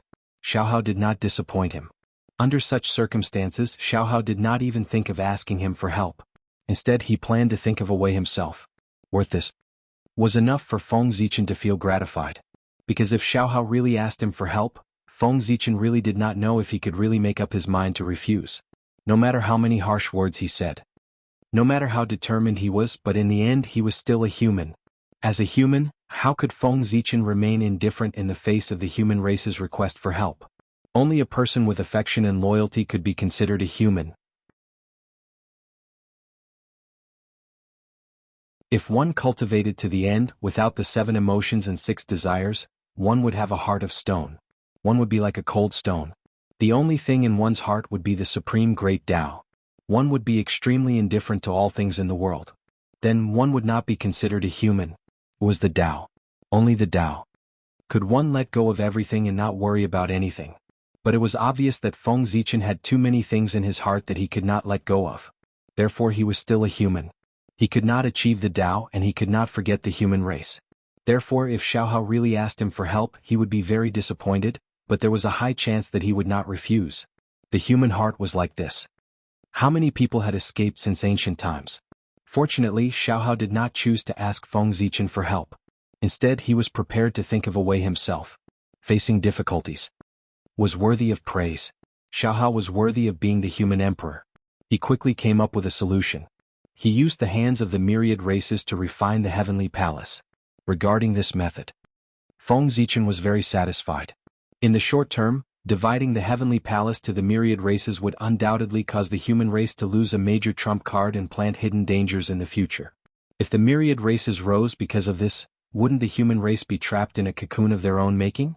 But from another point of view, with the rise of the myriad races, it would undoubtedly bring great external pressure to the human race to urge the human race to continue to improve. Invincibility was not a good thing. Without an opponent for a long time, it would undoubtedly cause the human race to slack off, and this would be the beginning of their defeat. Moreover, with the disappearance of external pressure, the internal pressure would expand, leading to the occurrence of internal strife. Therefore, it was a good thing to give the human race some external pressure. On the path of cultivation, if one did not advance, they would retreat. It was the same no matter where it was placed. Of course, Feng Zichen didn't just stand by and watch. While he was observing, he was also on guard to prevent anyone from secretly attacking and destroying this matter. Not everyone hoped that the primordial world would become better and better. Chaos Fiend God and some fallen great divinities were the greatest threat. A confrontation between such existences could not be resisted by the current strength of the human race. Therefore, this required Feng Zichen to protect them. Perhaps Feng Zichen's warning had an effect. Or perhaps, after the failure last time, the Chaos Fiend God had chosen to temporarily hide. In short, the construction of the Heavenly Palace was completed smoothly. During this period, no one attacked to destroy it. In the 95th year of Xiaohao's calendar, after hundreds of thousands of years of hard work, Xiaohao combined the power of the human race and the myriad races to finally establish 360 Zhousing in the primordial world. At this moment, in the ancestral land of the human race, a majestic palace floated in the void, emitting a resplendent divine light. That was the center of the human race's power, the supreme palace, the human emperor's palace. At the same time, it was also the center of the 360 heavenly palace, the Ziwei Palace. Whether it was the human race's heavenly palace or the primordial world's heavenly palace, there was only one Ziwei Palace that represented the head of all the divine palaces. That was the human race's supreme palace, the human emperor's palace. It was the center of the human race's power and the myriad race's power. With the power of one palace, it operated 2 galaxy cosmic light arrays alone. Perhaps the current human emperor's palace was not the strongest grotto heaven in the primordial world. However, as the 2 galaxy cosmic light arrays operated, its origin would become stronger and stronger. One day, it would become the #1 cultivation holy land in the primordial world. In front of the human emperor's palace, Xiaohao ordered people to set up an altar and led the experts of the myriad races to pray to the heavens. Heavenly Tao above. Today, Xiaohao of the human race has led the people of the myriad races and spent 200,000 years to establish 365 heavenly palace in the primordial world to protect the earth. We are here to announce to the heavens that we hope the heavens will judge us. Heavenly palace, establish. As soon as he finished speaking, the heavens immediately sensed it. Instantly, an extremely majestic will. It appeared from the void.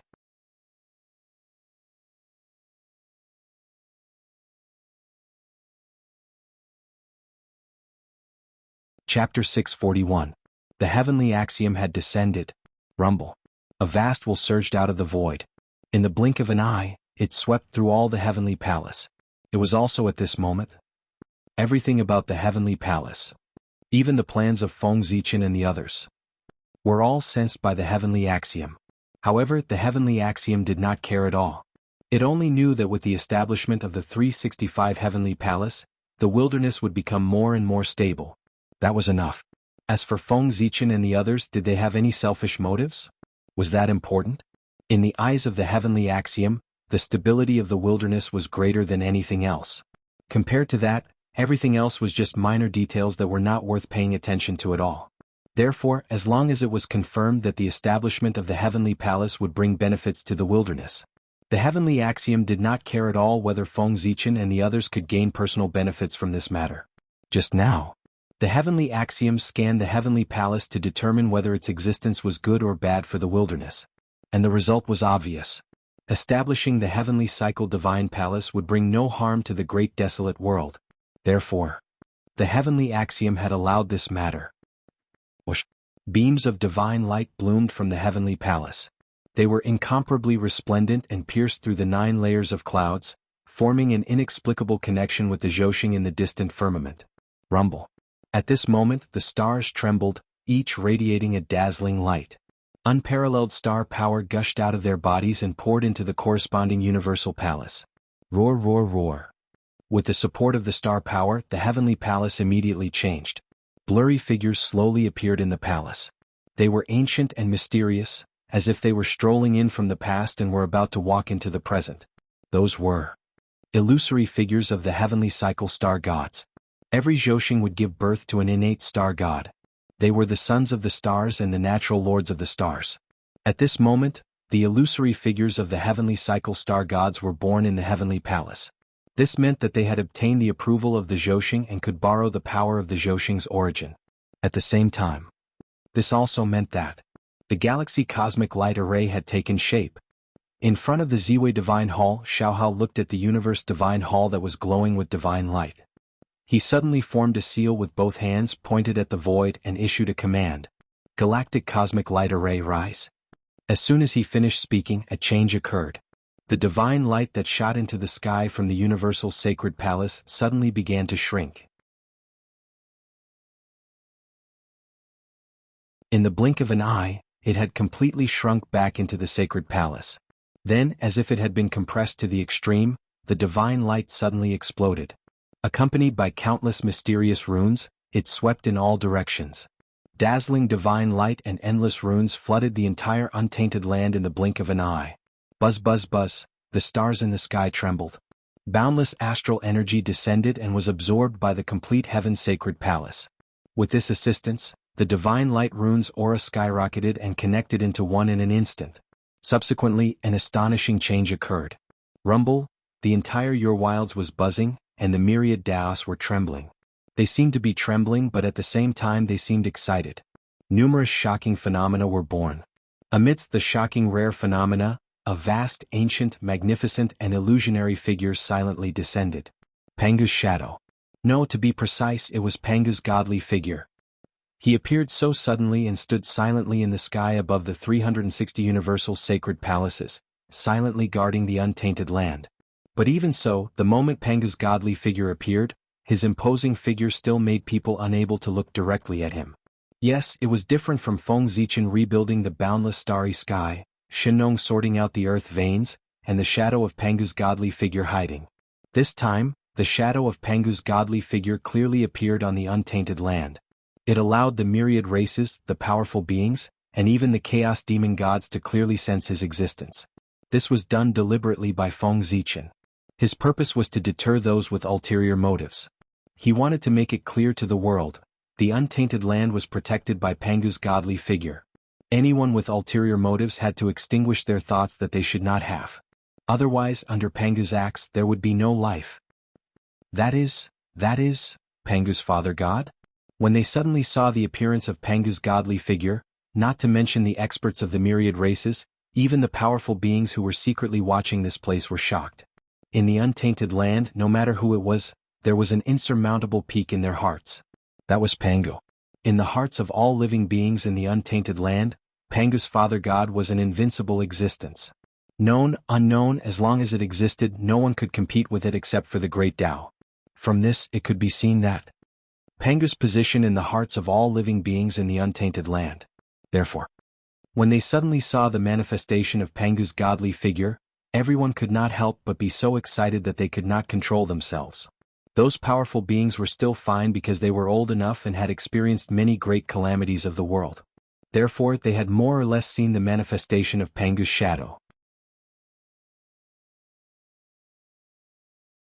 Therefore, in their hearts they were more surprised than excited. However, the living beings of the untainted land were different. As the world changed several times, those living beings who had seen Pangu's shadow had either already attained the Tao or died in the great calamity and turned into dust. Therefore, the living beings of the world were all living beings of the new generation. Most of their understanding of Pangu's great Taoist priests came from legends. They had never personally experienced him and his greatness. But now, with the manifestation of Pangu's godly figure, the legend had become a reality. One could imagine the excitement in everyone's hearts.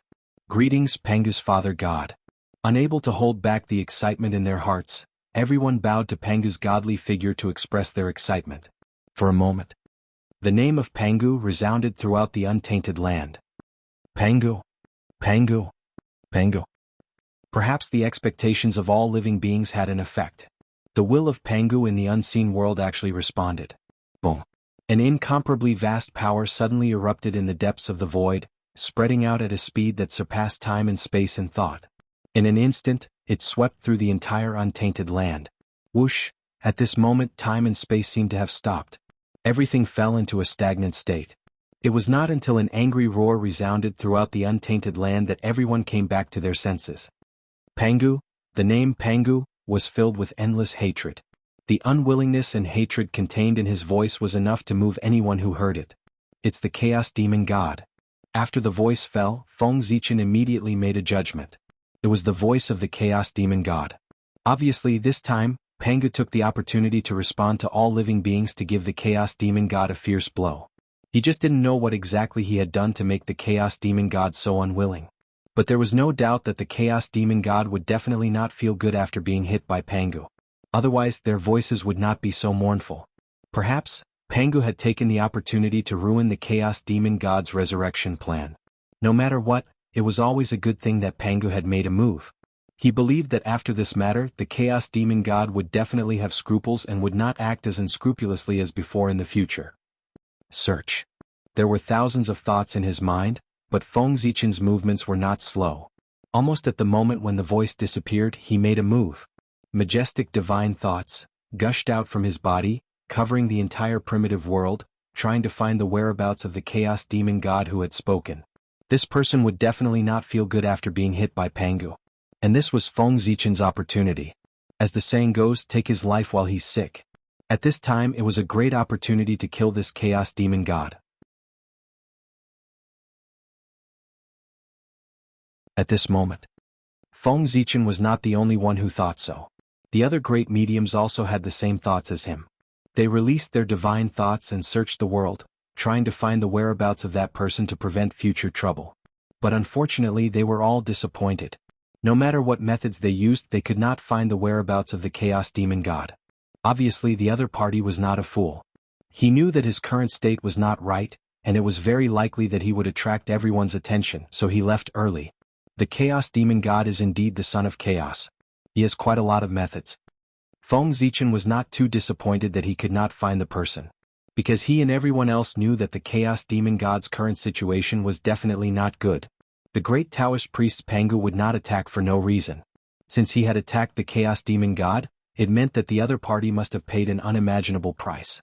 It was just that their level was too low to see what the price was. But it did not matter. As time passed, one day the losses that the Chaos Demon God had suffered today would be exposed in front of everyone. Putting the matter of the Chaos Demon God aside, the changes in the primitive world continued. However, it was not Xiaohao who was driving the changes, but Feng Zichen who was on Ziwei Star.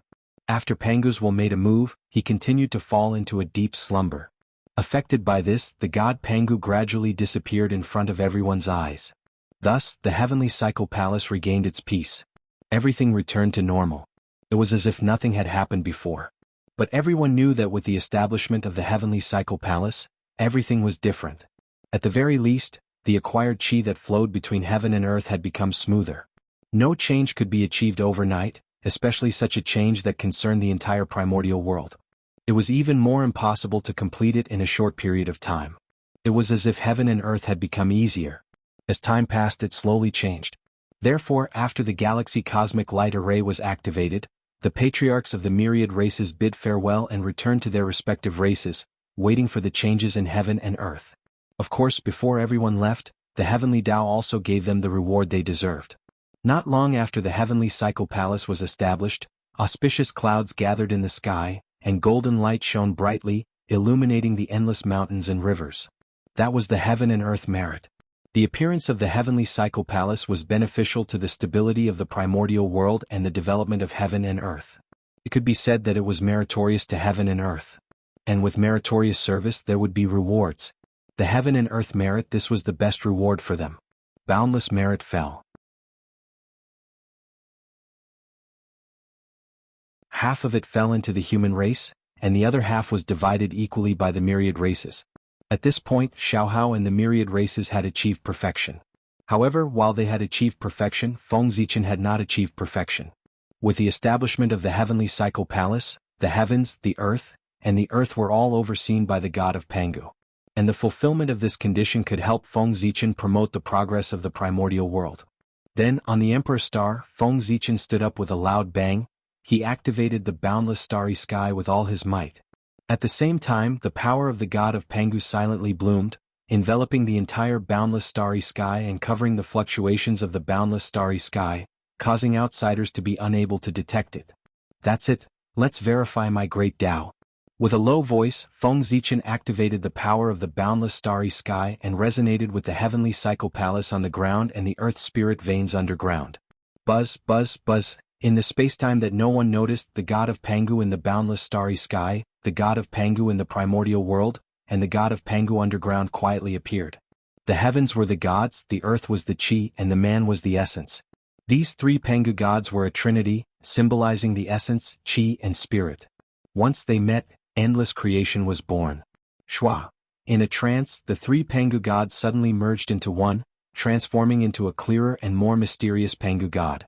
At the same time, with the fusion of the three Pangu gods, the entire primordial world seemed to have become more vivid. Primordial chaos as one. The fusion of the three Pangu gods caused the primordial world to become more complete, more lively, and more mysterious.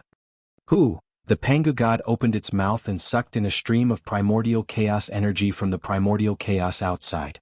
When the primordial chaos energy entered its body, it first circled around the boundless starry sky, then flowed into the primordial world, passing through the 12 principal meridians before slowly entering the Dantian.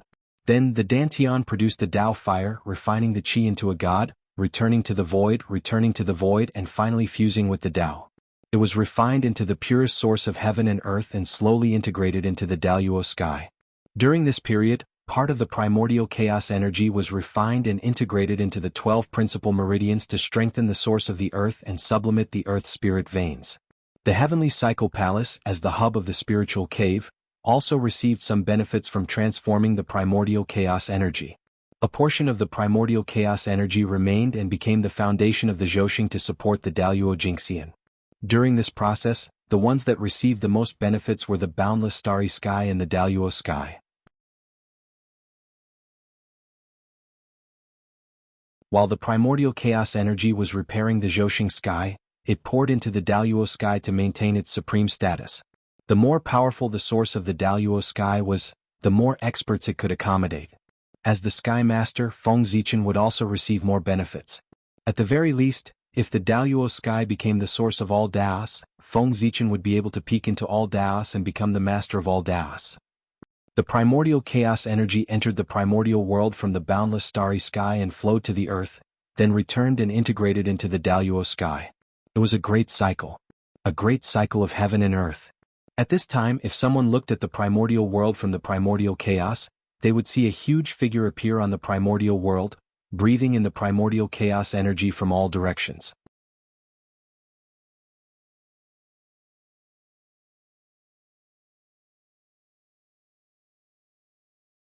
Chapter 642. That was Pangu's god. No, it should be Pangu's Dharma Laksana. The huge Dharma Laksana formed by combining the power of the whole untainted land was obviously not suitable to be called a god. Pangu's Dharma Laksana stood above the untainted land and suppressed everything. It breathed in the chaotic chi from all directions and refined the purest origin of heaven and earth to help the heaven and earth complete the great cycle and gradually strengthen the foundation of heaven and earth. This was the road to the promotion of the world. With the formation of Pangu's Dharma Laksana, more and more chaotic chi was absorbed and refined by the untainted land. With the help of this, heaven and earth would slowly grow. The boundless starry sky, the heaven realm, the earth realm, the netherworld realm, the earth. Everything would change. Everything was developing in a good direction. However, there was one thing that made people helpless. That was, after Pangu's Dharma Laksana was formed, heaven and earth would undoubtedly become more prosperous. Under the influence of this, more congenital chi would emerge between heaven and earth. However, because heaven and earth were easier, the untainted land seemed to have been cursed. Under the restriction of the way of heaven, the spirit veins and earth veins that were supposed to give birth to congenital chi could not give birth to congenital chi at all. Every time congenital chi was born from the earth veins, an inexplicable force would appear between heaven and earth, distorting everything and forcibly transforming congenital chi into acquired chi. After the untainted land was shattered several times, the way of heaven finally made up its mind to use coercive means to restrain the power on earth. Transforming congenital chi into acquired chi was the best and most effective method that the way of heaven thought of. Why did Feng Zichen expel the great medium and the human tribe expel the experts of the 10,000 tribes without any hindrance? The reason was that the Way of Heaven acquiesced to all of this. The Way of Heaven was very happy to see Daluo Jingxian and the existences above Daluo Jingxian leave the untainted land one after another. Therefore, not only would it not obstruct them, but it would also secretly help. This was also one of the reasons why the Great Medium did not have much resistance. In the untainted land, defying the Way of Heaven was not a small matter but a fatal matter.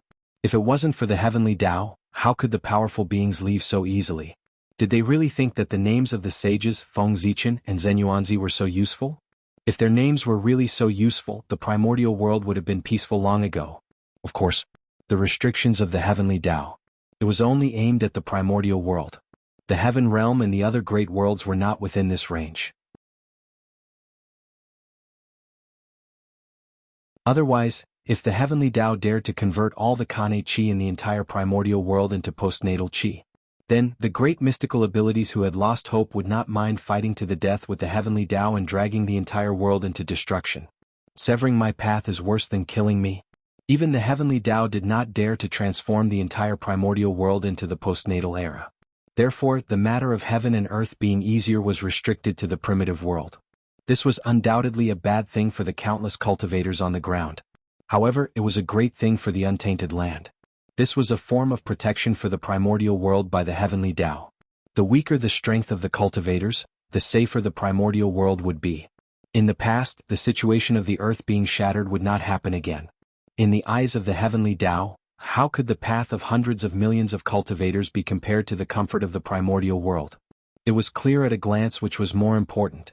The earth could not produce Kane Qi and the extra Kane Qi would not disappear into thin air. Then where could they go? Naturally, under the push of the heavenly Tao, they surged towards the heaven realm. The heaven realm. It was the center of the power of the primordial world. Now, with the decline of the earth, the Kane Qi swarmed over, causing its status to become higher and higher. It was faintly showing signs of becoming the center of the heavens. In terms of the content of the Kane Qi, the current heaven realm, with the support of the entire primordial world, had already surpassed the heaven realm of the ancient times. Moreover, due to the shift in the center of gravity of the primordial world, the heaven realm's proportion in the primordial world was increasing. Endless luck gathered, causing the heaven realm to undergo a second evolution and have the momentum to continue to advance. How could it be ordinary to combine the power of heaven and earth to nurture a realm? The current situation of the primordial world had already evolved. The heaven realm was the strongest realm, gathering a large number of experts in the primordial world. As for the earth, it had evolved from the paradise of the experts to the cradle of the experts. According to the heavenly Tao's thoughts, the earth had already become a tool to transport experts for the heaven realm. This was the future trend. It was also the best outcome. Of course, the heavenly Tao was incomplete. No matter what it did, it could not be perfect. It would always leave a trace of flaw, leaving a chance for all living beings. Therefore, although the heavenly Tao wanted to completely transform the primordial world into the postnatal world, it might not be able to complete this task. The heavenly cycle temple. It was where the vitality of all living beings lay. The heavenly cycle temple stood on the ground. Zhoxing was connected to the earth veins of the primordial world. It combined the power of heaven, earth, and man, giving birth to endless creation. Its ability was truly amazing. It had the ability to go against the Khanate heavens. It could forcefully distort the rules of heaven and earth under the general trend of changing the world, turning the impossible into the possible, refining postnatal Qi into Khanate Qi. In other words, within the heavenly cycle temple, there was no need to be affected by the change of heaven and earth. One could still enjoy the treatment of the primordial world. With the heavenly Tao's ability, how could it not discover its function when it inspected the heavenly cycle temple earlier? Even so, it did not remove the function of the heavenly cycle temple. Clearly, the heavenly Tao had tacitly allowed this to happen. This meant that the heavenly Tao had recognized the heavenly cycle temple's legal status. It was a chance of survival left by heaven and earth for all living beings. The Khanate races who obtained the heavenly cycle temple were naturally very excited when they saw how useful it was. As for the Khanate races who did not obtain the heavenly cycle temple, they were secretly vexed. Some of the Khanate races even had thoughts of leaving the primordial world. Now, they were waiting for Xiaohao to ascend to the heavens so that they could follow him to the heaven realm and build a foundation. However, the happiest people after the heavenly cycle temple was established were none other than the human race. As for why they were happy, it was not because the human race had the most heavenly cycle temples. Instead, as the 365 heavenly cycle temples were established in the primordial world, the 365 heavenly cycle temples in the human race's territory also underwent an inexplicable change. The two heavenly cycle temples, one big and one small, one positive and one negative, corresponded with each other. Just like the Taiji yin-yang diagram, they corresponded with each other and gave birth to endless creation. The establishment of the heavenly cycle temple in the primordial world had undoubtedly greatly stimulated the human race's heavenly cycle temple, causing its power to skyrocket. One could see that under the influence of the heavenly cycle temple in the primordial world, the human race's heavenly cycle temple suddenly emitted a resplendent divine light. Countless mysterious runes soared up, forming great Tao formation patterns and seemingly undergoing a metamorphosis. Rumble. Amidst the violent vibrations, the great Tao runes on the heavenly cycle temple spread out and transformed into a huge screen of light that enveloped the entire human race's territory.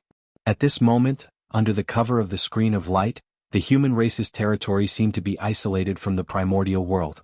Rumble.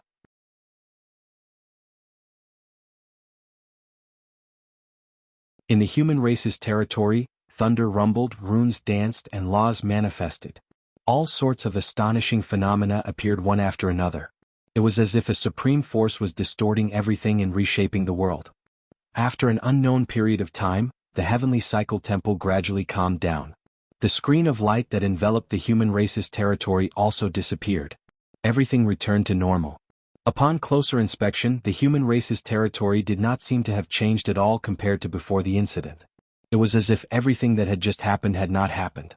However, if one were to walk into the human race's territory and carefully sense it, one would discover that the earlier incident had brought about an incomparable change to the human race's territory. Amidst the spirit chi that filled the entire void, in addition to acquired chi, there were also traces of Kane chi in the human race's territory. That's right, it was Kane chi. Although it was very little, but it did exist. In theory, this was impossible. Under the restrictions of the heavenly Tao, Kane chi should not have appeared in the primordial world. Even Kanate spirit meridians could not produce Kane chi. This was because the moment Kane chi was produced, the power of laws would appear and distort the Kane chi, transforming it into acquired chi. Based on this, it was truly inconceivable that Kane chi could be produced in the human race's territory. This was all thanks to the complete heaven shrine. Tracing back to the source, one would discover that the Kane chi in the human race's territory originated from the universal temple of the human race. It was emitted from their bodies and fused into the void. With the support of the universal temple of the primordial world, the human race's universal temple's power soared and produced even more Kane chi. As a result, the temple could not contain it and had no choice but to disperse it. Moreover, as the temple's power soared, so did the power of God Pangu. As the power of God Pangu spread out, it distorted the laws of heaven and earth in the human race's territory and broke the restrictions of the heavenly Tao, causing a few loopholes to appear. It was these loopholes that made the impossible possible in the human race's territory. In the acquired era, Kane chi was produced. It could also be said that the current human race had retained a trace of the primordial world's landscape. This was not to be underestimated.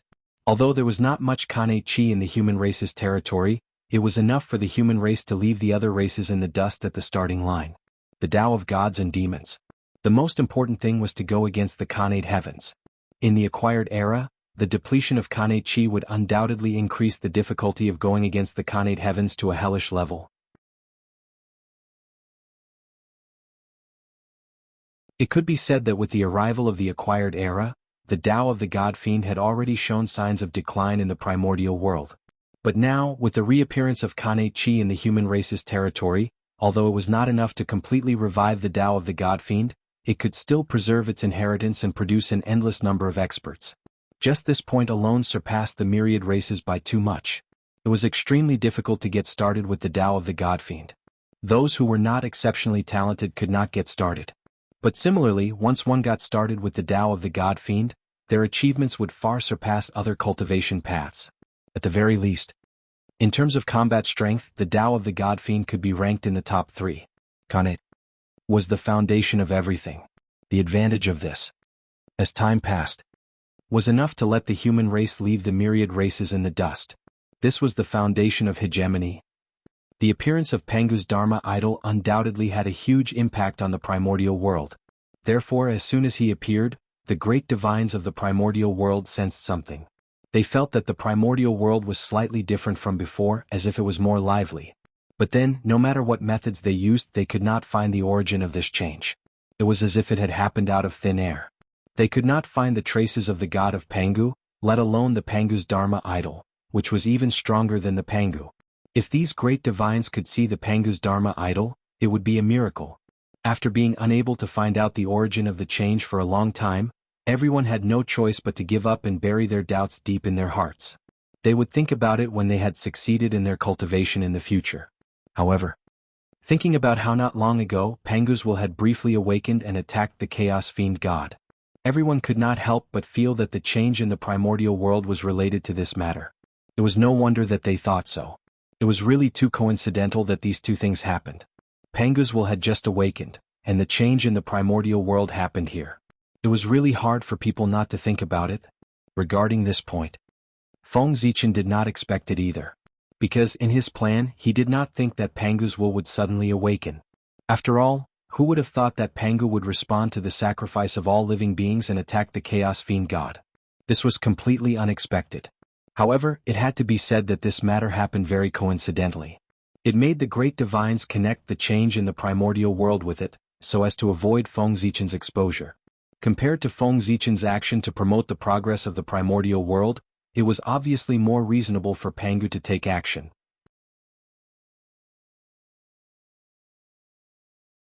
Even the god of Pangu's strength is comparable to the ninth heaven of Hunyuan. How powerful is the Pangu's Dharma Laksana, which is even stronger? I wonder who is so lucky to be able to test the power of Pangu's Dharma Laksana? On Ziwei Star, Feng Zichen slowly withdrew his Dharma power and looked at Pangu's Dharma Laksana, which was in an unknown time and space, and muttered to himself. The formation of Pangu's Dharma Laksana undoubtedly gave Feng Zichen another powerful trump card. The power of Pangu's Dharma Laksana, which was formed by combining the power of the primordial world, was definitely beyond imagination. He just did not know how powerful it was. Was it above the Hunyuan realm or above the infinite realm? However, although Feng Zichen was very curious, he had no intention of trying. The reason was that the power of Pangu's Dharma Laksana was too strong. With Feng Zichen's current strength, who knew what would happen if he controlled such a powerful Pangu's Dharma Laksana? It was hard to say. He could be squeezed dry in an instant, or even absorb his origin. Therefore, Feng Zichen did not dare to try carelessly. This was a life-risking trump card. It could not be used unless it was a last resort. It could only be used when he was in a desperate situation and planned to risk everything. You're tuning in to the Han Li's Wuxia Adventures YouTube channel. We're so grateful for your support, and don't forget to subscribe to join us on this incredible journey through captivating stories. Your generosity through donations truly makes a world of difference, as it's the primary source of revenue that allows me to expand and enhance this channel for you. Thank you from the bottom of my heart for being a part of this adventure.